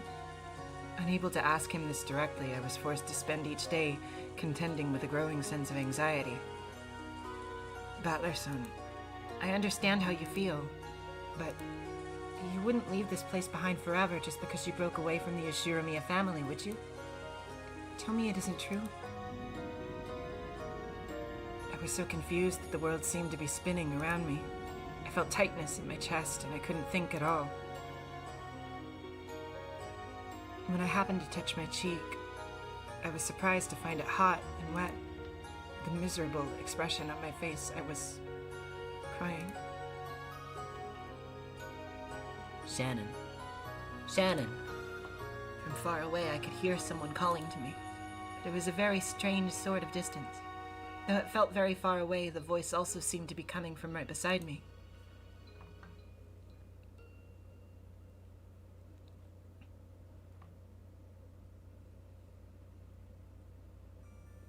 Shannon, I understand how you must be feeling. It's okay. It's just a fight between a boy and his father. And rumors always blow things out of proportion. Everything's just being exaggerated. Indeed. There are none who can say with certainty that Battler will not return to this island. You would do well to remain strong. Where is this place? I seem to remember it somehow. It's like it reminds me of the scenery of a strange dream I once had. Then this must be another dream. I was there, under an arbor in the Golden Rose Garden, and two witches in white and red dresses were showering words of encouragement upon me. You can be sure that those rumor-mongering young servants are embellishing the story however they please. That he has changed his name is obviously a gross exaggeration. Surely this can be nothing more than a family quarrel. Thank you. I wish I could believe that. Of course that's true. He's a boy after all. You can hardly be surprised that he has a few arguments with his dad. Precisely, as you say. Clearly they'll make it up to each other once they cool their heads. Arguments between men flare up quickly, but they burn out just as fast. In contrast, an argument between women never bursts into flame, but smolders and lasts forever. Men's arguments are fierce but short, quick and easy. You're right. I hope Battler-san and Rudolph-sama make up soon. Oh, they will. Haven't you heard all the times Battler has spoken of it? He always fights with his father. This is just another of those fights. His mother's death and his father's remarriage have upset him, that's all. It sounds as though he's gone to live with his mother's parents, but he'll come back after a few days to cool his head. You know, like a kid running away from home. The two witches kept saying that Battler's fight hadn't been anything huge. If it was just a family quarrel, the rumors wouldn't have started in the first place. I just can't feel optimistic about this. In any case, this is a problem between Battler and his father. Have patience and time will heal all wounds. Matters will not be helped by you worrying about it. Just because Battler didn't come today doesn't mean you can't be sure he'll never come. All this means is that Rudolph came alone today. Very true. Of course, he will appear at the next family conference as energetic as ever. By then, Rudolph will probably bring that Kyrie here too. Battler may be sulky about it, but I'm certain that he will come too. You're right. Yeah, I'm sure you're right.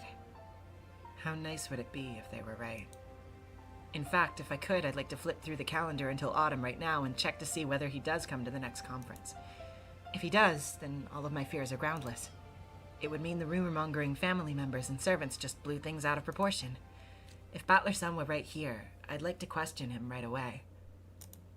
Hey, it isn't true that you'll never come to Rokenjima again, right? If I could just hear him say, of course not, I could stop worrying about it. I don't know the phone number for Rudolph-sama's house, but I could probably look it up if I tried. However, as a servant of the family, I have no excuse for making the call. Anyway, I have no way of finding out the phone number at Battler-san's grandparents' house. All I can do is wait for Rudolph-sama's family to come visit and hope that my fears are groundless. However, will I be able to make it through the day feeling like this? No way. I doubt I'll sleep a wink tonight. Just waiting around feeling like this when I don't know when my next chance will come, I can't do that. Will it be next month? Or the month after? In the worst case, I might even have to wait until the next family conference. All I have to wait that long. And I have to wait that long while holding back this suffocating feeling. I can't bear it. Hey, Shannon. Sorry for asking this out of the blue. But when you said that by the next year you'd have made a resolved decision about something, that something wasn't just quitting work as a servant on this island, right? Huh? Well, it was to make up my mind to start a new life. Instead of remaining a servant by force of habit, I'm supposed to resolve to step into a new life and leave my old life as a servant behind. And Battler promised he'd come here on the day that you make a resolved decision, right? Yes. Tact is not one of my strong points, so I shall speak frankly. You're supposed to resolve to start a new life with Battler, correct? A new life? With Battler-san? You're afraid that Battler will not come for you on the day of your decision. However, there's more to that day of decision than just Battler coming to see you. It's also the day for you to show your resolve to spend the rest of your life with Battler. That resolve is yours to celebrate. To create, rather. I don't know why I read it like that. That resolve is yours to create. It's not something that will be created automatically upon Battler's visit. Shannon, are you already resolved to spend the rest of your life with him? You decided to put it off until the next family conference because you didn't have that resolve last time, right? What does it mean to live life with Battler? Have you ever thought seriously about it in detail? Well, as long as I'm working as a servant on Rokkenjima, my opportunities for meeting him are limited. We're both underage, so it's too early to start talking about, marriage. However, if I quit working as a servant, I should have many more opportunities to meet him. Once I quit work here, I'll return to the Gospel House. I have my wages for serving the family, so I should have more than enough to make visits to Battler-san's house. And when I graduate from school, I can rent an apartment near to Battler-san's house. Then, well, I can work while going to school.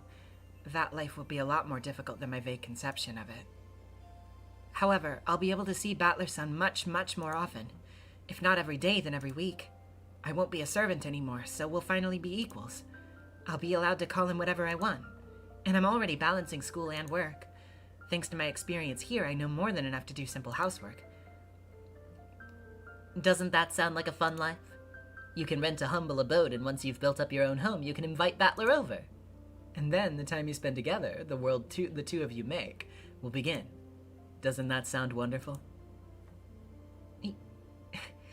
Yes, it does sound a bit wonderful.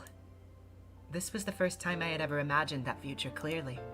I'd been able to appreciate the feeling of my love for him, and my honest desire to live my life with him. However, now that I have a clear picture of the future I plan to choose, I finally understand. I need to mentally commit myself to embarking on this future. You dream of marriage eventually, don't you? Girls these days dating with marriage in mind at such a young age. Well, that's a bit, Don't deny your dreams, okay? There's no point in taking a first step if your eyes are closed and you don't look at the future. If a girl's in love with a man, there's nothing wrong with thinking I want to marry him. That's a young girl's natural right. My face had turned a bright red. Before today, I'd thought that considering marriage really was a bit premature, and I'd been trying my best not to think about it. However, now that the witches had encouraged me to imagine it, that image was both exciting and fresh. I felt an indescribable feeling of refreshment and awakening. Like the gentle breeze that washes over you when you go outside during a brief spot of sunshine on a rainy day. Certainly, I hadn't yet reached that level of resolve. I need to create that resolve by the time the next family conference comes around. If I can't do that, then sticking around as a servant on this island is no more than I deserve. And at the same time, this is also a trial. True. A trial to be overcome. A trial? Why is that? Fool. Battler promised that he would come for you at the next family conference, did he not? He said he'd come on a white horse, right? Yes. You're thinking that Battler will not come anymore. In other words, you've no trust in Battler's promise. That's why this is a trial. Cyan Lime, I wonder how you'd pull off Shannon in live action. That's a conundrum. Well, they've already answered this question, because in the stage play, Shannon and Cannon are played by twins.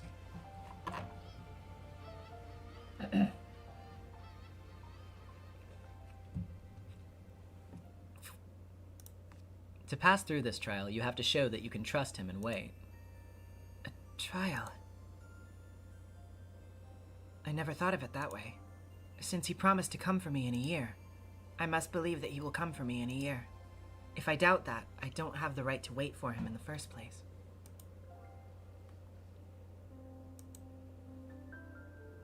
In fact, the reason that Battler left the Ushiramiya family might have been that he has his sights set on the future with you. Oh, why would that be?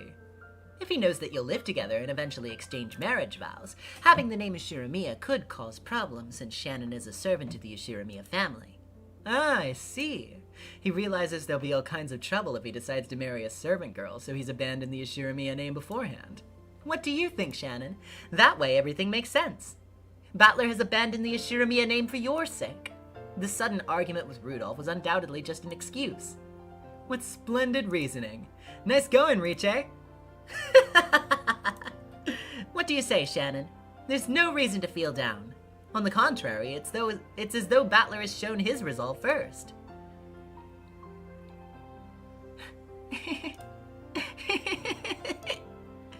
A smile finally returned to my face. Of course, I hadn't taken the witches seriously and let myself be reassured. The opposite, in fact. It was just so funny that they could think up such a ridiculously convenient explanation for everything. However, they had made all of those ridiculous theories to cheer me up. The witches are right when they say that I must trust Battler-san. And that there's no point moping about just because I heard a few rumors. By the date of the next family conference, I intend to have a firm resolve to live my life with him. And I believe that he'll accept my feelings and come for me. The idea that Battler left the family so that he could be married to me someday is laughable, of course. But right now, I should try to feel confident enough to accept even crazy ideas like that. Citrine Ray with the Canadian $2. Truly, they suffer alone. Oh boy, oh boy. Thanks so much. I feel a little better now. That as well. I cannot stand watching you dampen your pillow with tears. Thanks for coming to my dreams to encourage me. Yes, it will be morning soon. This is all a dream. You will surely have forgotten it when you wake up. However, your heart will be at peace. Yes, I'll believe in him and wait. So I won't listen to every little rumor. Very good. Wait until the next conference while improving yourself. If you think of it as training to become a wife, all of your everyday chores will grow more meaningful. Thanks a lot. Riche, it'll be morning soon. Is that so? Then so long, Shannon. You may not remember me, but I will always be by your side, watching over you. Thank you. Thank you.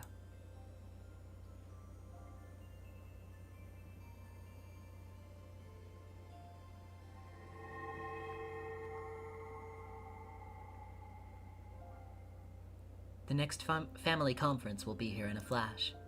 Wait for it at your leisure. Battler will certainly keep his promise. Hey, remember, 1 year later, remember all those times in, like, episodes, like, 3 and 4? 1981, 5 years until the crime, where Battler was like, oh yeah, I never betray a woman's expectations, and I always keep my promises! Oh man, oh man, oh man.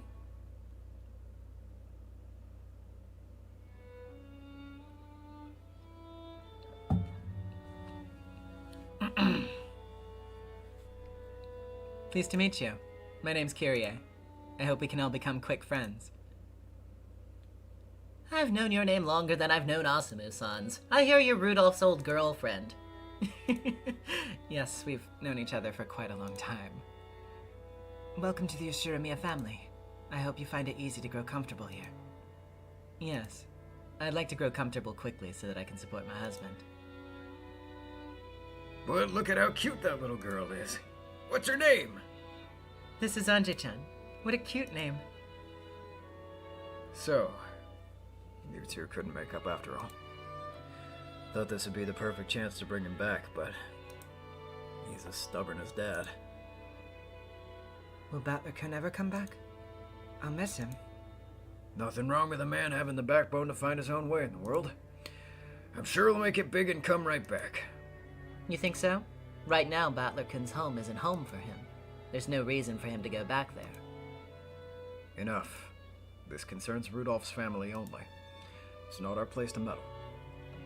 Arabaki Gaming with the $5. Remember when Beato used the red to confirm she always kept her promises and therefore used the red to reject that Battler keeps his promises? Yep. Thank you, Krasny-san.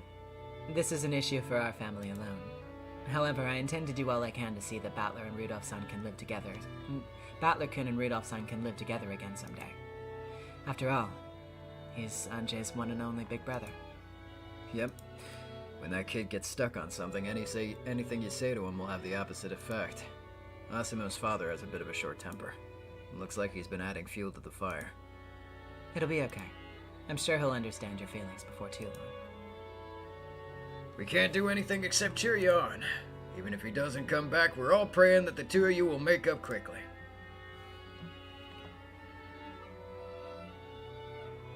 It's kind of boring without Battler. Yeah. I hope he and Uncle Rudolph can make up soon. If you think about how Battler-sama feels, it must be painful. It's like his family suddenly changed around him. He probably doesn't feel comfortable at home anymore. All men need to go out into the world one day or another. It might be just that Battler-kun's time has come. Do you think so? I do.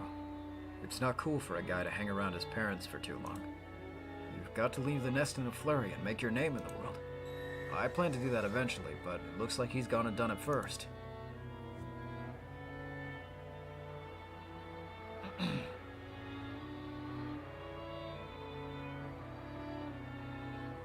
Once he makes his name in the world, do you think he will come back? It may be that he never comes back. After all, this might be leaving the nest to him. Leaving the nest?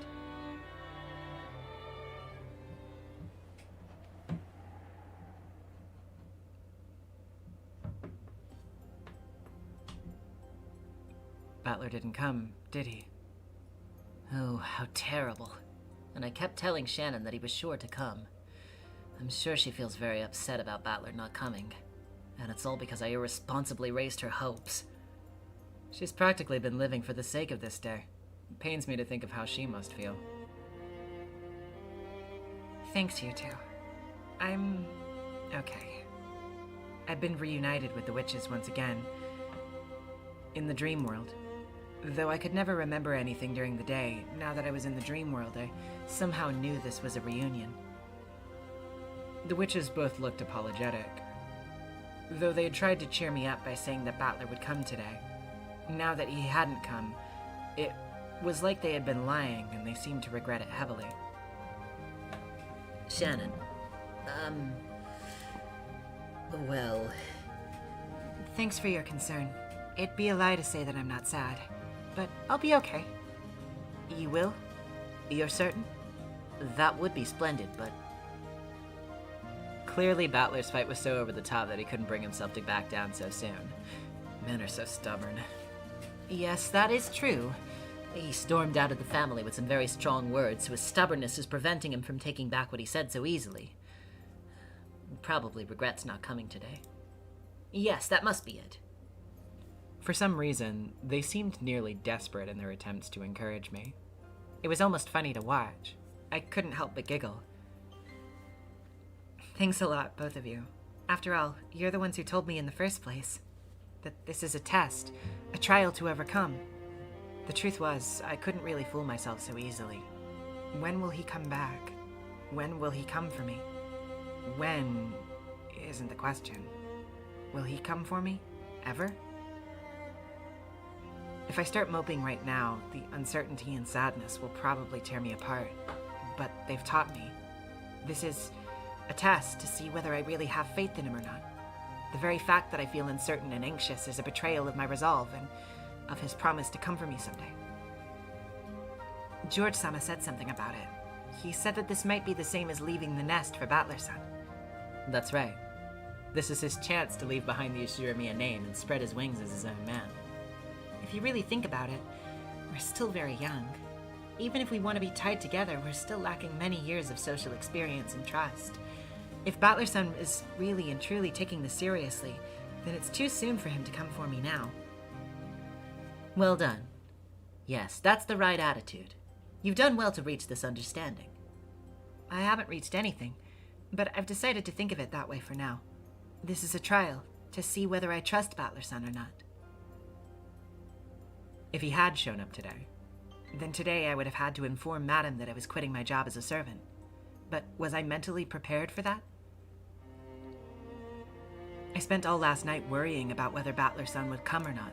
I spent so much time worrying that not only was I not mentally prepared to quit my job, I didn't even prepare a letter of resignation. In short, I still don't have the resolve that I promised him that day. I'm sure God knew that. Battler's supposed to come for me when I found my resolve. I wasn't resolved, so it's only natural that he didn't come today. Yeah, it all makes sense now. So, I'm sure Battler-san didn't come today, because I wasn't resolved enough. It's only natural since I couldn't even truly believe that he would come.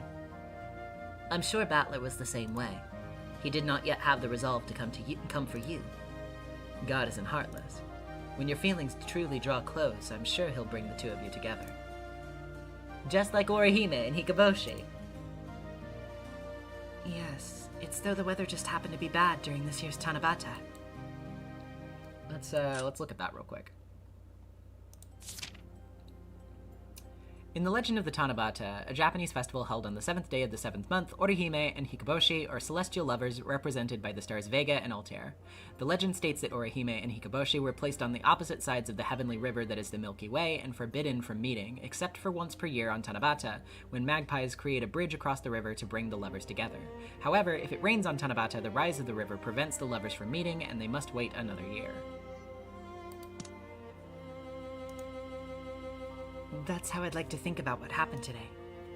That's how I'd like to think about it. I have no other choice. Battler-san.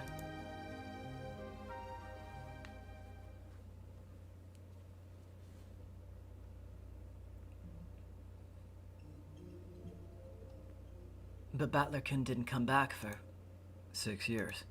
Still a long way to go until then. So this agonizing wait continued for 6 whole years? When one waits every year for something to happen the next, and then the same thing the next year, and the next, it becomes similar to waiting for an eternity. Pretty pathetic, don't you think? After all, this promise you thought Battler made seems to be something he wasn't even conscious of, right? Every month you waited for the Sonic the Hedgehog 3 trailer, and then it finally came out.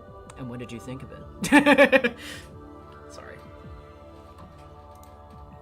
Battler-kun does tend to use melodramatic phrases, just like Uncle Rudolph. His turns of phrase might have led to a misunderstanding. Some girl's gonna stab Battler in the back someday. Well, that's more or less what this tale is. When words carry significance, they can change the course of a person's life. There are times when careless talk can kill.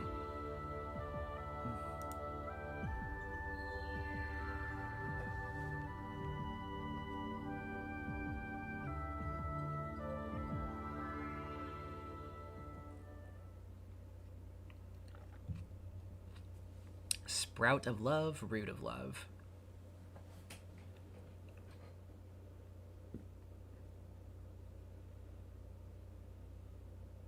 One year later.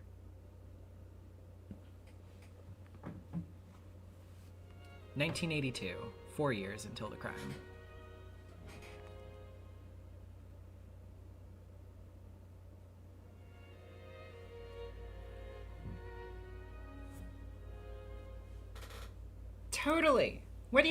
why do guys turn into total morons when they get together? Jessica's room was filled with laughter. It was one hell of a reality check. I thought this guy was a bit cool, a bit mature, and then I see him with some of the other guys in our class talking about dirty stuff with this creepy laugh. It's true that boys always act like little kids when they're together. Well, it's not like girls are any better. The fun chat between girls continued on without end. Tonight, Kraus and Natsuhi were out late in a meeting on Nijima. Normally, Natsuhi was always watching, so Jessica would always make sure to be curt with the young servants. But when Natsuhi wasn't around, Jessica never did that. She had invited the servants of similar age to her room, and they were chatting away noisily. All of them were at the age where they wanted to know about love. Jessica enjoyed talking about love all the more thanks to the rigid and constricting way she had been brought up, and she seized upon this chance. What about you, milady? You got charm, you're the right age. Aren't there any boys you're interested in? Well, I'd like to fall in love, but there aren't really any good ones around. I think you should be a little bit more proactive when it comes to love. You act relaxed now, but it won't last long. One of your friends starts going out with someone, it'll turn your world upside down. There's no way that'll happen. None of my friends are traitors. I think. No. The one thing you definitely can't count on from a girl you call your friend is that she won't fall in love before you. If you met someone you'd like, you'd betray your friends and go out with the guy without a second thought, wouldn't you? What about you, Shannon? It's not fair if I'm the only one who has to talk. I don't have anything like that around. Not around. He's far, far away. And like Orihime and Hikoboshi, I don't get to see him very often. In fact, I don't even know when I'll be able to see him again. Pining Tree with the $5. I gotta sleep, so I'll finish the VOD tomorrow, but all this wide-donedism makes me hope someday I can write my own stories full of love. I'm sure you'll be able to if you put your mind to it. You've already got some pretty cool OC ideas as it is. But thank you. And sleep well. However, I believe that he'll come for me someday. I believe it. Don't you betray me, okay, Shannon? If we get boyfriends, we'll get them together, okay? Right? Right? We promise, right? Oh, you wouldn't think it, but it's girls like Shannon-chan who are the type to beat you to the punch. Shannon, fess up! You aren't going out with anyone, are you? You aren't, right? I'm not, really. Really? Really. We'll get boyfriends together, okay? No matter what happens, okay? Cross your heart and hope to die, stick a needle in your eye? Yes, I promise. That's the face of a liar. I'm willing to bet Shannon-chan's the first of us all. I can tell. It's always the quiet ones that go first. Shannon, how could you? Fess up! Fess up! Please stop, milady. That tickles. Amid cheerful laughter, another lazy Sunday afternoon passed by.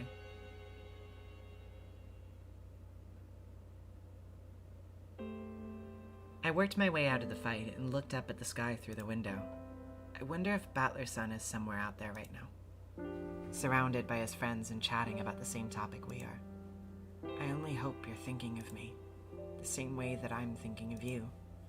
But if I beg for that, it's the same as admitting that I don't trust you. I'll wait.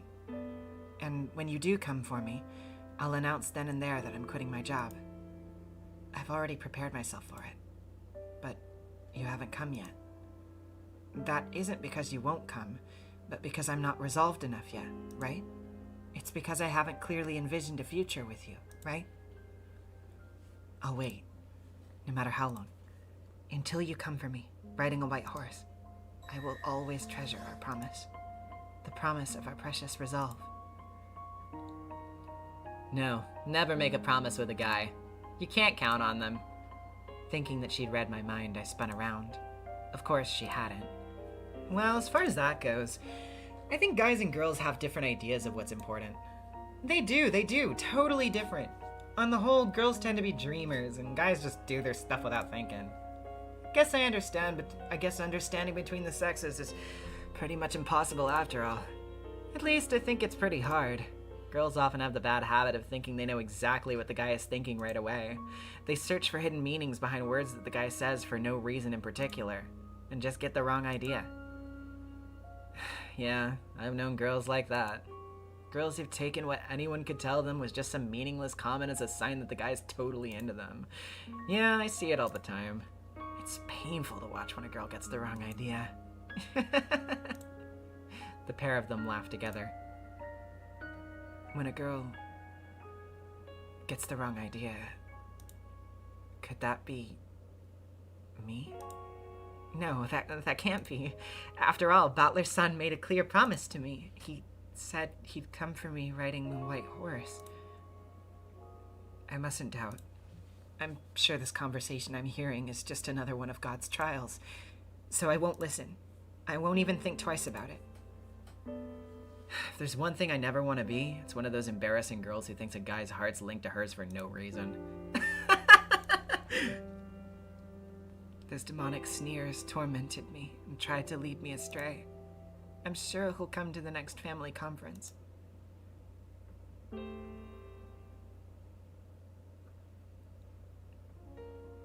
But Battler's son didn't come to the 1982 conference either.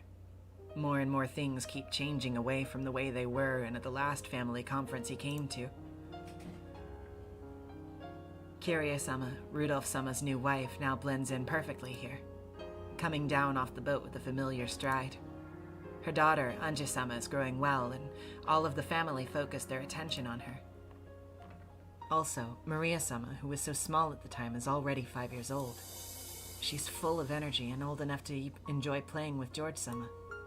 Neither Jessica-sama nor George-sama brought up Battler's son's absence.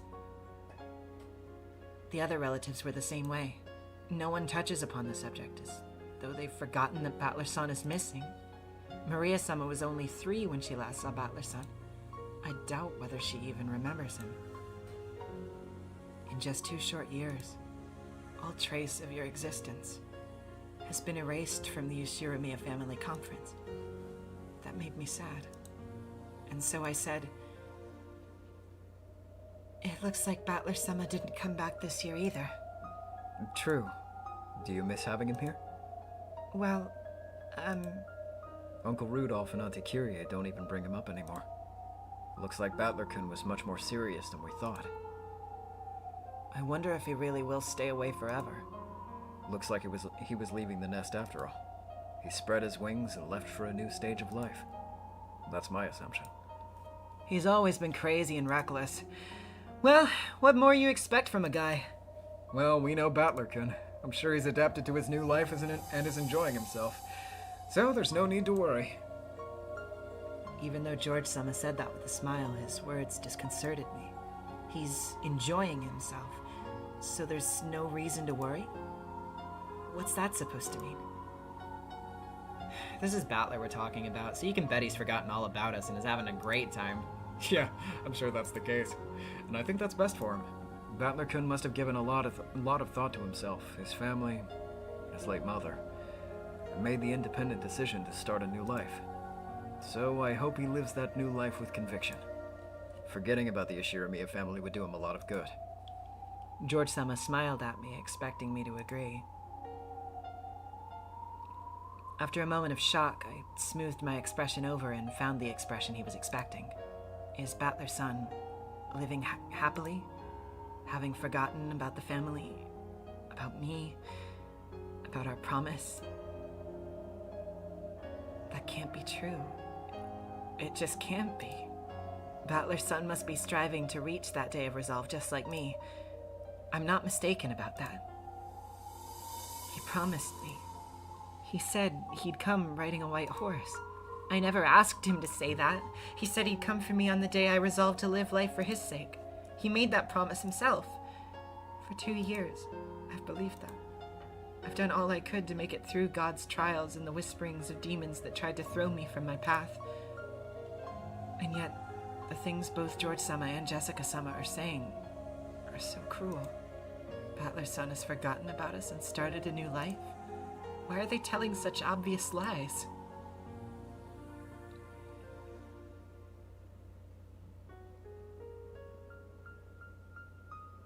But that night, I dreamed of Battler-san for the first time in a long while. The Battler-san in my dream wasn't the Battler-san I believed in. It was the Battler-san that George-sama and Jessica-sama had spoke of. The one who had forgotten everything and started a new life.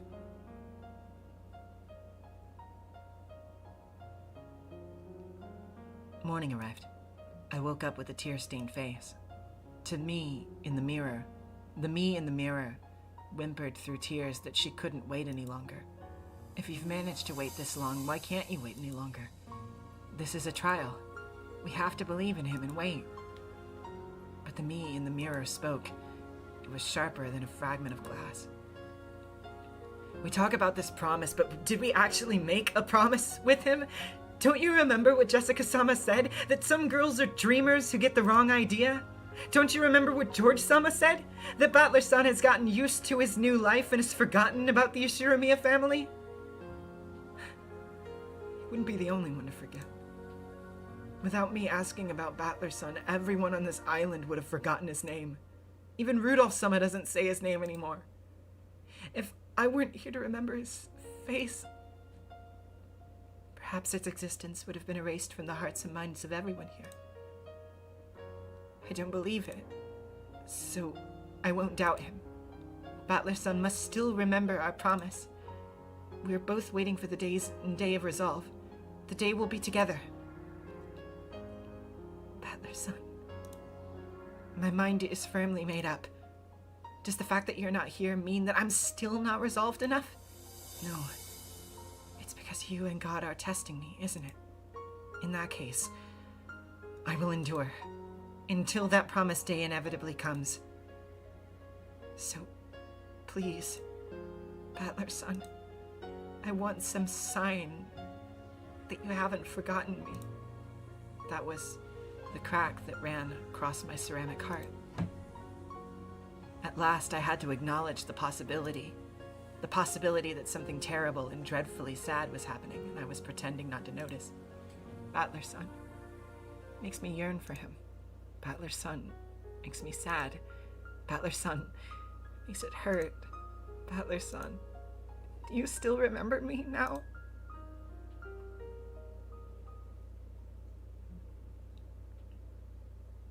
One year later.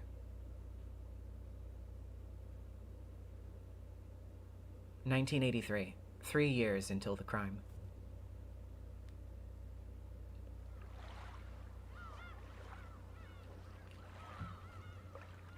And then came the third family conference since Battler-san left. If the number of beds was going to increase, we would be told that when we were setting up. The fact that nothing has changed in particular means that he probably won't be here this year either. Clinging to a final bit of hope, I stood by the docks watching the boat draw closer. Hey, Shannon-chan. You're looking as pretty as ever? Careful, Anjay. Watch your step. Hey, Shannon. You know, I love visiting Rokenjima. Uncle Kraus really should hurry up with his plans to turn it into a resort. Why bother? It'd be such a waste. Maybe it would. How have you been, Shannon-chan? I think you've gotten a little bit taller since last time. Thank you very much. And the weather's good again this year. Should count our blessings so we can bring the whole family together like this without a single one of us missing.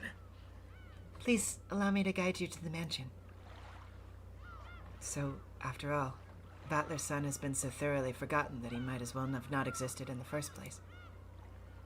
The sadness must be showing on my face. Not wanting anyone to see it, I turned my back to the family and led the way up to the mansion. Then, suddenly, someone mentioned Battler-san's name, and I jumped. What? You saw Battler-kun? Is he doing well? Yes, he's doing very well. I took Anjay and had some tea with him the other day. I was surprised. So, Kiria-sama was in touch with Battler-san.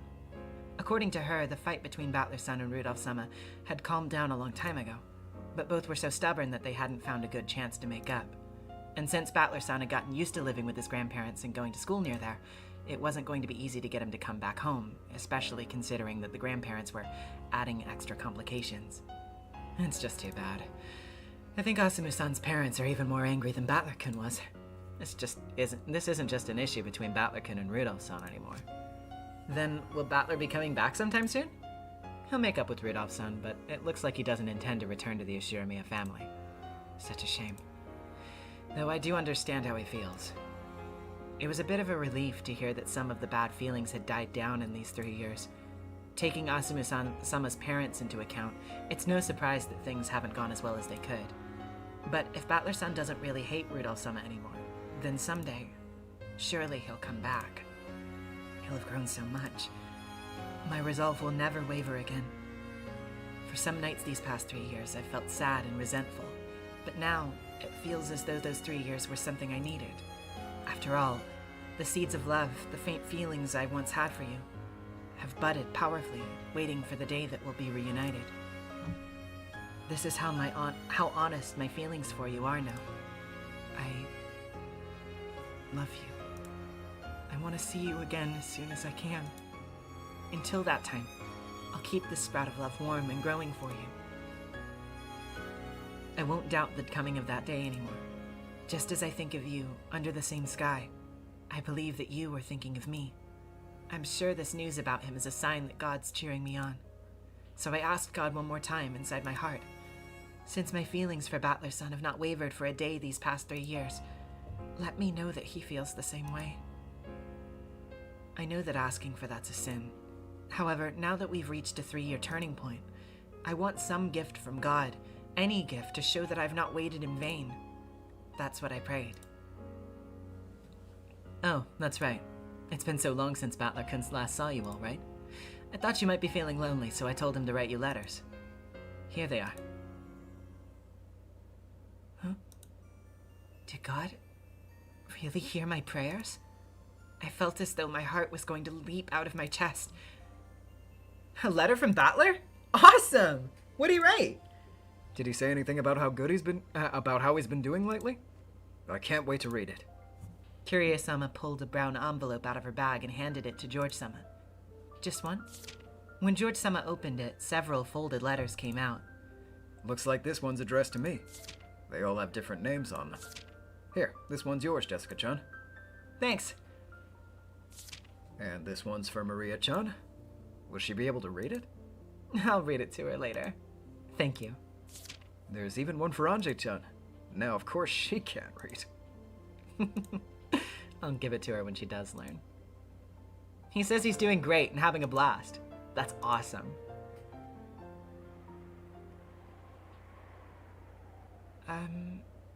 Is that, all of them? Yep. Looks like that's all of them. Thanks a lot. There are literally people who theorize that George hid a letter to Shannon because he was jealous, which I don't believe that. Like, George has done some shitty things before, but I genuinely do not believe that.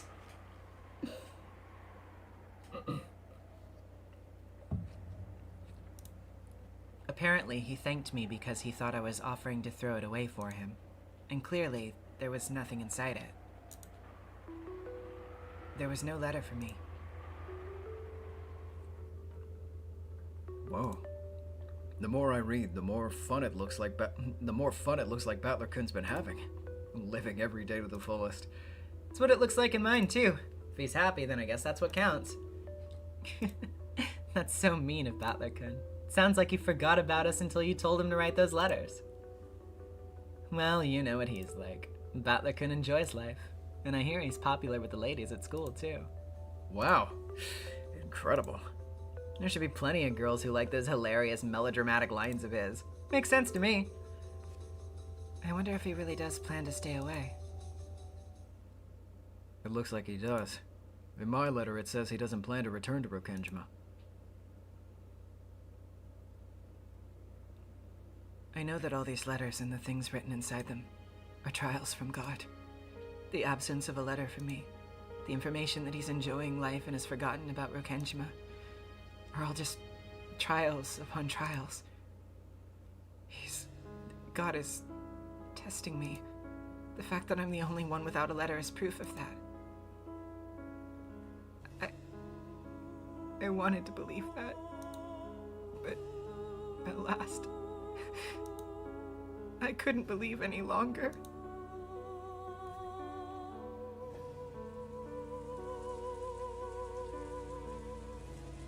It might have been an important promise to you, but it looks like it wasn't for Battler.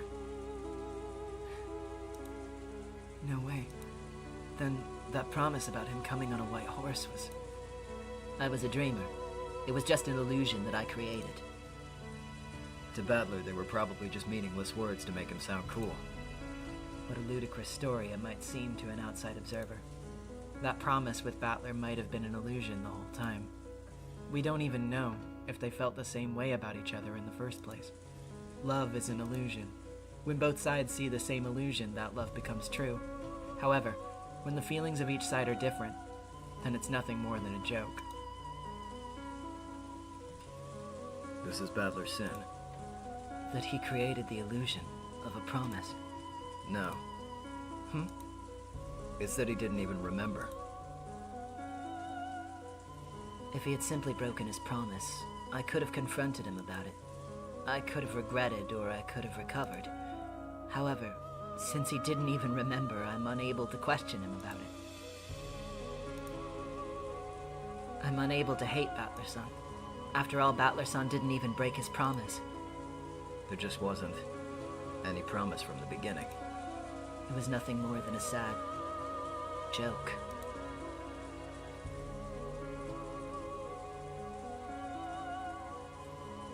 I kept on crying and crying. I dug my fingernails into my pillow, soaking it with my tears. How much easier it would be to hate something. But I can't hate anything. I just couldn't get over my miserable arrogance, which had led me to believe for 3 whole years that he felt the same as I did.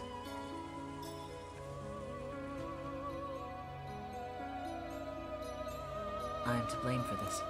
My irresponsible words led you to believe that Battler made a promise. No, this isn't anyone's fault.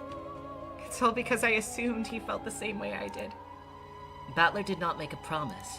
However, that does not mean his feelings were anything to be laughed at, though there might have been a difference in degree when compared to yours. It is true that he liked you.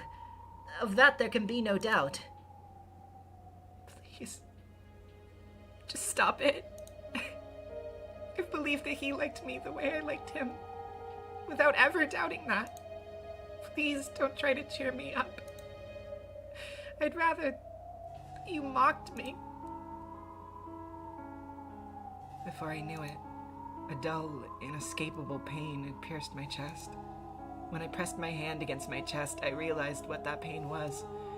It was the bud of love, which I had sown the seeds of and raised in my heart. Its roots had spread throughout my chest, tormenting me like a metal wire wrapped around my heart. Rather than roots, they looked more like fissures running through my heart. The only way to kill the pain would be to tear out the roots of love. But no matter how much I clawed at them, it was only my heart that got torn and scratched. The roots of love didn't move at all. If my feelings for Battler-san were to turn to hate, without any lingering interest or regrets, I'd be able to pull out these roots easily. They would probably leave a hole behind, but they wouldn't hurt me. They at least wouldn't hurt me anymore. But they won't come out. Even though it hurts so much, those roots of love are still stuck in my heart. Shannon. Even now, I love Battler-san so much. I miss him. I want him to come back. I believe he'll come back someday, and I want to wait for him. But no, it's just too much. As I sobbed, the tightness in my chest grew even stronger. As long as I loved Battler-san, that pain will always continue. Because I love him, I want to hold on to that pain forever. But it was written right there in the letters for George-sama and the others. Battler doesn't plan on returning to the Ushiramiya family. He's forgotten about me and Rokenjima, and has started a new life with a different name. I have to endure all this aching, biting, agonizing pain, and wait forever for someone who will never return. Is this another trial? To wait for him forever? Is that what God is asking of me? I can't do that. I want to be with Battler's son. But if this is the trial, then I must go through for that. It's just too painful.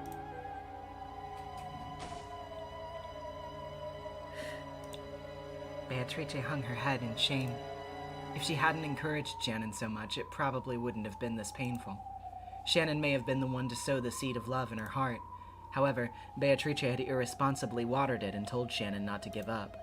Beatrice scratched at her chest, trying to share Shannon's pain.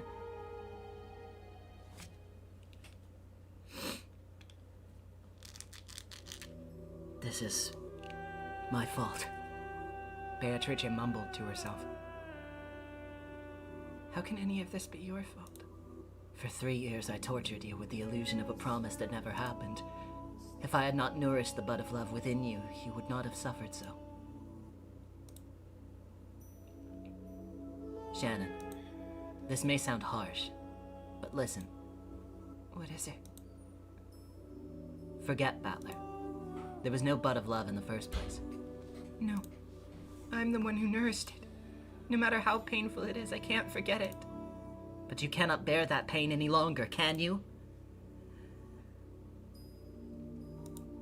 Wordlessly, Shannon held her chest and hung her head. I yearn for Battler. Even now, that feeling burns inside me. And no matter how much it hurts, I can't let it go. I spent 3 years pretending not to notice that pain. Now I know that I feel it. And now that I know, it's unbearable. So you cannot throw away your bud of love for Battler? I can't. However, at this rate, the bud, the roots, will kill you. People need a universe to survive. And one person cannot create that universe alone. 2 are needed. A universe.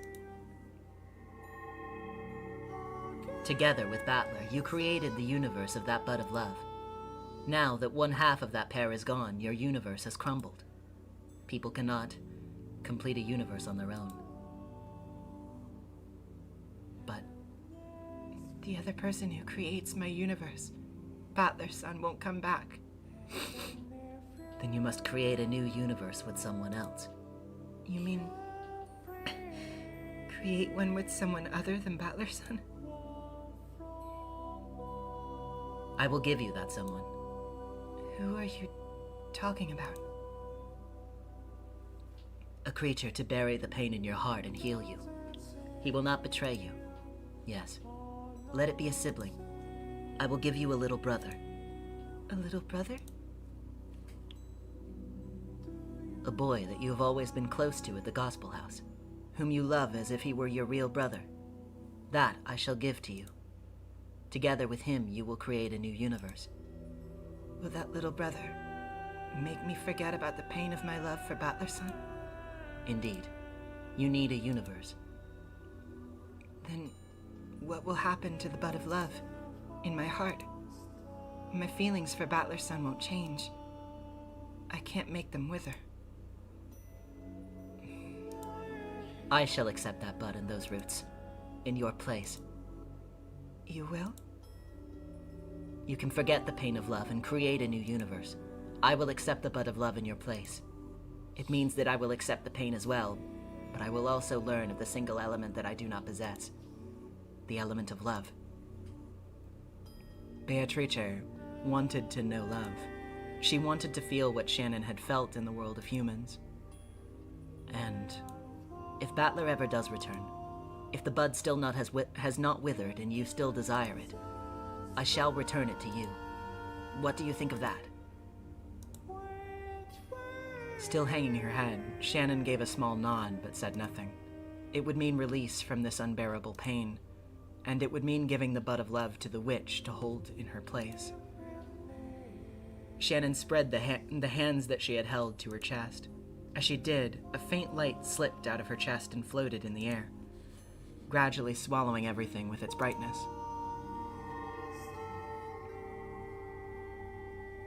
As the brilliant light began to fade away, Shannon and Beatrice, still facing each other, were now inside a vast starry sphere, like a planetarium. They were the only ones in this pitch-black starry sea. Shannon felt as though she had seen this place once before, but she could not remember. Then, I made another announcement. This world shall be modified. Let the bud of love travel from Shannon to Beatrice. This way, Shannon won't be tormented by the bud of love anymore. On top of this, so that Shannon can create a new universe, I'll give her a little brother. The backstory for the little brother will be a younger boy at the Gospel House with whom Shannon was close. For a name, let there be an on character, as the Gospel House rules state. Yeah, I've decided. That's a perfect name to go with Shannon's. He'll be a quiet, reticent boy. He'll come to Rokenjima as a new servant. There, he'll establish an immediate rapport with Shannon. As a duty-minded boy who loves Shannon like a big sister, he'll always be there for her. Let's have him be a special servant like Genji, who's permitted to serve Kinzo directly. Yeah, that sounds kinda cool. Then, Beatrice, from now on, you will carry the bud of love. In other words, the role of being infatuated with Battler and waiting for his return will go to you. While you're still the witch who reigns over Rokenjima's night, you have also been waiting for Shiromiya Battler ever since that day 3 years ago. Along with this change in setting, I'll give you a new form as well. He did tell us what his ideal woman would look like once, remember? A woman with a great figure and long golden hair, like a foreign model. Golden hair, long hair, a great figure. Yeah, something like that. That's what the new Beatrice will look like. Come now, hold that bud of love in your heart as you wait for Battler. You will learn of love at last, and pay the price of pain. Yes, this will be the setting for my new world. For Shannon, a new servant like a little brother will come. He will be a silent, reticent boy. A duty-minded kid who loves Shannon as a sister. And the bud of love that has tortured Shannon will go to the witch, Beatrice. She will be holding on to the bud of love for the time being. However, while she holds on to it, she will be a maiden in love with Battler. For that time, you will be able to learn what love is.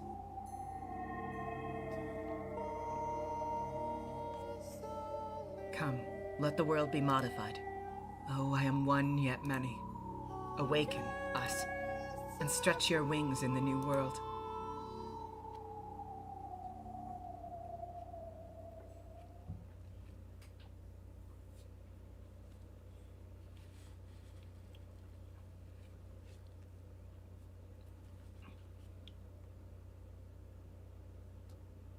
Slowly, I opened my eyes to the gentle rays of the morning sun.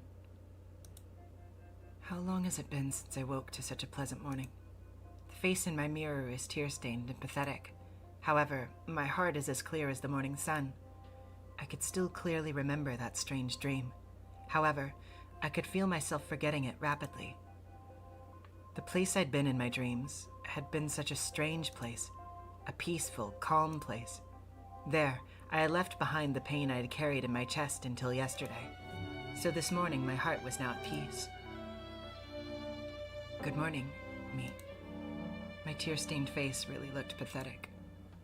However, my expression was bright and cheery. I still do love Battler-san, but I think I'd say I've calmed down. It feels like I've put something precious safely away in the place it belongs. Battler-san, when will you come back, I wonder? When you do, I'd like to talk about mystery novels again. Oh, I almost forgot. A new boy servant will be coming today, won't he? One of the rare servants who will serve the master directly. What kind of kid will he be? I hope we get along well. What was his name again? I think it was...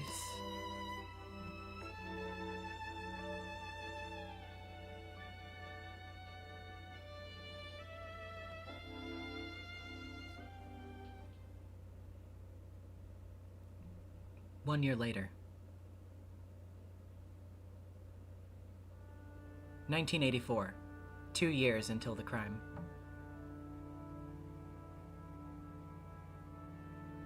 Men in work clothes were spreading a tarp over the section of the hall. From the way they measured the wall and set out tools, it could be seen that they were preparing to do some sort of construction work. This is of the utmost importance to the Master. Be sure that you do not damage it. The president of the construction company nodded his head several times to show that he understood. Then, 6 young workers carried in a large rectangular object wrapped in a white sheet. Okay, careful there. Set her down gently. Gently, I say. Is this spot good? Great, let's get started. Apparently, they were putting something large under the wall of the hall. Is that where he wants to hang it? That's what he wants. After all, this mansion is little more than one of Father's toys. Natsuhi took a deep breath. Though this was a whim of Kinzo's, a man she greatly respected, she seemed to resist the idea of hanging it right here in the entrance hall, the face of the mansion.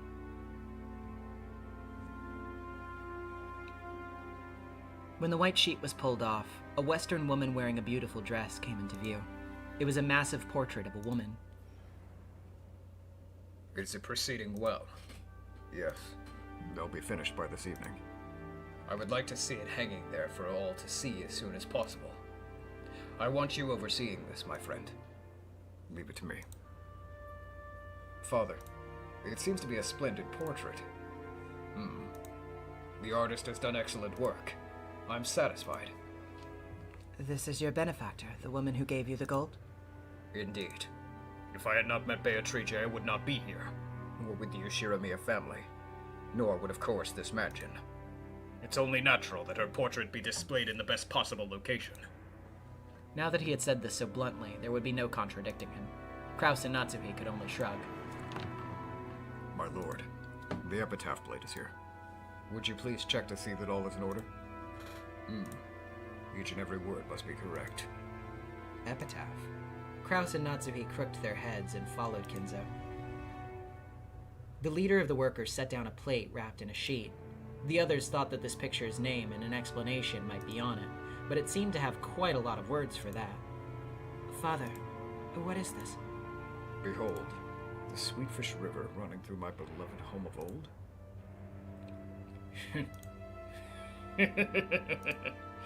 Read it, interpret it as you like. So, we finally reached the appearance of the epitaph in the portrait. I don't know much about this epitaph. It doesn't exist in my world. Probably not. In your world, there's already a clear successor, you. But not in this world.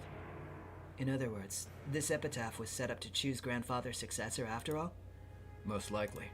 Or he might have wanted to believe in the chance of a miracle.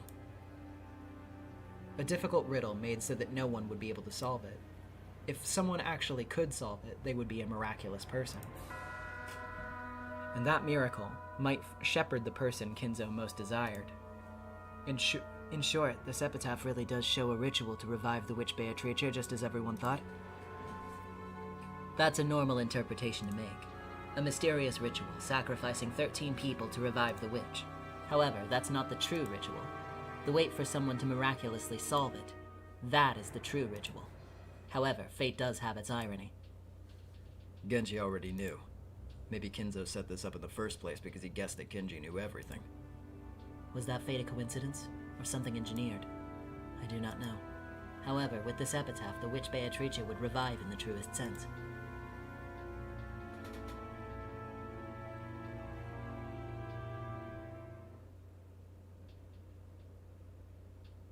Journey to the Golden Land.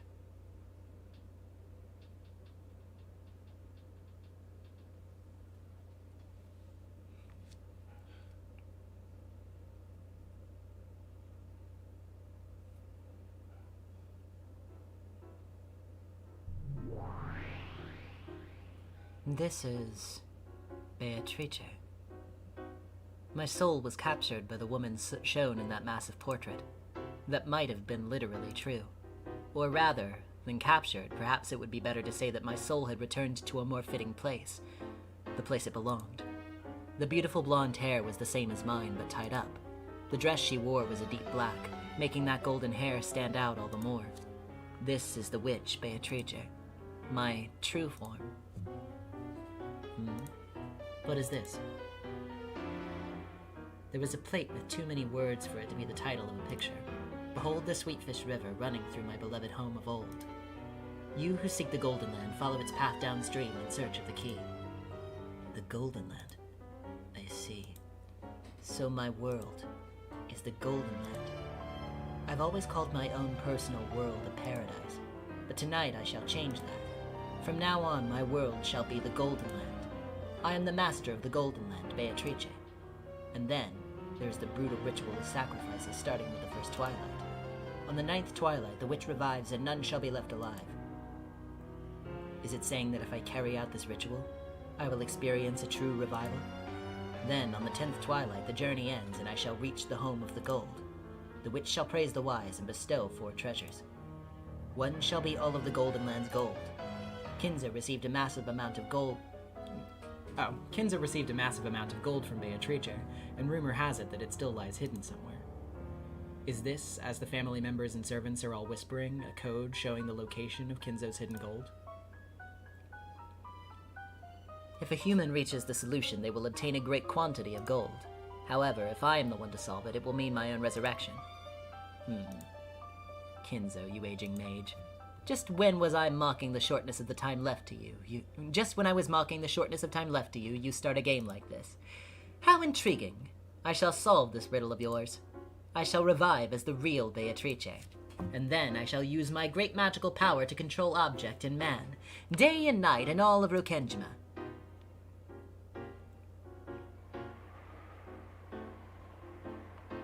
They all say the epitaph is a guide to finding hidden treasure. The rumors tell that the master has 10 tons of gold hidden away. Yes, there's rumors about Beatrice being the one who gave it to him. I've heard that too. 10 tons of gold. That would be incredible. I can hardly even imagine it. If you had all that, what would you use it for? I'd like to touch it just once. Forget touching it, I'd like to spend it all. But why would he go out of his way to present this epitaph? This code showing the hiding place of the gold? That's obvious. He's laughing at everyone since he thinks that no one can solve it. It's a challenge to the rest of us, isn't it? He wants to know if there's anyone here wise enough to solve it. It seems the master doesn't intend to let Kraus-sama take the headship easily. Perhaps the one who solves this will become his successor?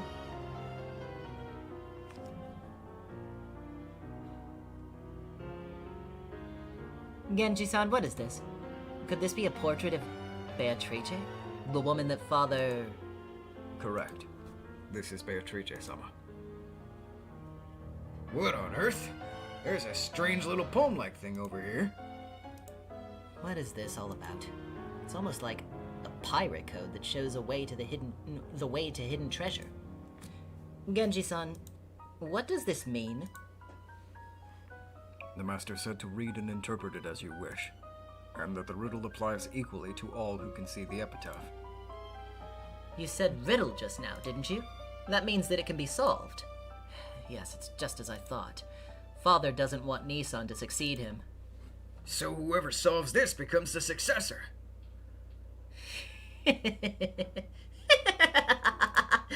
Finally! The tables have finally turned. I now have a real chance to become the head.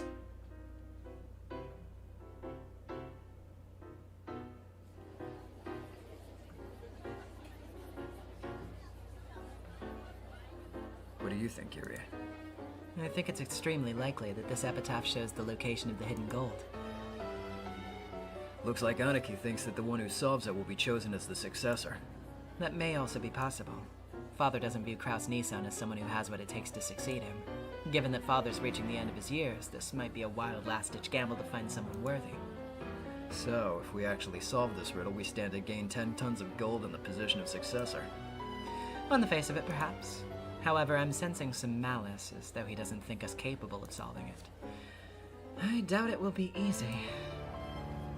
True. Looks like this will keep us entertained for some time.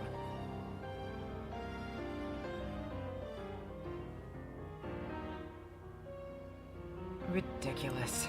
How could anyone solve this? Rosa tossed aside a notepad with the epitaph written on it and flopped over onto the sofa. Solving this means 10 tons of gold. With that much, I'd never need to worry about making money ever again. If I had money, I could pay off the debt, and then maybe he'll come back to me. I know where Father's beloved home of old is. What's the Sweetfish River? There are tons of rivers there. And what village? I don't have a clue. Oh, what's wrong, Mama? Maria looked concerned. Kids are really good at puzzles, so maybe. Hey, Maria, do you think you know the answer to this puzzle? Maria gazed at the paper with the epitaph on it as though she was trying to bore through it with her eyes. Her eyes opened wider and wider. What do you think, Maria? I guess it might be a bit too hard for you. This is a witch's ritual. A resurrection ritual for Beato. Where'd you get this? Hey, Mama, where'd you get this? I'm gonna ask Beato. I'm sure this ritual will let Beato regain her full power. She'll be able to appear in front of everyone and do miracles and magic without having to worry about the anti-magic toxin anymore.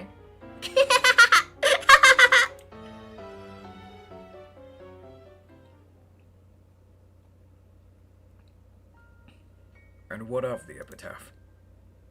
It seems the family members are all competing to solve the ritual. The riddle. Good. Let everyone try, and none will solve it, except for the one blessed by a miracle. If I let my guard down, even I might forget the process. That's how difficult it is. Because it is difficult, solving it will bring about a miracle. Precisely. This is the final miracle I will desire while I still live. My final magic. When a miracle comes and allows one to solve that inscrutable epitaph, it will surely mean Beatrice's resurrection. Oh, Beatrice. I just want to see your face one more time. I don't need wealth or honor anymore. If I could only see you one last time. Kinzo understood that he was facing his last years and considered this his final magic. After losing Beatrice across 2 generations, he was betting everything that she had given him in the hope of being reunited with her. His meeting with her that day had been the true beginning of his life. And even after the two of them had left the stage, Kinzo had remained there, alone in the darkness. The aged monarch had obtained everything, accomplished everything. But this was the one element that had always slipped through his fingers, no matter how much he struggled. If he could just have that element, he would need nothing else in his life. In the end, perhaps his whole life was just a journey to learn that one single element makes up all that it means to be human. My friend, for the final bit of magic in my life, bring me a miracle. For a while, Genji was silent. He wasn't at a loss for words or struggling to find an answer. During that silence, something had passed between the two men, who had known each other for so long that their friendship surpassed that of a master and a servant. Yes, so be it. No one is capable of solving it. That's why it would be a miracle. My lord, please tell me one thing. What is it? If I ask you, if a miracle does occur. It may have been different when he was young, but in his old age, Genji was not fond of talking about dreams and what-ifs. That very same Genji now spoke of a hypothetical. Kinzo quietly waited for the next words of the man he called a friend. If a miracle does occur, if your magic comes true, and Beatrice-sama does revive, what will you do? As the one closest to Kinzo, Genji obviously knew of the crazed feelings with which Kinzo had sought Beatrice in the past, and yet Genji was asking what Kinzo would do if Beatrice did revive.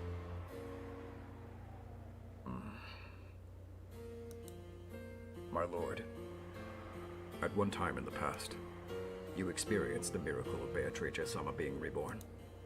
If that miracle happened again, what would you do? My friend. So after all, you do blame me. I cannot claim to know everything about your heart, or the heart of Beatrice-sama. However, I believe that I do know something. Of the way in which Beatrice-sama adored you. I am racked with regret. you may not believe, But as I have aged, I have come to regret everything. If a miracle does occur, and Beatrice revives, then of course I do not care if she knows nothing of the time she spent with me in the past. No, as long as she is Beatrice, I don't care who it is. I just want to apologize. Is that truly how you feel? Yes, my friend. I regret it. I deeply regret the mistakes I made in my youth. You have aged as well, so you must know. I could not feel guilt for the sins of my youth when I was still young. However, like a deep thorn, it began to fester, torturing me. I am willing to accept death in whatever form it may take. However, this thorn, this regret, is the one thing I must resolve.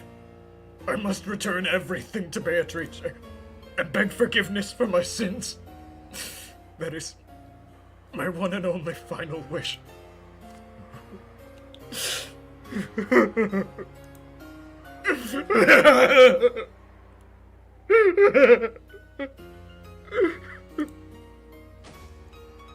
Kinzo covered his eyes and sobbed. This aged lord who had built up enormous wealth in a single generation was now at the end of his life, sobbing simply because he wanted someone to apologize to.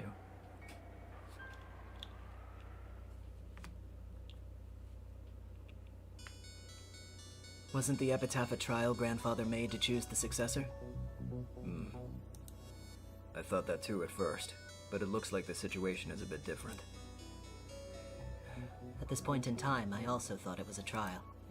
That it was a game for selecting the successor, which Shiramiya Kinzo decided upon a whim. And it wasn't? This epitaph had a special meaning for Shiramiya Kinzo and Runaway Genji. That only the two of them could understand. So this was not the workings of fate. It was a foregone conclusion. I was no more than a Cinderella with the pumpkin carriage and glass slippers all prepared beforehand. I get it. So, this was the farce that Kinzo and Genji had set up. Kinzo knew, and Genji understood that this was a message to that effect.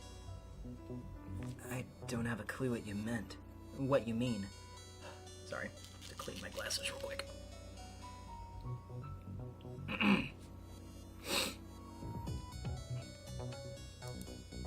What did grandfather know? And what does Genji-san have to do with this epitaph? The epitaph wasn't solved. It was allowed to be solved. And then, Beatrice truly revived. If Beatrice's revival had never happened. Then, when 1986 came, the incident might have been completely different.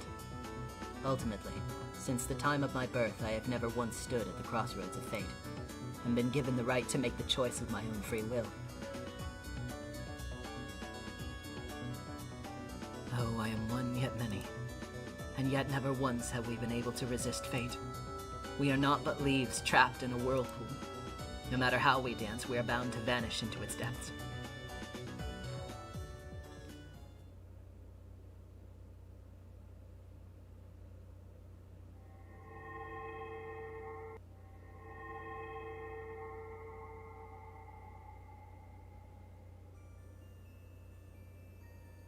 Gap's the one who specializes in instant movement. She's the 33rd in rank of the Great Demons. You must really be incredible to have a friend like that, Beato. Ugh. I see, the Great Demon Gap. Very well, my friend. You will now be Gap. You may call yourself by that name. Oh, wonderful. So you've finally given me a name. It's a relief after being nameless for so long. In that case, I would be honored to receive a name as well. Being nothing more than the head furniture lacks flavor, does it not? Maria, I need a name for this guy, too. He's also a great demon and serves as my butler. He's a subordinate whom I can trust. Ooh. Ronave, I guess? The 27th rank to the Great Demons. It's said that he'll give you reliable underlings. My, what a coincidence. The family name of my double Genji is Runaway. Oh, that truly is a coincidence. Yes, there could be no more fitting name for you. Very well, you shall now be known as Ronave. Oh, how pleasant it is to be called by one's name. I thank you for this wonderful name, Lady Maria. Just as the form can be a vessel, so can the name be a strong vessel. For unknown creatures of the other world, simply gaining a name can greatly increase their magical power. That's why names are important. Ooh. True, names are important and wonderful. Right, Leah? You can call me Gap now, okay? Gap. A splendid name. And I'll ask you to stop shortening my precious name. So you're Virgilia, the one who guides travelers to Beatrice? That's also a splendid name. Perfect for Milady's master. Yes, I do like it a lot. A name is life. Maria, thanks to you, my friends have found names. I'm deeply grateful. Ooh. Now it's your turn, Beato. Draw pictures of my bunny friends, like you did for Sakutaro. Very well. Lend me that grimoire. Who do you? Beato's drawings are really great. I can't wait to see. What'll it be like? What'll it be like? Can't wait to see the bunnies. They were in a forest band, were they not? Band. Something like... yes. All of a sudden, Maria was no longer a little girl who did nothing but follow her mother around, laughing or crying. Though she's still young, she already has a proven self-image, and possesses enough knowledge of the magical world to surprise even me. Together, we called ourselves Mariage Sorcière, and made each other's magical worlds deeper and richer. So, a name can become a great vessel. How very profound. It's very important to have a form for a vessel, but a name's just as important. Indeed. Those with names leave a greater impression than those without. It's not just about forms and names. By knowing more and more about them, you can make them exist much, much more strongly. So you have to think up lots of stuff for them. Did you do this for Sakutaro as well? Menla with the $2. Maria deserved so much. She always does, yes. Yep. Sakutaro isn't just a name and a form. There's a lot more to him than that. He's a lion cub, correct? Sakutaro's a Vegeta lion. A Vegeta lion. A Vegeta lion. Sorry. I'm just so used to reading that word as Vegeta. So he doesn't eat meat. But everyone else thinks he does, so they're scared of him. But Sakutaro's also a scaredy cat, so he's just as scared as the others. Sakutaro's such a coward. Honey, I don't eat meat. I'm not a scary lion. Oh look, a flesh-eating sparrow. Flap, flap, flap. Honey, sparrows are scary. Whoosh. Sparrows don't eat meat. Sakutaro's a coward, so he thinks they do. Did the sparrow go away? What do you... You're such a scaredy cat, Sakutaro. If you keep this up, Sakasuke and Sakakichi will start making fun of you again. What do you? I'm not a scaredy cat. The sparrow's back. Flap, flap, flap. No, I'll be eaten. Whoosh. Sakutaro is quite entertaining. Then are Sakazuke and Sakukichi his siblings? Yep. They're his little brothers waiting for him at home. Sakasuke is a lot more reliable than Sakutaro, and Sakukichi is so skillful that he can do anything. But they're all really good friends. They all play together in my bed. Your bed must be covered with lions. Yep. So I call my bed Lionland. There's a lot of other animals too. Ooh. Lionland, is it? It sounds like fun. By interacting together, all of Maria's friends can reinforce their own existence. She has a great world. Then we should work on deepening our relationships as well. By strengthening our bonds, our existence and magical power will grow stronger and stronger. Let's expand our world more and more. From what I've heard, Maria's world is far more than just Sakutaro and the bunnies. We have to keep up. My. In that case, shall we find more minions for ourselves? It's no fun with just the gold butterflies. After all, they cannot speak. I'd like some chatty minions who can talk, jump around, and fight with each other. True. Of course, it'll be better to spice up things around here. Here in Mariage Sorcière, we have learned how to expand our worlds and create new minions. At this point, the kinds of minions you may create are limited only to your imagination. My lady, what about those? Why are they yellow, and why are they saying things about bananas? Could you make vessels of those dark tools you found when cleaning out Goldsmith's storehouse? Oh, perfect! Minions manifested from dark-looking vessels like that will surely be fitting for me. There will be more and more of us, and it will get very lively here. Ooh, we got more and more new friends. That's my magic. And Beato can take my friends and give them a form. You can make them grow. You create and I grow. That's Maria's sorcier for you. Still, bunny ears are pretty hard. It might take some time before the bunnies manifest themselves. Make sure that you make them cute. But of course, this is where I get to show my skill. Create a creature, give it a name, give it a form. Doing that is no different from giving birth to new life. When a human gives birth to a child, they give it a form, give it a name to identify it by, and deepen its character by raising it in the world. Maria Sorcier is doing exactly the same thing. In our world, we can create whatever creatures we can think of, give them forms, give them names, and make them friends we can interact with. We were engrossed with our game in this world called Maria Sorcier. At least, Maria was engrossed. She would badger me to play this game every time she came. And of course I was too. However, when Maria started happily drawing something and I just sat there for a while, I must admit there were times when I sighed and looked up at the sky, making sure she did not notice. It's fun to increase the numbers of our minions. They make things lively, so I do not tire of it. I may have tired of my minions alone, but when I can interact with Maria's minions as well, that does not happen. It takes two people to create a universe. I now have that second person, so I'm satisfied.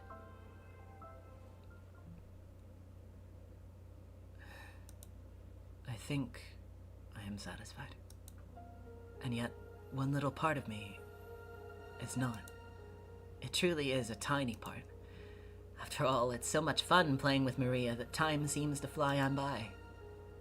But even so, when I look up at the sky, during those short moments I feel an empty feeling I cannot describe. I know, my universe is not complete. My apologies to Maria, but she is not the second person I seek to create a universe with. No matter how much I nurture my world with her, the roots of love in my heart leave gaps. 4 years have already passed since that day. He left saying he would come for me riding a white horse, and I was the only one without a letter. And he even said that he would likely never return to Rokenjima. This is love? I always believed that love was so much sweeter, so much more intoxicating. But now, I don't know anymore. Though I long for him so much it's maddening, I can sometimes feel hatred underneath. However, even that hatred is wrapped in adoration. The roots of love have remained in the corners of my heart all this time. Some part of me has given up and accepted that Battler might never return. However, the roots of love have stayed right where they are. In other words, even 4 years later, I still believe he will come back someday. The flower of my love is curled up as if to resist the winter cold, and it even appears to have withered. However, the roots are still alive, and so it endures, waiting for the day he will surely return, waiting for a chance to bloom beautifully again. I'm grateful to Maria. Maria Sorcier has eased the burden on my heart so much. If we had not met like this, I may have withered away along with those roots. Even this incomplete universe is now necessary for my survival. I must live on until I can create my complete universe. Until that day, I will not be complete. Though I have a form and a name, no matter how deep my world grows, I will not be complete.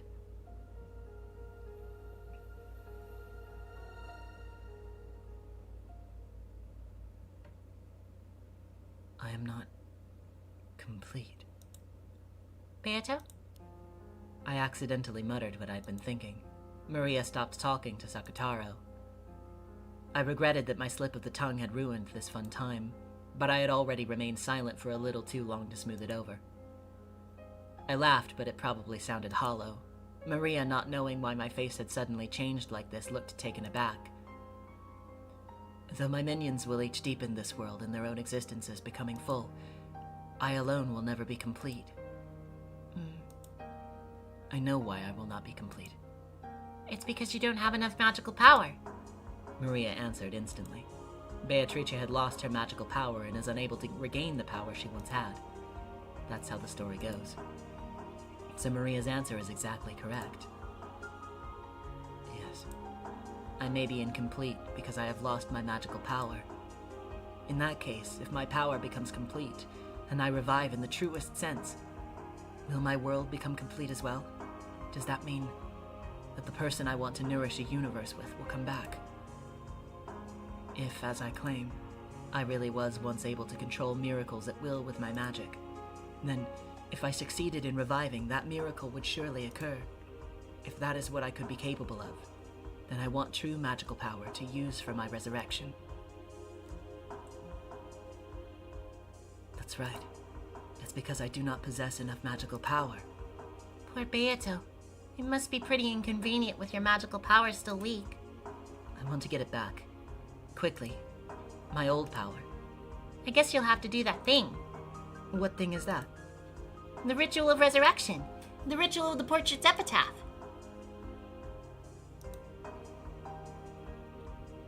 If you read that epitaph literally, it does sound like a witch's resurrection ritual.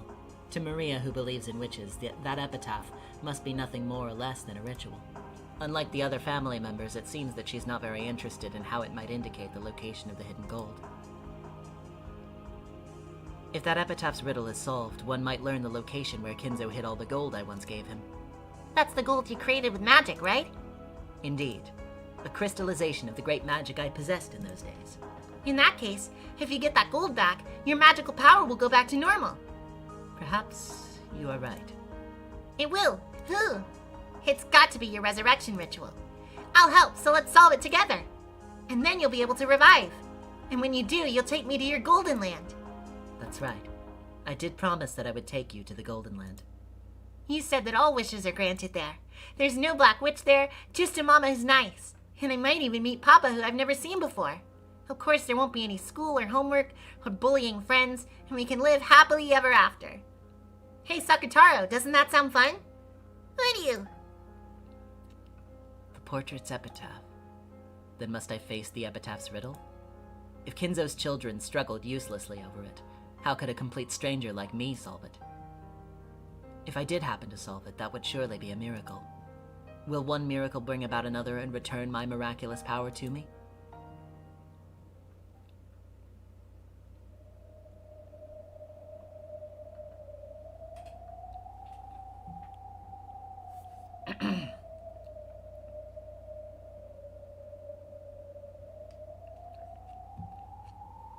Here we go. Hope you guys have been thinking about the epitaph. Because, if not, time's up. Behold the Sweetfish River running through my beloved home of old. You who seek the Golden Land, follow its path downstream in search of the key. So, am I to travel down a river in Kinzo's homeland in search of a key? As you travel down it, you will see a village. In that village, look for the shore the two speak of. There will be a key to the Golden Land. There, the key to the Golden Land sleeps. There may be villages down that river, but what is it the shore the two speak of? You who laid hand upon the key must journey as follows to the Golden Land. So, those who do not have the key need not read the rest. I do not understand it, but that's how this riddle is. It's practically unsolvable, so solving it would be a miracle. That makes much sense. That much makes sense. I felt a stabbing pain in my body. The anti-magic toxin had burned my skin. Some human is probably approaching. I erased my form. Multiple sets of footsteps approached. It was Genji, Shannon, and Canon too. It seems everyone is engrossed with solving the epitaph's riddle. Yes. I hear that even some of the servants have written it down and taken it home with them. If you solve this riddle, will you really find 10 tons of gold? Yes. There can be no doubt of that. I don't understand. Why is the Master displaying the location of his precious gold, even in the form of a cryptic epitaph in a place where everyone can see?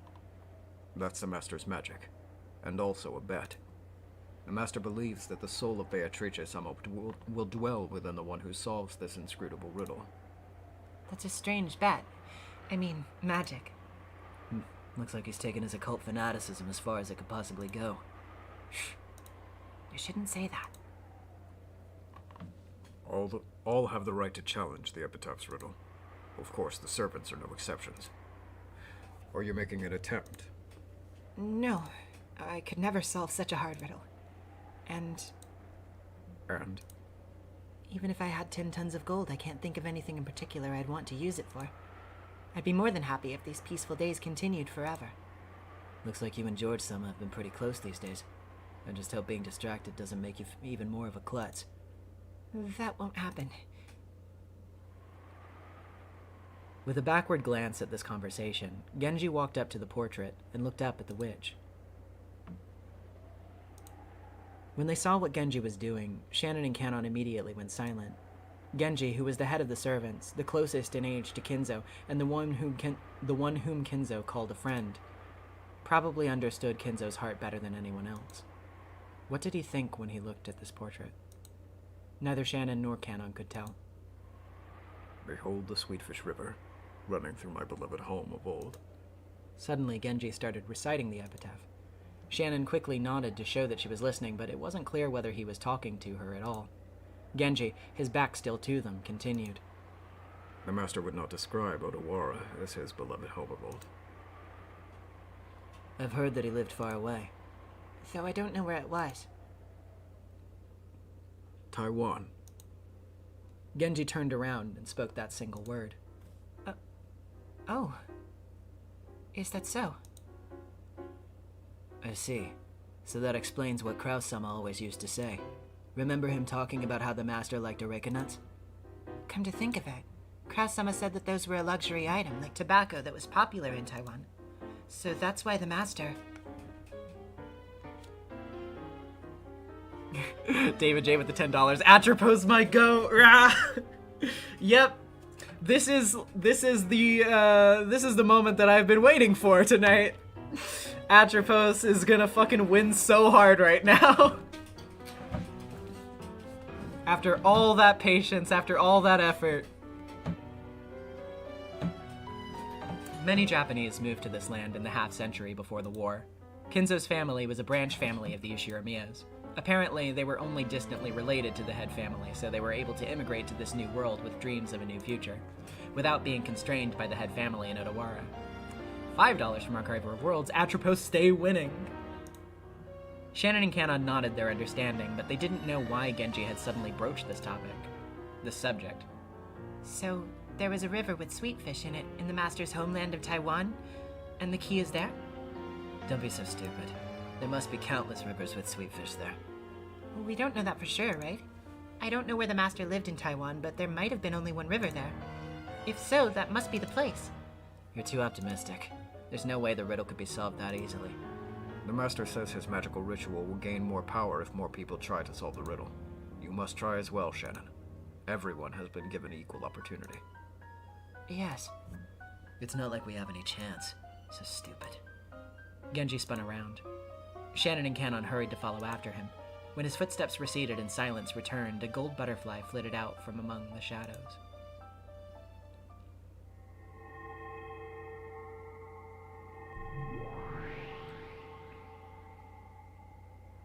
Taiwan, is it? Oh, so he lived quite far away. Behold the Sweetfish River running through my beloved home of old. In other words, a Sweetfish River running through my beloved Taiwan. There are countless rivers in Taiwan. Kanon was right. How ridiculous.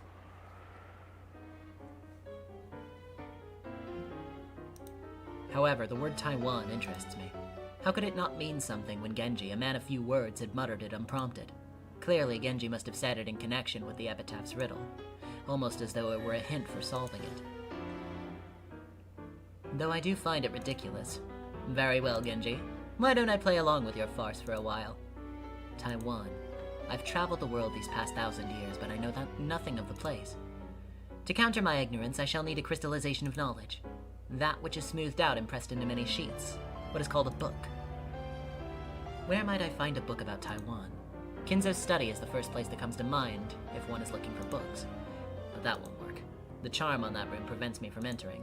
In that case, the book archive.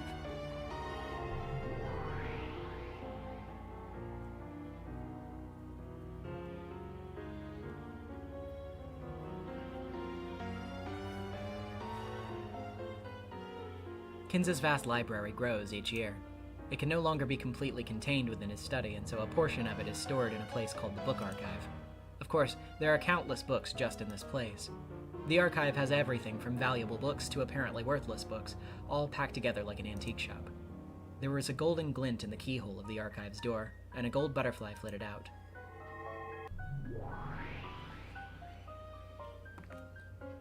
The stench of this room is as overpowering as ever. Dust, mold, yes, the stench of knowledge. Well now, how can I find a book on Taiwan amongst all this? The prospect is almost dizzying. However, I realized right away, if I wanted to quickly find out about Taiwanese rivers, I didn't want a book on Taiwan. An atlas. There must be one of those somewhere around here. Search, my butterfly minions. Find the book I seek in this dusty noble graveyard of knowledge. A cloud of countless gold butterflies appeared at my feet.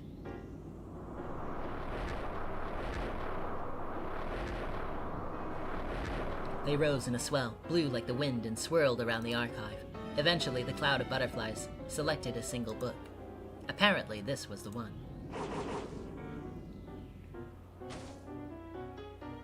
Well done. A World Atlas, Asia volume. Perfect. It was a grand, thick, illustrated encyclopedia of maps, several volumes long. There was a thick section devoted to Taiwan. It seemed sufficiently useful as a reference. Taiwan. 394 kilometers north to south, 144 kilometers east to west. An area of roughly 36,000 square kilometers. Oh, that's pretty large. By area, that's about the same size as Kyushu in Japan. This led Beato to a very natural question. Just where on this massive island did Kinzo live? Genji mentioned Taiwan, but that's all. What a careless oversight. Beato had imagined, without much thought, that the riddle would be solved in a flash if she could only look at a map of Taiwan. However, Taiwan is no small place. Just which part of this large island did Kinzo call his beloved home of old? Looking through books in the dusty archive, sometimes having to cough while this simple problem obstructed my progress, was by no means enjoyable. So the largest city is Taipei. It says here the Japanese people used to live in a spot called Taisho.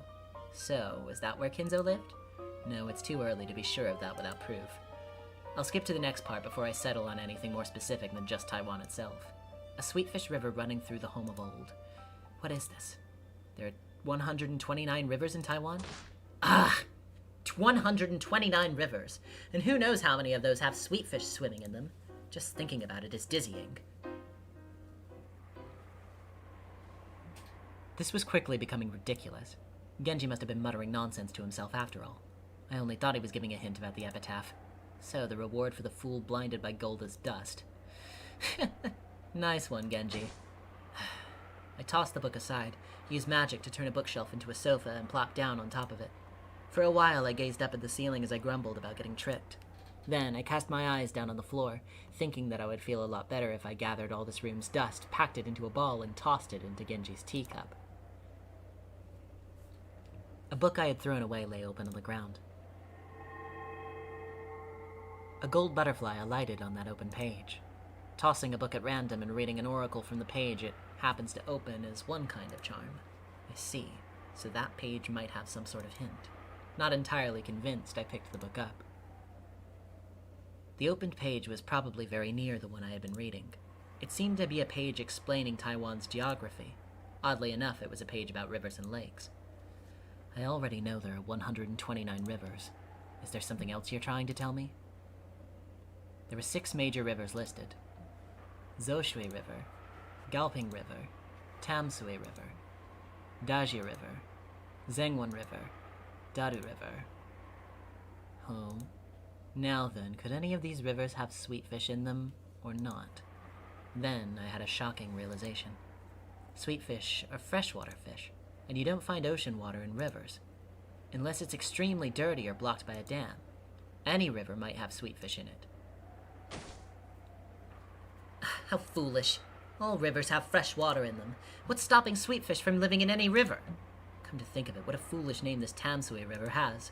Freshwater river. What sort of river isn't a freshwater river? Why not at least wait for something besides fresh water to flow down it and name it after that instead? Tamsui River flows from Taipei to the harbor town of Tamsui. I see, it isn't called that because of the water in it, but because of the town at its mouth.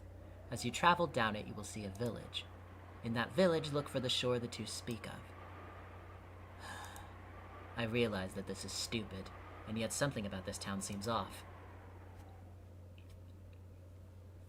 Behold the Sweetfish River running through my beloved home of old.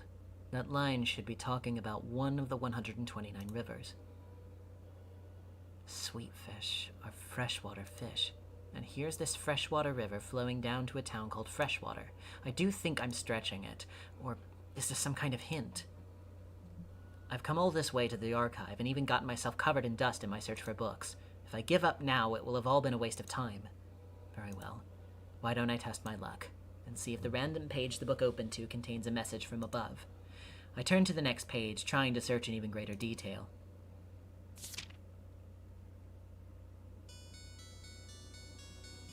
We treated this riddle as a sort of game, and all of the servants were engrossed in it. I was just trying to be one of that group. I had long since run out of books that I could become enthusiastic about, so out of boredom, I took that book back with me to my own room and looked through it every night. There's a hint for the epitaph's riddle in an atlas? In the third game, Ava solved the riddle after reading a book in the book archive. Then, in the fifth game, Furuto Erika looked for an atlas in the book archive before solving the riddle herself. Then there really is some secret in the map of Taiwan. I believe that the Sweetfish River part was code for Tamsui River. Every day I researched the surrounding geography in detail. Of course, I also looked up several small streams that might have sweetfish in them. However, that didn't get me anywhere. According to some information from a previous game, we aren't looking for an actual river. But it was something that flowed. That's how Ava interpreted it. Not a river? Yes. In the end, Tamsui River had nothing to do with it. However, thinking about it now, it must have been a message from above as well. After all, Tamsui River itself was unrelated, but it was still an incredible hint. The river was unrelated, but it was still a hint? Slow down and think. Think of something that flows but isn't a river. So, something other than water that flows. What comes to mind? Try to think out of the box. Well, I'm tired of all this puzzle solving. Stop being annoying and come out with it. You solved it, haven't you? The epitaph. Probably. What things flow other than water? What things? Things? Things being transported? Like on a road or a highway? Correct. It took me so long to realize that the Sweetfish River did not refer to water itself. That's right. There's something other than a river with the name Tamsui. Something that carries both people and things, and which flows both up and down. Both up and down? You mean... Yes. A railway. The Tamsui Line. It's a railway that goes from Taipei to Tamsui Harbor. It was opened in 1901. Afterwards, the number of stations continued to grow and it became a major artery into Taipei. This railroad was used after the war as well and is still in common use as the Taipei Metro Tamsui Line. Its route begins at Taipei Station and continues on until the town of Tamsui. Taipei Station. Chang'an Station, old name Taishogai Station. Xianglan Station. Tatun Company Station. Yonshan Station. Jiantan Station, old name Miyanoshita Station. Shilin Station. Shipai Station, old name... What did the epitaph say you'd see if you went down the river? A village. There's only one station on the Tamsui line with... that, the character for village in its name. And that's the old name of this Shipai station.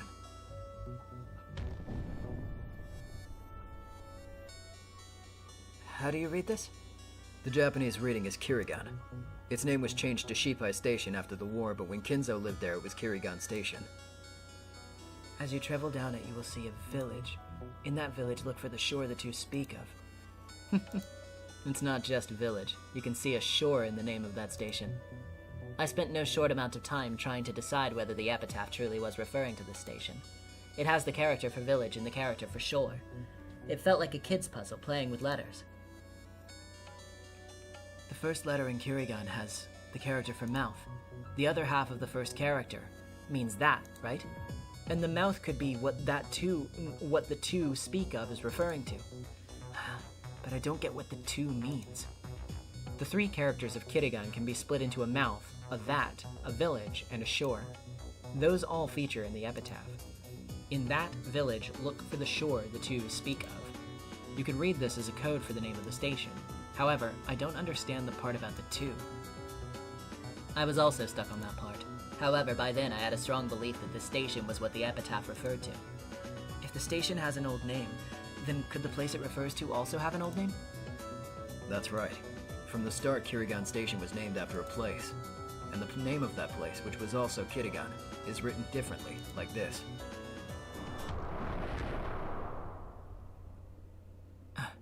There are two mouths! It was clear as soon as I looked it up. The epitaph had to be referring to this place called Kirigan. This is where the key to the Golden Land sleeps? That would be the obvious answer. However, I couldn't have made the long trip to Taiwan to check. And of course, the place known as Kirigan is quite large itself. If a tiny key was hidden somewhere there, I'd never find it. I was at a loss. But you didn't give up. I was certain that I had found the answer, at least to the first 5 lines of the epitaph. To me, this was a game. No, a mystery. More intriguing than any other. I almost gave up at that point. However, I was certain I had the key in my hand. So I decided to follow the epitaph's instructions and journey to the Golden Land. On the first twilight, sacrifice the 6 chosen by the key. We can tell by this line that the key refers to 6 things. From that fact alone, we can deduce that this doesn't refer to a physical key. 6 things? Yes, 6 things. I wasn't a very flexible thinker, so I decided to look through books for anything related to the number 6. 6. 666. The location of the key called Kirigan was hidden by a word game. So I was convinced that 6 things would be related to some form of word game as well. 6. 666. I kept searching for 6. Is there some way to split the characters of Kirigan into 6 parts? A good idea. But no matter how much you stare at those 3 characters, you won't get an answer. The problem here is that Kirigan is just the Japanese reading of the name. Then how did they pronounce it there?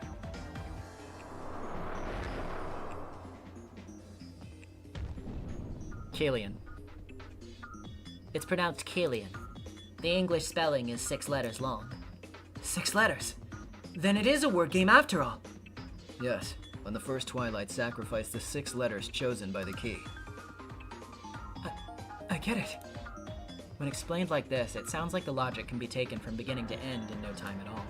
However, it took a long time for me to reach this spot on my own. A dizzying number of nights passed from the time Genji uttered that single word to the time I got this far.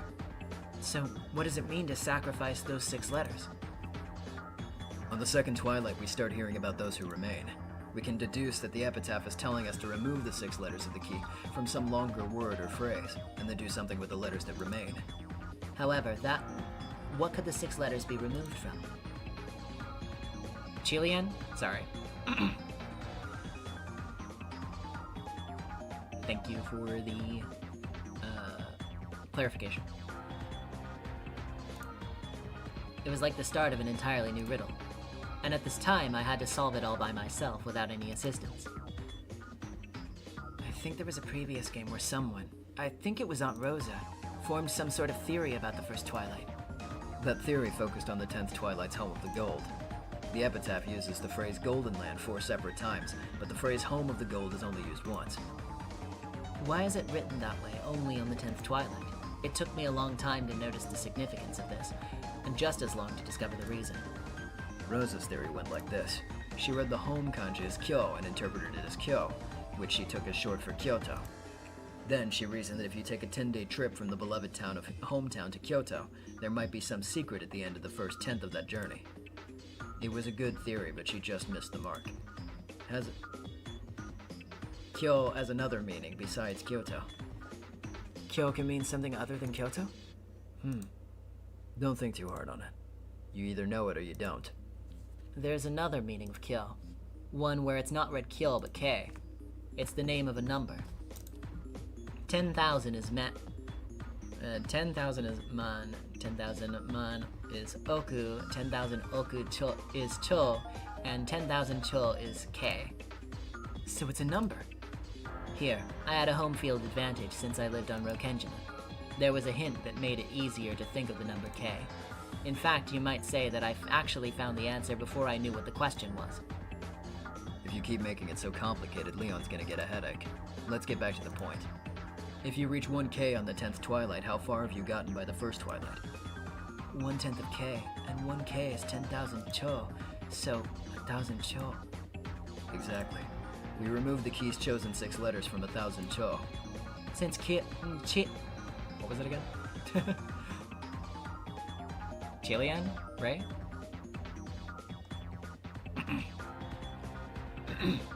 Since Chilean was written in English, I immediately guessed that 1,000 cho would have to be written in English. 1,000 cho in English is quadrillion. As Battler guessed in the 5th game, it has 11 letters. Or should I say, as you guessed. Curiously enough, the first letter is Q. The first letter of the 6-letter key is also Q. I felt that this just had to be right. Leon took out a notepad from a pocket and spelled out quadrillion and Chilean. Those two words even looked similar at a glance. You're right. The 6 letters chosen by the key are right there inside quadrillion. So what happens if we take them out?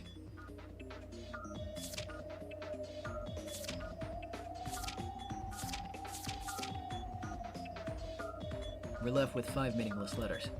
However, the important thing is the number 5.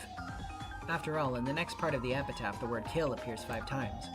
And then, on the 9th twilight, none shall be left alive. In other words, there should be 5 letters left. On top of that, just as Battler-san guessed in the 5th game, 2 of these letters are close to each other.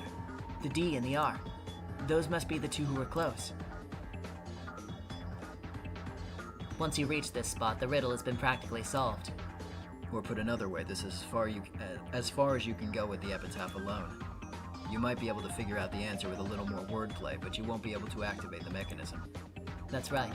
Once you know this much, all that remains is to gouge and kill. You had a good idea of where the place was even before you got this far, right? Yes. I suspected that the gold was hidden there even before the epitaph appeared.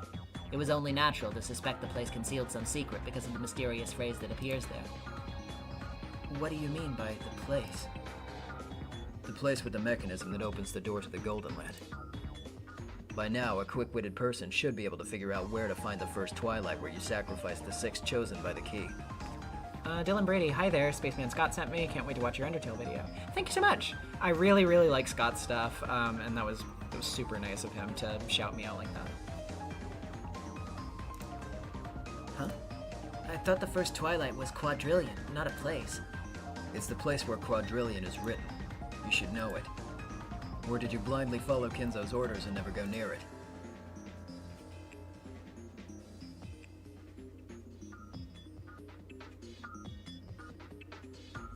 We're going to go just a little bit more. I said this one would be longer.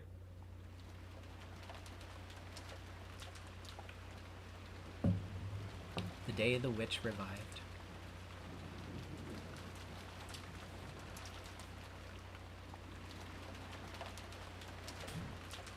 Quadrillion. There's only one place you'll find that word on Rokenjima. Gold butterflies flitted from shadow to shadow, dodging raindrops.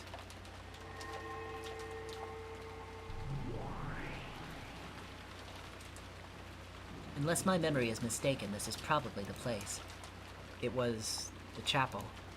That mysterious building, one of the oldest on Rokenjima, which had been built at the same time as the mansion. It was called the chapel, but not once had Kinzo used it for worship, and the members of the family had never been allowed inside. There were strict orders that none approach it without reason, and its purpose was always a mystery. However, any mystery will lose its luster after several decades. At some point, everyone forgot the chapel even existed, and that splendid building passed from the thoughts of Rokenjima's residents. Of course, this had been true for Beato as well. Beato, who hated boredom, had no desire to approach places that humans never went. Her last memory of the place was of the time she went in there to taunt Shannon as she tried to clean. There can be no doubt. That is it. Quadrillion. Beato looked up, above the door of the chapel. There was a relief displayed over an arch. English words were written there. You will be blessed only at a probability of a quadrillion to 1. So, you thought that that was the probability of someone solving this riddle? This chapel was built long ago. If there is a mechanism like the one I imagine, Kinzo must have prepared that epitaph riddle many decades ago. He must have been planning to use it as a ritual for choosing a fitting successor all this time. However, that ritual is now a ritual to open the door to the Golden Land and to my resurrection.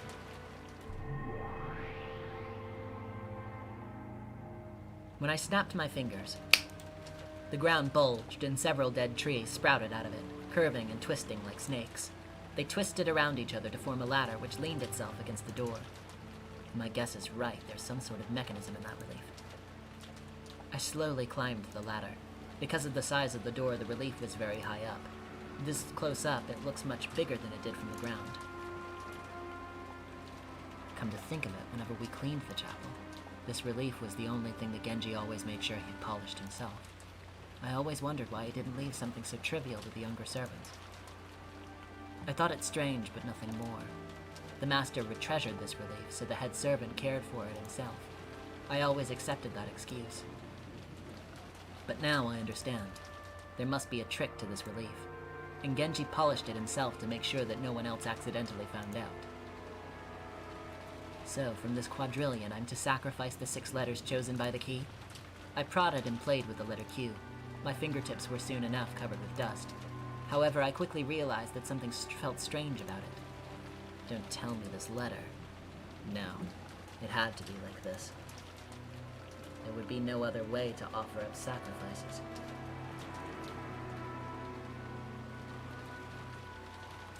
Sorry, I had to reply to something.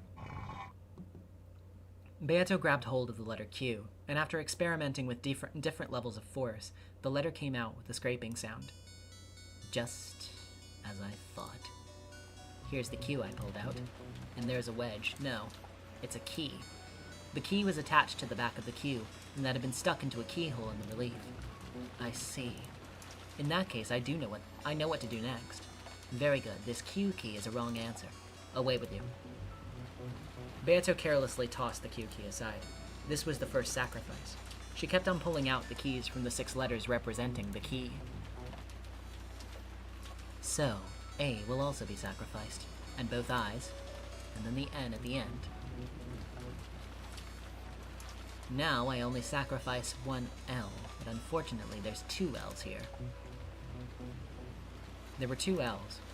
I didn't know which one I should sacrifice. I tried pulling both out, but the keys were of different shapes, so one is a right answer and one is the wrong answer.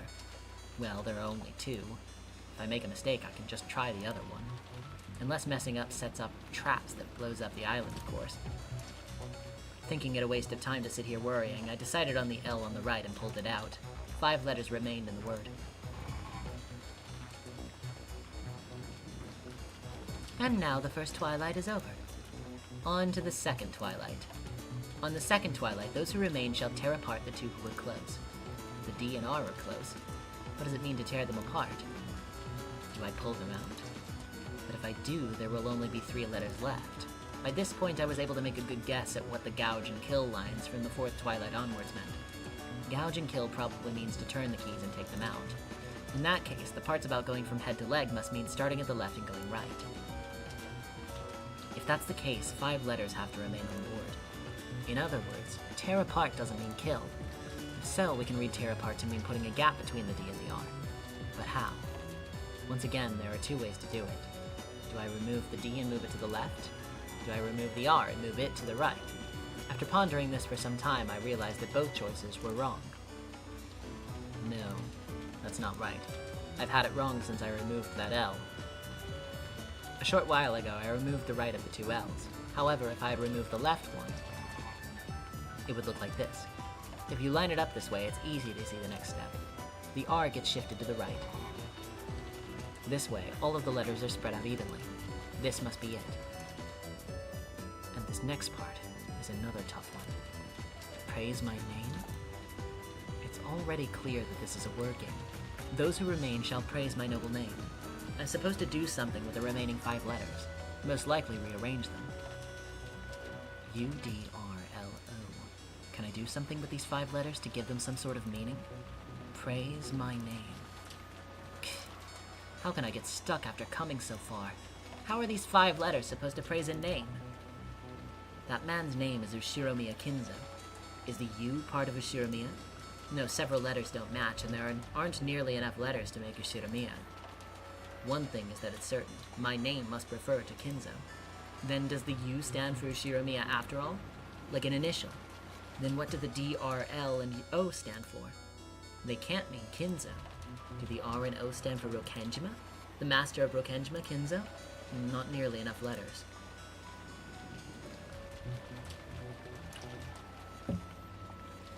This riddle left me totally confused. However, there were only 5 letters left. There can't be so many possible combinations of those letters. I could use process of elimination. Thinking I'd play around with it, I pulled out the U. There were 4 letters left. D, R, L, and O. My idea is that U stood for Ushiromiya was like a heavenly oracle. When I removed the U, I thought of making the word with the remaining 4 letters. D, R, L, and O. Those 4 letters spun around in my head, changing their orders, and led me to a single English word that would serve to praise Kinzo. It's Lord. Lord! I had absolutely no basis for it. However, it was like a flash of inspiration. I quickly changed the letters around before that flash faded from my mind.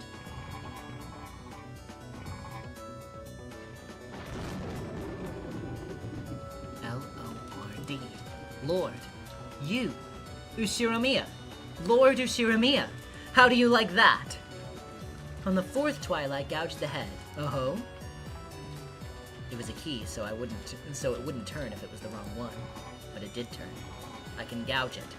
With a sound of scraping stone, I gouged the first letter, the L, and then pulled it out. Yeah, so I mean, like, we can basically say this right now. Atropos had this shit solved months ago. Literally months ago. Like, months and months ago. Saw this in the chat and literally had to, like, take a second aside to be like, hey, hypothetically, if you got this right at some point, would you want me to tell you? Because if Atropos had said in that moment, yeah, I would want you to tell me, I would have literally done it right then and fucking there. So, yeah. Fucking fantastic job. Next, the 5th twilight. Gouge the chest and kill. The O was gouged and pulled out easily. Then the R. Next the D. And finally the U.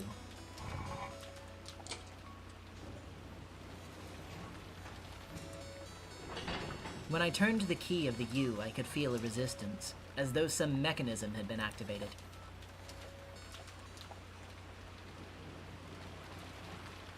I waited for something to change, but nothing did.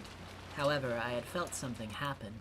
A secret door or something must have opened up somewhere around here. Waiting around won't accomplish anything. I've probably done everything I can here. All of the letters in quadrillion have been removed. On the 9th twilight, the witch revives and none shall be left alive.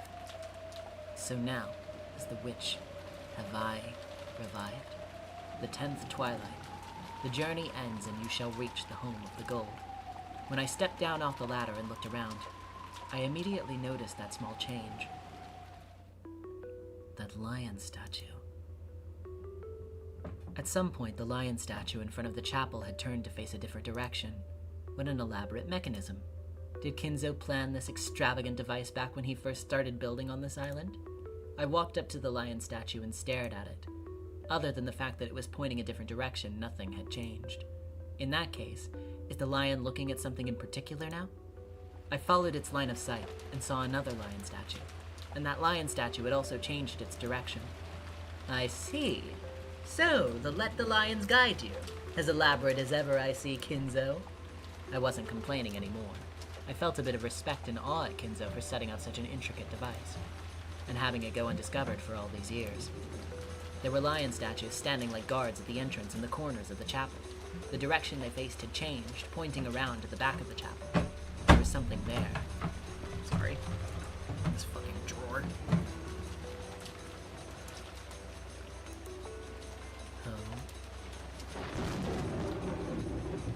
It was no longer a surprise. This was after the mechanism in the relief, after being guided by the lions. So when a gaping open secret passageway appeared, with stairs leading down to the darkness below, it wasn't surprising to me anymore. So, is this the entrance to the Golden Land, Kinzo?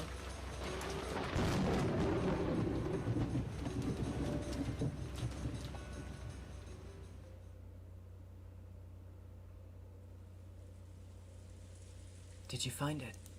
Grandfather's gold? Yes. At the end of my long, long journey was the Golden Land. According to the previous games, there was an underground VIP room there along with 10 tons of gold, right? Yes. After going down a rough stairway, there was a door at the end of the passage. Inside, it was beautifully furnished. A true VIP room. And was the gold all you found there? Yes, at the time. It would be a lie to say that I was not dizzy by the sight of all that gold stacked high.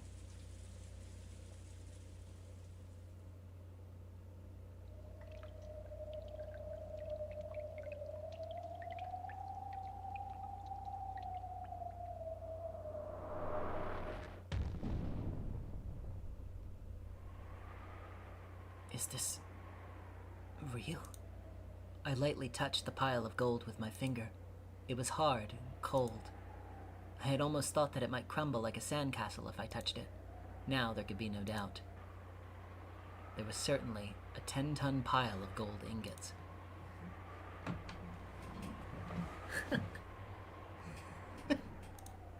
Considering the amount of gold I had just found, I figured I ought to be crying out in delight. I didn't really feel like laughing, but I thought it only good manners to do so in a situation like this. So I forced it out. Because of this, only a few feeble laughs slipped from my mouth. At that moment, even stronger than any delight, was a feeling as though I'd entered a place I wasn't supposed to be. For a while, all I could do was stand there, shocked, unsure what I should do now that the epitaph's riddle had been completed. Then I heard approaching footsteps. They were coming from the stairway I had entered by. Someone was coming. Could it be Kinzo? If he finds out I've been in a place like this, won't I get scolded harshly? I thought about hiding and pretending this never happened, but my legs wouldn't move. I kept standing there, stunned, in front of the pile of gold, as the footsteps drew closer and closer. The door opened, and I saw who it was.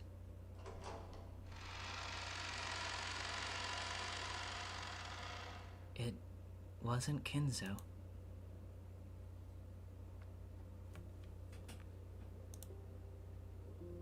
You. Did you reach this place by your power alone? Indeed. For some time, Genji stared at Beato in silence, as though he was calculating something. Then he slowly clapped his hands together. He did it again, over and over. It took quite a long time before I realized that he was applauding me. The Master has said that he will hand over the gold and the headship to the first person who solves the epitaph. And he believed that this person would be Beatrice. Beatrice? Me? This is fate. It's fate that brought you to this day. I didn't really understand what Genji was saying. The shock of seeing the gold had me paralyzed. Come, this way. Okay.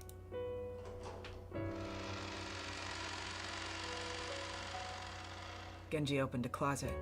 Inside it was a dress form wearing a beautiful dress made of black cloth and golden stitching. When I saw it, I understood immediately. It was the witch's dress. The black dress worn by Beatrice in the portrait. Change into this. This is... It's something that you once wore. I've never worn a dress like this. However, I understood what Genji meant. This dress was one that Beatrice once wore, and the one who shows a miracle by solving the epitaph is Beatrice. By reaching this room, I had succeeded the position of the real Beatrice, the one in the portrait. Why do I call myself Beatrice? Because the name of the Golden Witch who rules over Rokenjima's night is Beatrice. That's right. I was never the real Beatrice. I was a different witch, stealing the name of the witch from Kinzo's delusions. And now, I've become the real Beatrice. By solving the epitaph's riddle, I would achieve my resurrection. I was the one who decided on that rule. Or so I thought. But as it turns out, this really was a ritual to resurrect Beatrice. I believed that I could create my own fate with magic. I was a master of that magic, yet fate had led me here by the hand. At this moment, I was forced to truly accept and believe in this world called fate. And after I put this on, You will go to the master. Ready yourself.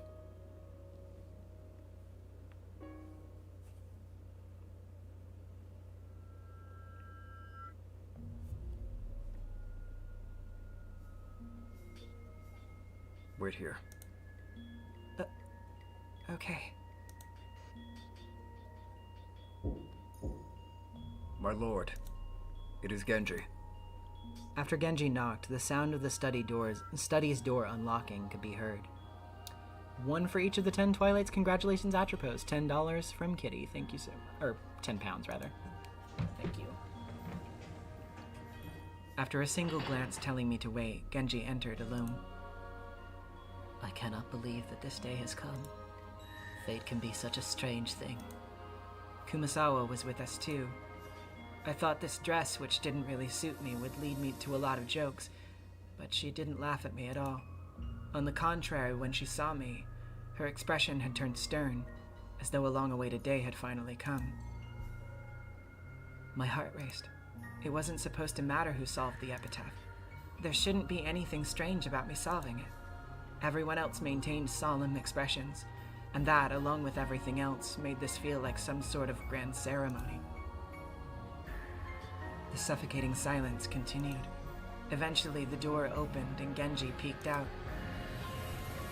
Please enter, Beatrice-sama. He was saying those words to me, but not to the person I had been until a short while ago. Go ahead, Beatrice-sama. Kumasawa also urged me forward with a respectful bow. Kinzo was probably waiting for me inside. What expression should I wear as I go in? How should I greet him? I don't have a clue. As the two of them motioned me forward, it was all I could do to avoid tripping over my dress as I walked. Kinzo-san. She's here. Kinzo was before the portrait of Beatrice, crouched on the ground as though kneeling. At Nanjo's words, he slowly turned, still crouching.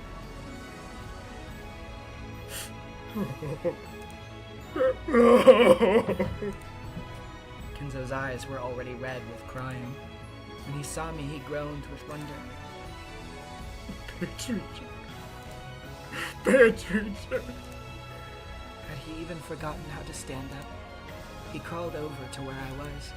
As he called out to me with the name of the woman he had loved long ago, I was too stunned to move.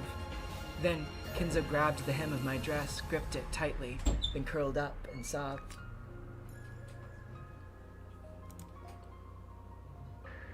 Beatrice, I'm sorry.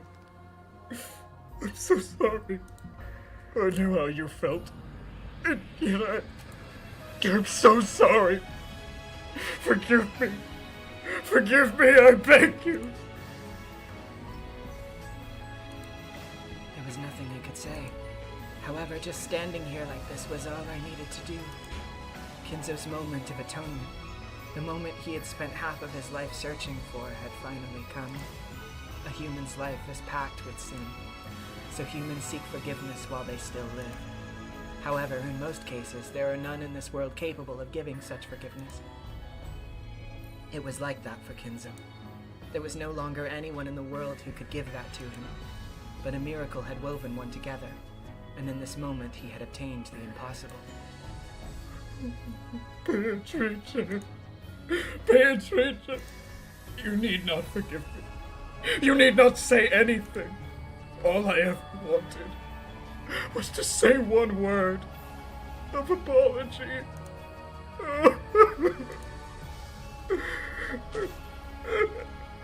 Kinzo kept grasping the dress's hem and sobbing.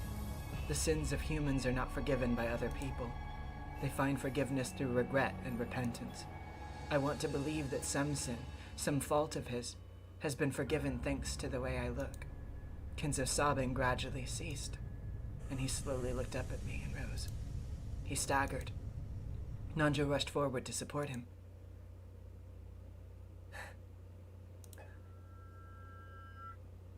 To know that you are alive, it brings me such joy. This time, his words weren't directed through me, but at me. I hesitated, unsure how I should respond. My lord, I beg your forgiveness for keeping this a secret from you all this time. No matter. I do not fault you, Genji. Considering the sin that I have committed, every single day until now has been necessary for my atonement. However, there can be no doubt that today's miracle is a true one. By her own power, without anyone's help. She solved the epitaph before anyone else. You did well to solve that convoluted epitaph. Thanks. Yes. Your voice resembles your mother's. Even your face reminds me of that mother and daughter. There can be no doubt that Beatrice's blood flows through your veins. Yes, the traces of the Lady of Kuidorian and her youth are right here. Who are they saying that I look like? Beatrice-sama, please forgive me for keeping what I'm about to tell you a secret all this time. You are the child of Beatrice-sama and the Master. What? It's true. You have been raised as a child without parents. However, your true father is the Master, and your true mother is Beatrice-sama. Is that... really... Yes, you truly are a descendant of Beatrice-sama. Is such a strange fate really possible? I've dreamed about it. Dreamed about what it'd be like to be the Golden Witch Beatrice, But that dream was for me alone. So I dreamed that if I solved the epitaph and carried out its ritual, I would revive as the true Beatrice. Is it really conceivable that after I solved it, Beatrice actually did revive? I truly carry Beatrice's blood? Yes, there's no doubt of that whatsoever. It must have been hard for you to live into this day without knowing a parent's affection. And yet, look at how wonderful you've grown. So, you all knew about me? Genji, Kumasawa, and even Nanjo nodded wordlessly. Now that I think about it, that explains so many things. I was always, in some way, special. Genji, and especially Kumasawa, had always treated me kindly. Then, does that mean this day is a promised day, which would eventually have come no matter what? I don't understand anything anymore. It's all God's miracle. The promised fate has led me to this day. Beatrice. No. Leon. That is the name I wanted to give you. It's your true name. Leon. I will now return to you everything that Beatrice gave to me. I return to you the gold, as well as everything of the Ushiromiya family which was created by it. Kinzo stuck out a wrinkled hand. On his finger was a ring with the one-winged eagle crest, which was the symbol of the Ushiromiya family head. He pulled it off, grasped it tightly, and then held it out to me. I didn't know what to do. Slowly, as though they were being drawn forward, I held out my hands, palms up. After pressing his fist against my cupped hands, Kinzo slowly opened his hand and let the ring drop. Leon, my child, that your fate has been toyed with us as a result of my sin. Please forgive me. You now inherit my ring as the new and proper head of the Ushiramiya family. All of that gold belongs to you. I ask that you use it as you please, and I hope that it will be enough to heal some small part of the pain you have suffered. That trifling amount of gold may be nothing in comparison with the sin I committed, but even so, it should be enough to bring you some comfort. Thank you. Leon, I have one final request. What is that? Could you call me? Sorry, what did you say? Could you call me Father? I understand why you are not able to. I have not been a father to you in any way. Furthermore, you have been raised without knowing anything about your father. I realize that it is not a name that you can call me by, and I realize that I have no right to ask this of you. But knowing all of that, still I ask you, if I could just hear that, I would have no further regrets. After being asked like that, was it possible for me to refuse? Even if I am his child, I cannot see him as my father. So I felt a strong resistance to saying that word, but I decided that saying it was the right thing to do. Only God can truly forgive sins, but though it may be temporary, people can be saved by the forgiveness of others.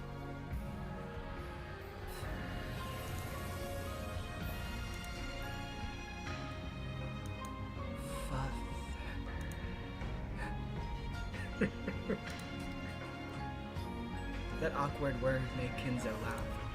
Drops of silver fell from both of his eyes. At that moment, the shadow that had covered his face was wiped away. Thank you, Leon, my child, and Beatrice as well. Thank you for this last chance to ask for forgiveness. Of course, I don't believe that such a simple act will earn me forgiveness. The rest I will do as I burn in the fires of hell. I, Ushiramiya Kinzo, have no more regrets in this life! None at all! No regrets or anything left undone!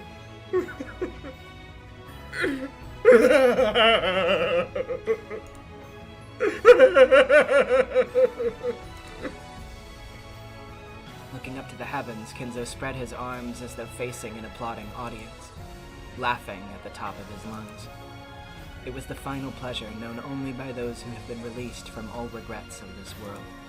Kinzo's laugh weakened, and when it disappeared, he dropped to his knees, like a puppet with its strings cut, and slowly fell to the ground.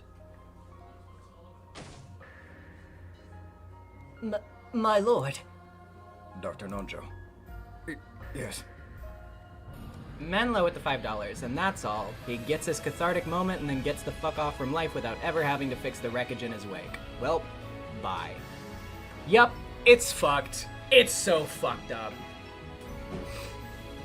Though their master had fallen, they walked up to him slowly. They already knew. Kinzo's soul had already burned itself out. Our Habaki with the $2. Rev up those fryers. Kinzo barbecue is very tasty. Oh, he deserves much more than that. After checking Kinzo's pulse, Nonjo shook his head and stood back up. It was a peaceful death. I don't think he had any regrets at all. It may be that the master died long before now. It was only his magic and tenacity that kept him here for so long. And once he finally had a chance to apologize to Beatrice-sama for everything, he finished everything he had to do.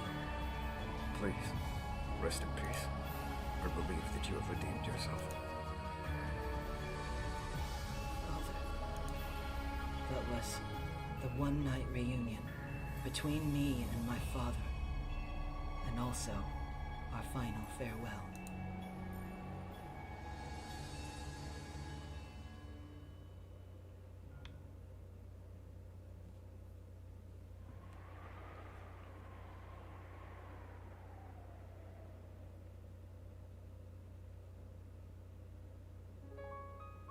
This gold all belongs to you now. If you wish to exchange it for money, I can arrange for that. I hear it's worth 20 billion yen. All of your dreams in this world can now be granted with money. It must be tough to think of what to do with this much money when it suddenly comes your way. There's nothing I desire among the things money can buy. So for the present, I would like to leave this here. Of course, I'm glad I have a lot of money. However, money can't heal the pain in my heart. And I just want him to come back. As you wish. Then it shall be left here. Also, take this key. What is this? It's the key to the underground VIP room. If you use this, you won't need to use the more complicated device. She was the only one who knew the answer to the epitaph's riddle, and the only key to this place was now hers. At this point, she truly was the master of this golden VIP room. You are already the master of Rokenjima. You have the right to know all of this island's secrets. We should talk about Kuidorian, too. That's the mansion your mother lived in. I'm sure you've heard rumors about it. Kuidorian. There are 2 mansions on this island, one at either end. One is the mansion we know well. The other is a hidden mansion known as Kuidorian. Below this island are the remnants of a military base built during the war. The Master used that to travel between the 2 ends of this island. There's an underground path in the back of this room, and if you follow it, you'll reach the basement of Kuidorian on the other end of this island. That is a secret mansion which only the Master knew of. Of course, that mansion, like everything else, now belongs to the new head. It's the mansion your mother lived in. It's probably worth taking a trip over there sometime. My mother. I've lived alone my whole life. The only person I've ever felt like calling mother is Kumasawa-san, who always helped me out. The mansion where a mother I've never met nor seen lived. Who in the world am I? Ask any questions you wish. You now deserve to know everything. Right now, I'm feeling very confused. I don't even know where I should start asking questions. But I'm sure I'll think of plenty of things to ask about. When I do, please tell me. As you wish.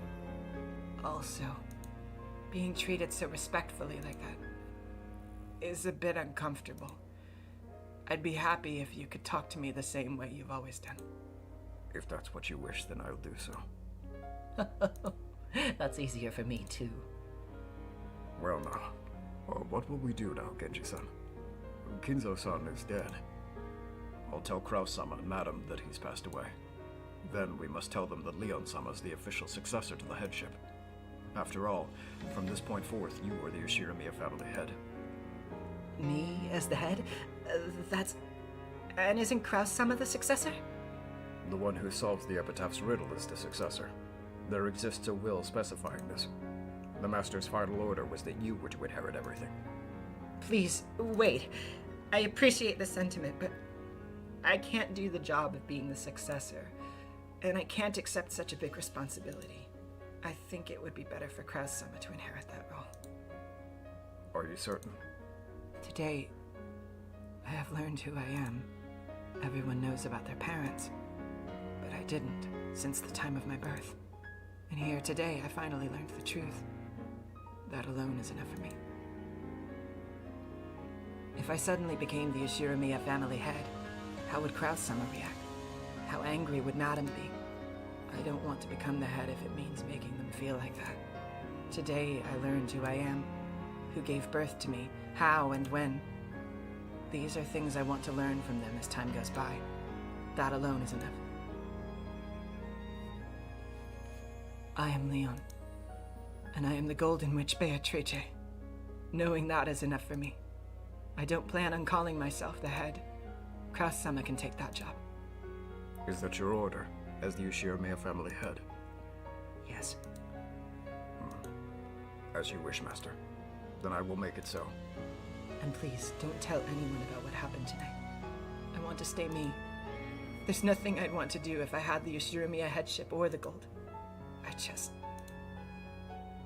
I want to wait here on this island, as I have done in the past.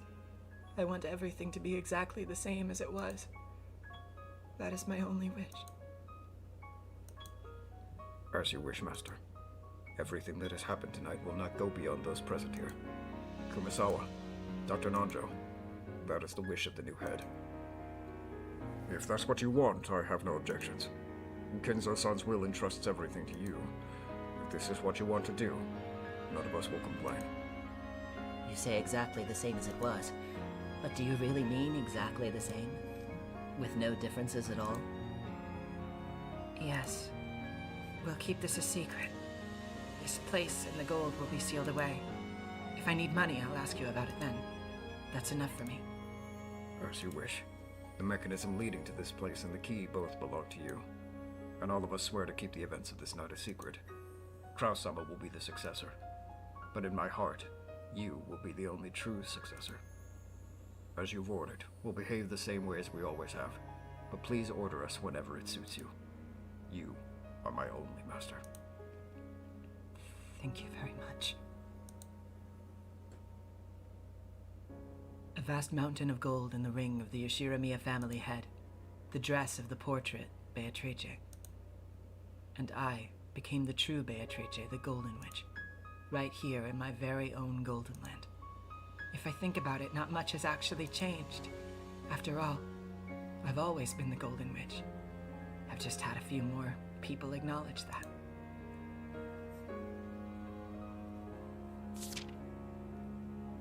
November 29th. The day I became a true witch.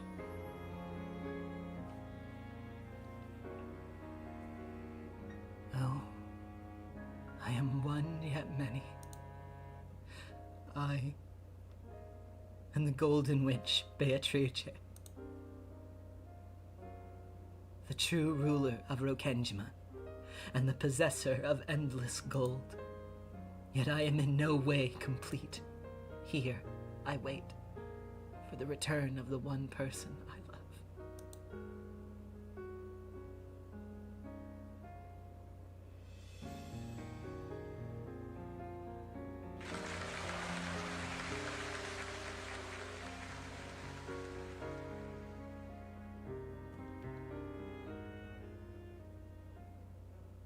And that is where we are going to leave off for tonight.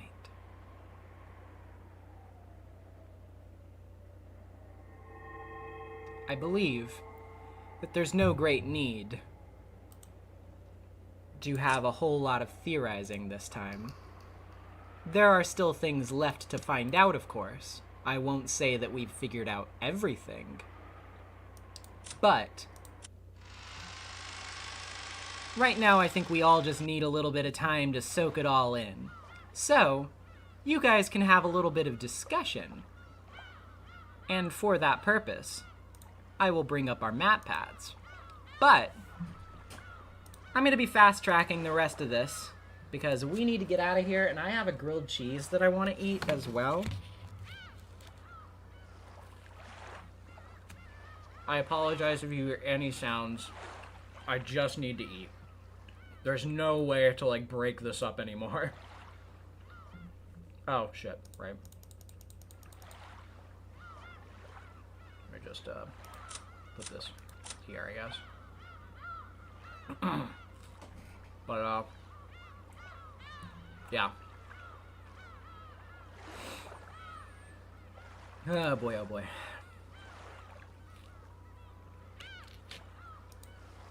But, yeah. Let me get the art up while you guys commiserate.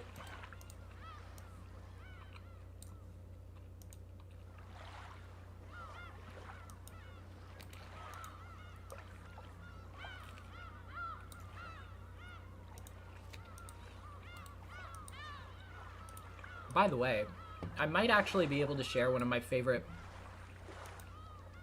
Umineko animatics that somebody has made in the Discord server tonight, possibly.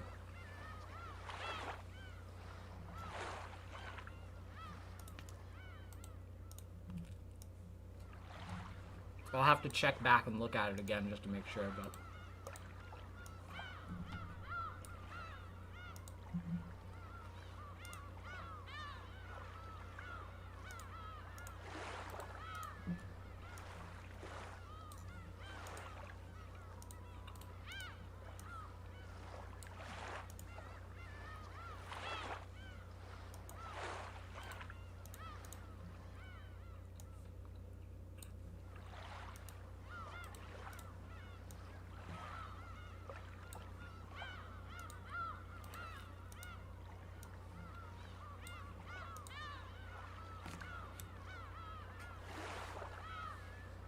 Okay. That's everything from Tumblr. So let me just check and make sure if there's anything on the Discord. Yes, there is.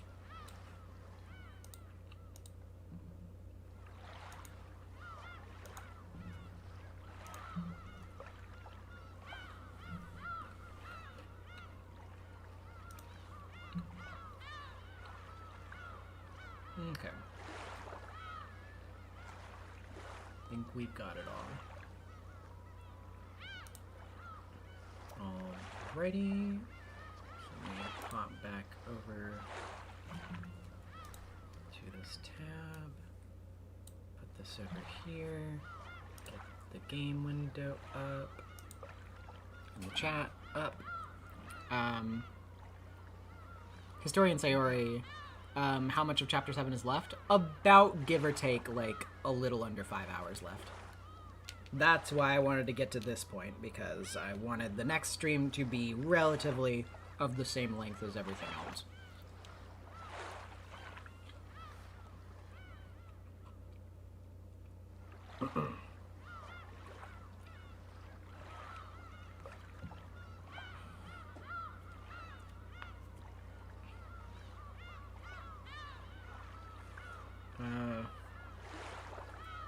So episode 6 and the locked room stuff really made me think about the episode 1 locked room. That locked room was bothering me for so long. So while there was a break, I looked over and confirmed Red Truths and skimmed episode 1. No statement about when it was unlocked, if it was ever locked at all, and Kanon visits the room twice, once with Genji and once with Kumasawa. So I was overcomplicating my head all this time. Kanon kills them on the first visit and then just fakes cutting the chain in front of Kumasawa. It was that simple the whole time. Yep, it really was.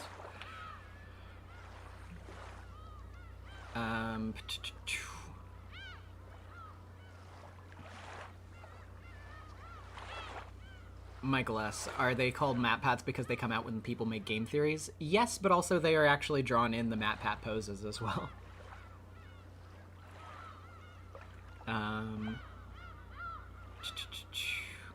Thank God for the epitaph interlude. Yeah, I was very glad that we got to have Atropose's big moment tonight, because it definitely had a little bit worth celebrating before we had to get like to one of the most fucked up scenes in the entire novel.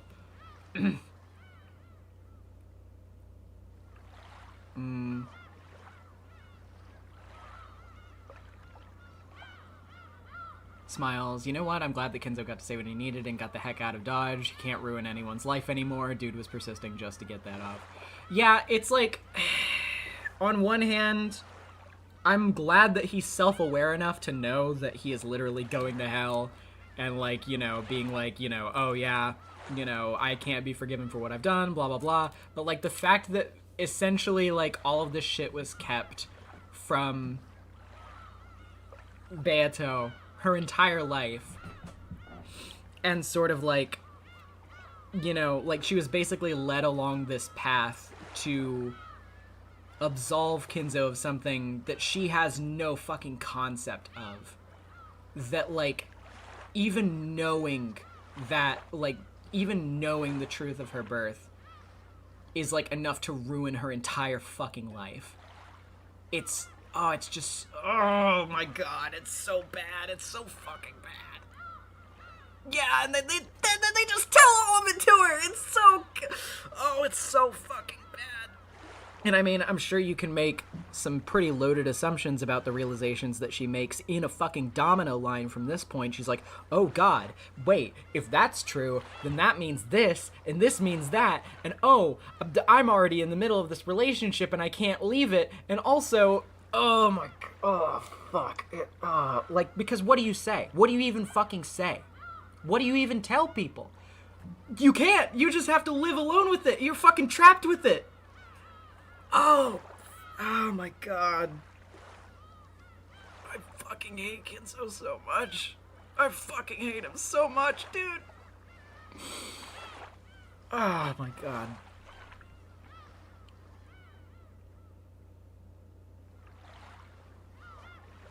Yeah, it's so fucked.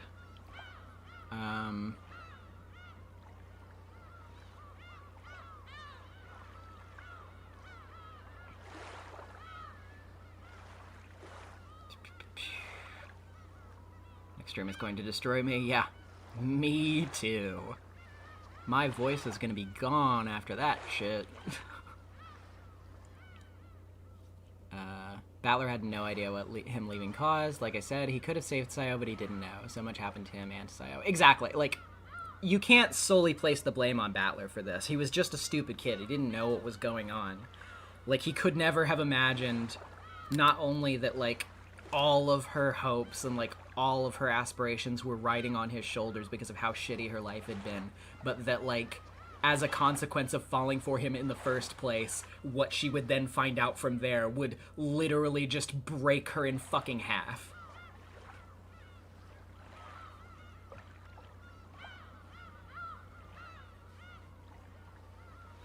It's, yeah. Mm-hmm.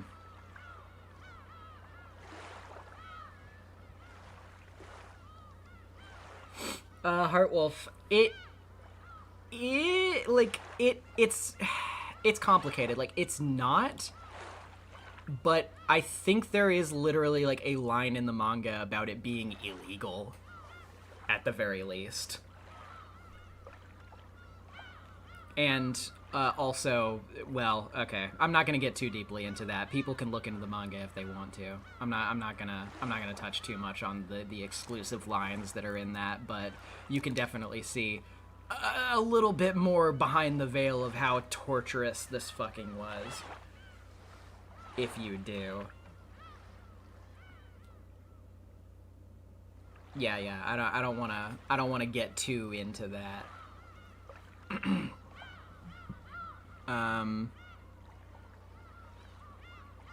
Sayo's story is unbelievably tragic. It is a layer of sin that accumulates and is passed on to her from other people. A Cage of Obligations is one of my favorite manga chapter titles, and it fits her. Mm-hmm. Yep.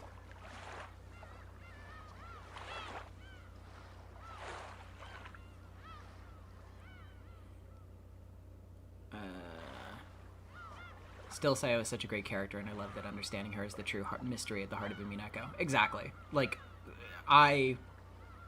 she is such a fascinatingly layered character that I could only dream of writing a character that impactful. Like, oh my god.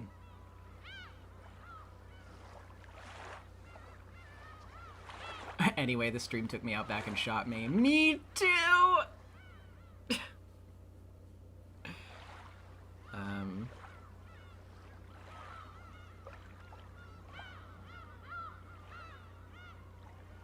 The Shirobia family truly is a suffering machine. Yeah, it is brick by brick built up to be, like, the worst fucking environment for a person to be in, and especially in these circumstances. Like, it's hard to see a way out. And I think that's part of the point, as far as what we know about Beato. It's like, literally, what else? You know? At a certain point, you begin to wonder, like, what the fuck am I even supposed to do? Like, what do you expect me to do? It's so bad.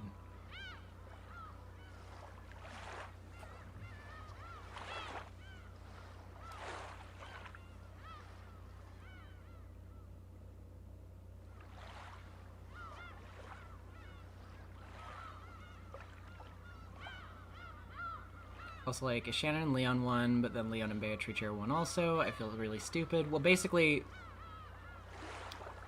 the culprit is Sayo, is Shannon, is Canon, you know. But, like, the Leon we see in episode 7 is an alternate version of this culprit if they had actually been accepted by Natsuhi and did not live that life.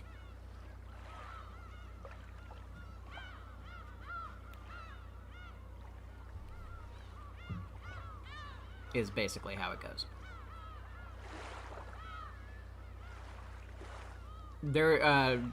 Don't worry if you're a little confused. I was definitely a little confused myself when I first read it. There's a chart out there. I'm sure somebody will dig up the chart. It's a fixture of the fandom at this point.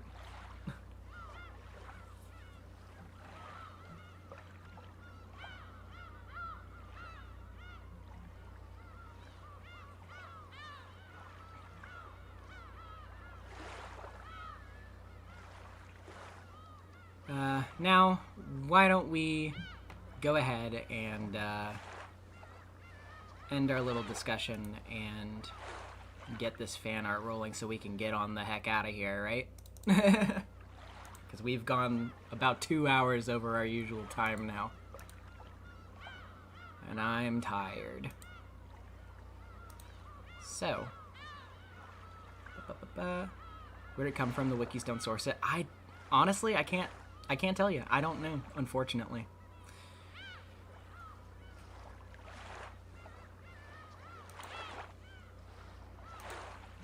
But, oh wait, sorry. I was on the wrong tab. We'll get to that fan art in a second. But first, we start off with this from Tiyoko Arts on Twitter. I finally got to finish this illustration of Ishirame Anje that I've been working on for a while. I really relate to her character a lot, as I've been through some similar stuff in the past, and so I just had to draw her. This is very pretty. I really like the fractal patterns going on here. And hey, fellow Anje relater. Yeah, this is really, really pretty. You did a fantastic job with this. Thank you so much.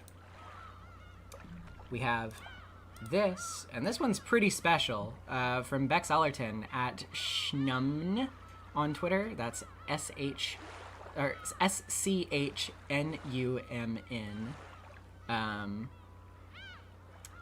Bex is a published author, Eisner-nominated comic artist, doing a funny Umineko fan art for my stream, which is so nice of you. Thank you. Captioned, "My Golden Witch. I'm behind with the streams, but I love them, and they are currently getting me through my current project, so I wanted to draw something. The voice acting is unbelievable.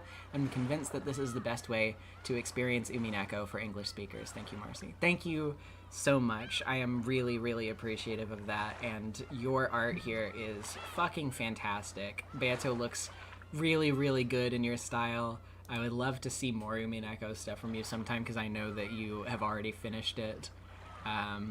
And yeah, just like okay hand emoji, like this is the real shit. This is the real Umineko gold. Yes, and Indigo has it perfectly right. Thank you. This is really, really cool. Thank you. We have this from Piney Tree over on Tumblr. Let me scroll down to find the correct caption. Where did it go? Okay, yeah. Hearing Nezumi give voices to my demons makes me want to draw more of the silly ideas in my head, so let the flood of inspiration begin. May I have some cookies, please, Ronave? That wasn't so hard now, was it? Pat, pat. Since you asked so politely, Loopy? That is Loopy, right? That's the name of that OC, I believe? Hold on, let me check real quick. Yes. I just so happen to have another fresh batch of cookies on hand, so you can have those. Oh, yes, okay. I thought, yeah. Oh my god, you're the best. Thank you. Of course. Can I marry you? No. Very cute. And we also have this of Loopy and my OC. Do you have games on your phone? Come on, Barbie, a demon of uncertainty might just be what you need to fix that destructive aim of yours. Gap, I am not babysitting this random child. Putting you under the cape to... This is really adorable. Thank you, Pining Tree. I love this. We have this from Dingus Trash. Yo, Umineko got their own saber face with the voice and everything? Of course I had to draw them. It wouldn't be right if I didn't. We do love Saber around here, or at least I do. I don't know about you guys, but it's very nice to see them together. And I mean, you know, it's always nice to see Leon as well. Very, very good stuff. I really like the expression here. Leon looks so cheeky.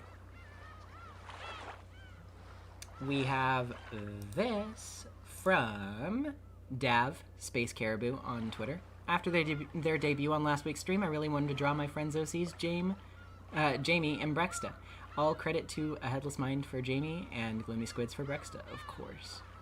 Very, very good. I'm glad that you guys are drawing the fan art of each other's OCs now too. That's so heartening and sweet and special to me. We have this, oh man, from Nekocho. That is NEHKOCHO on Twitter. It had been a long time since I had the gumption to draw something, and today I managed to do 2 drawings, one serious and one inspired by a great little moment in chat.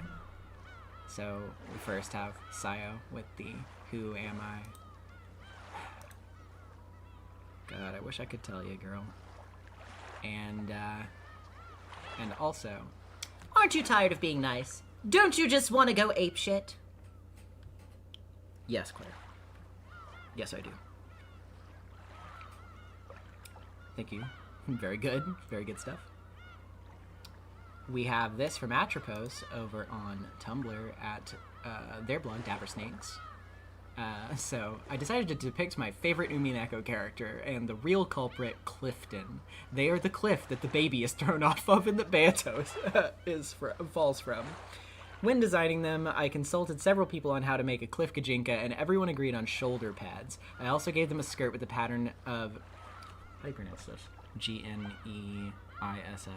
Is that Ness or Nice? Banding on it, because cliffs are often made... Oh, yeah. I also did a silly little sketch of them and Natsuki interacting in like 30 seconds. It's not good, but it gets the point across. And that is... Clifton, deal with this baby. On it, madam. I'm just thinking of this, like, you know the clip from SpongeBob? Where it's like, you know, oh my god, this man doesn't have insurance. What? Nurse! And then she's like, I'm on it! And she just walks out to the stretcher that Mr. Krabs is on and, like, pushes it down the hill. It's pronounced nice. Okay, I gotcha. My god, this baby doesn't have insurance. Cliff, I'm on it!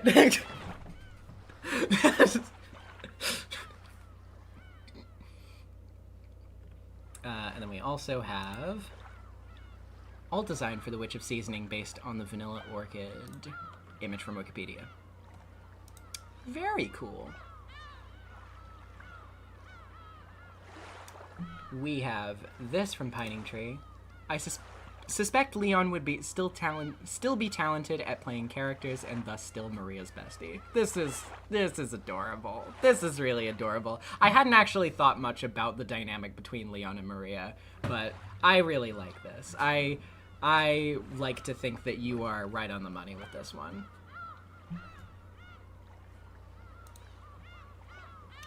We have this from Indigo at Torrential Stardust on Tumblr now. Umineko, the Witch of Beneficence, Atropos Beatrice. Tonight is the night. It's the night the epitaph is truly solved, and the answer is given to us. You go down the Danshui rail line to reach Chilian, removing that word from quadrillion. The word on the inscription in episodes 2 and 4 leaves you with UDRLO. Tearing apart two who are close leaves you with the letters on their own, rearranging them into Lord Yu praises Kinzo's not-so-noble name. Punch those into the relief with the quadrillion text like the Konami code, and you've gouged everything. This opens up the door to all that delicious fascist gold. To you, my beloved friend Atropos at Dapper Snakes, I looked up the solution once you had gotten to the Lord Yu bit. My interest in the epitaph only exists as an extension of my bond with you. It is true that that last part, the punching in of the code on that specific place, wasn't something you reached. However, as far as I'm concerned, you have solved the riddle of the epitaph. You were the one among us who had the brains and the will to reach the answer without Will's brain. Ha ha pun. You didn't even understand Japanese, and still you did it. I am truly proud of you, and I'm sure everyone else feels the same. Absolutely. To celebrate your ascension, I drew your Witch Sona, drew upon the whole Moirai Scissors thing, and tried to incorporate some of that J.M. Finner style that you like too, and came out with something I hope you like. I also made sure to have a little doodled contrast. You have truly gained the qualifications to become a witch. In other news, I went and changed my handle. The old one was designed with the possibility of me changing names in mind, but I still think it's too close to the old name. From now on, Indigo will be accessible on many social media platforms through the handle Torrential Stardust. I definitely want to make a Witch Sona too, and maybe that can be a new PFP. Atropos has been helping with that as well as I look back on female characters from my youth and sob as I say, yeah, I want to be a titty goth witch. Somebody shoot me. Perhaps it's part of the meta-narrative, me reaching this stage of self-awareness as we learn about one particular person. Aww. I hope you're all having a safe week. Happy birthday, chat. This is great. We love to see it. We love the camaraderie. We love the potential reached. Genuinely, I've said it many times tonight, but I cannot give Atropos enough props. It's just, yeah. Genuinely, this right here was one of the things I was looking forward to the most when getting to episode 7. I've been looking forward to it for months, really. And, like, having something like this happen in the streams has definitely been a highlight for me. And with that, we have our last but not least art from Gloomy, which is, dude, did he just say what I think he just said? Drew this immediately upon mine and Headless first read. My brain hurt really bad after this part of the story. Our reaction to that. Yeah, I feel like that's a reaction that a lot of people are having right now about a lot of things. And, that's very fair. Oh boy, oh boy, oh boy. But at least this information cannot hurt us anymore. At least not continually. Until next week. At which point we will continue to be hurt. But, you know, there you go. Alright. We've had a long one. We've had a good one. Much has happened. But for now, I think it's time that we finally get this shit dusted and over with for the night. So, thank you all for joining me for this extra long stream. Next week, we wrap up episode 7. And oh boy, are we in for it. Rest peacefully, my beloved chat. And Beatrice too, I guess. Of course. See you on the flip side, everybody. Which is next week. Bye-bye.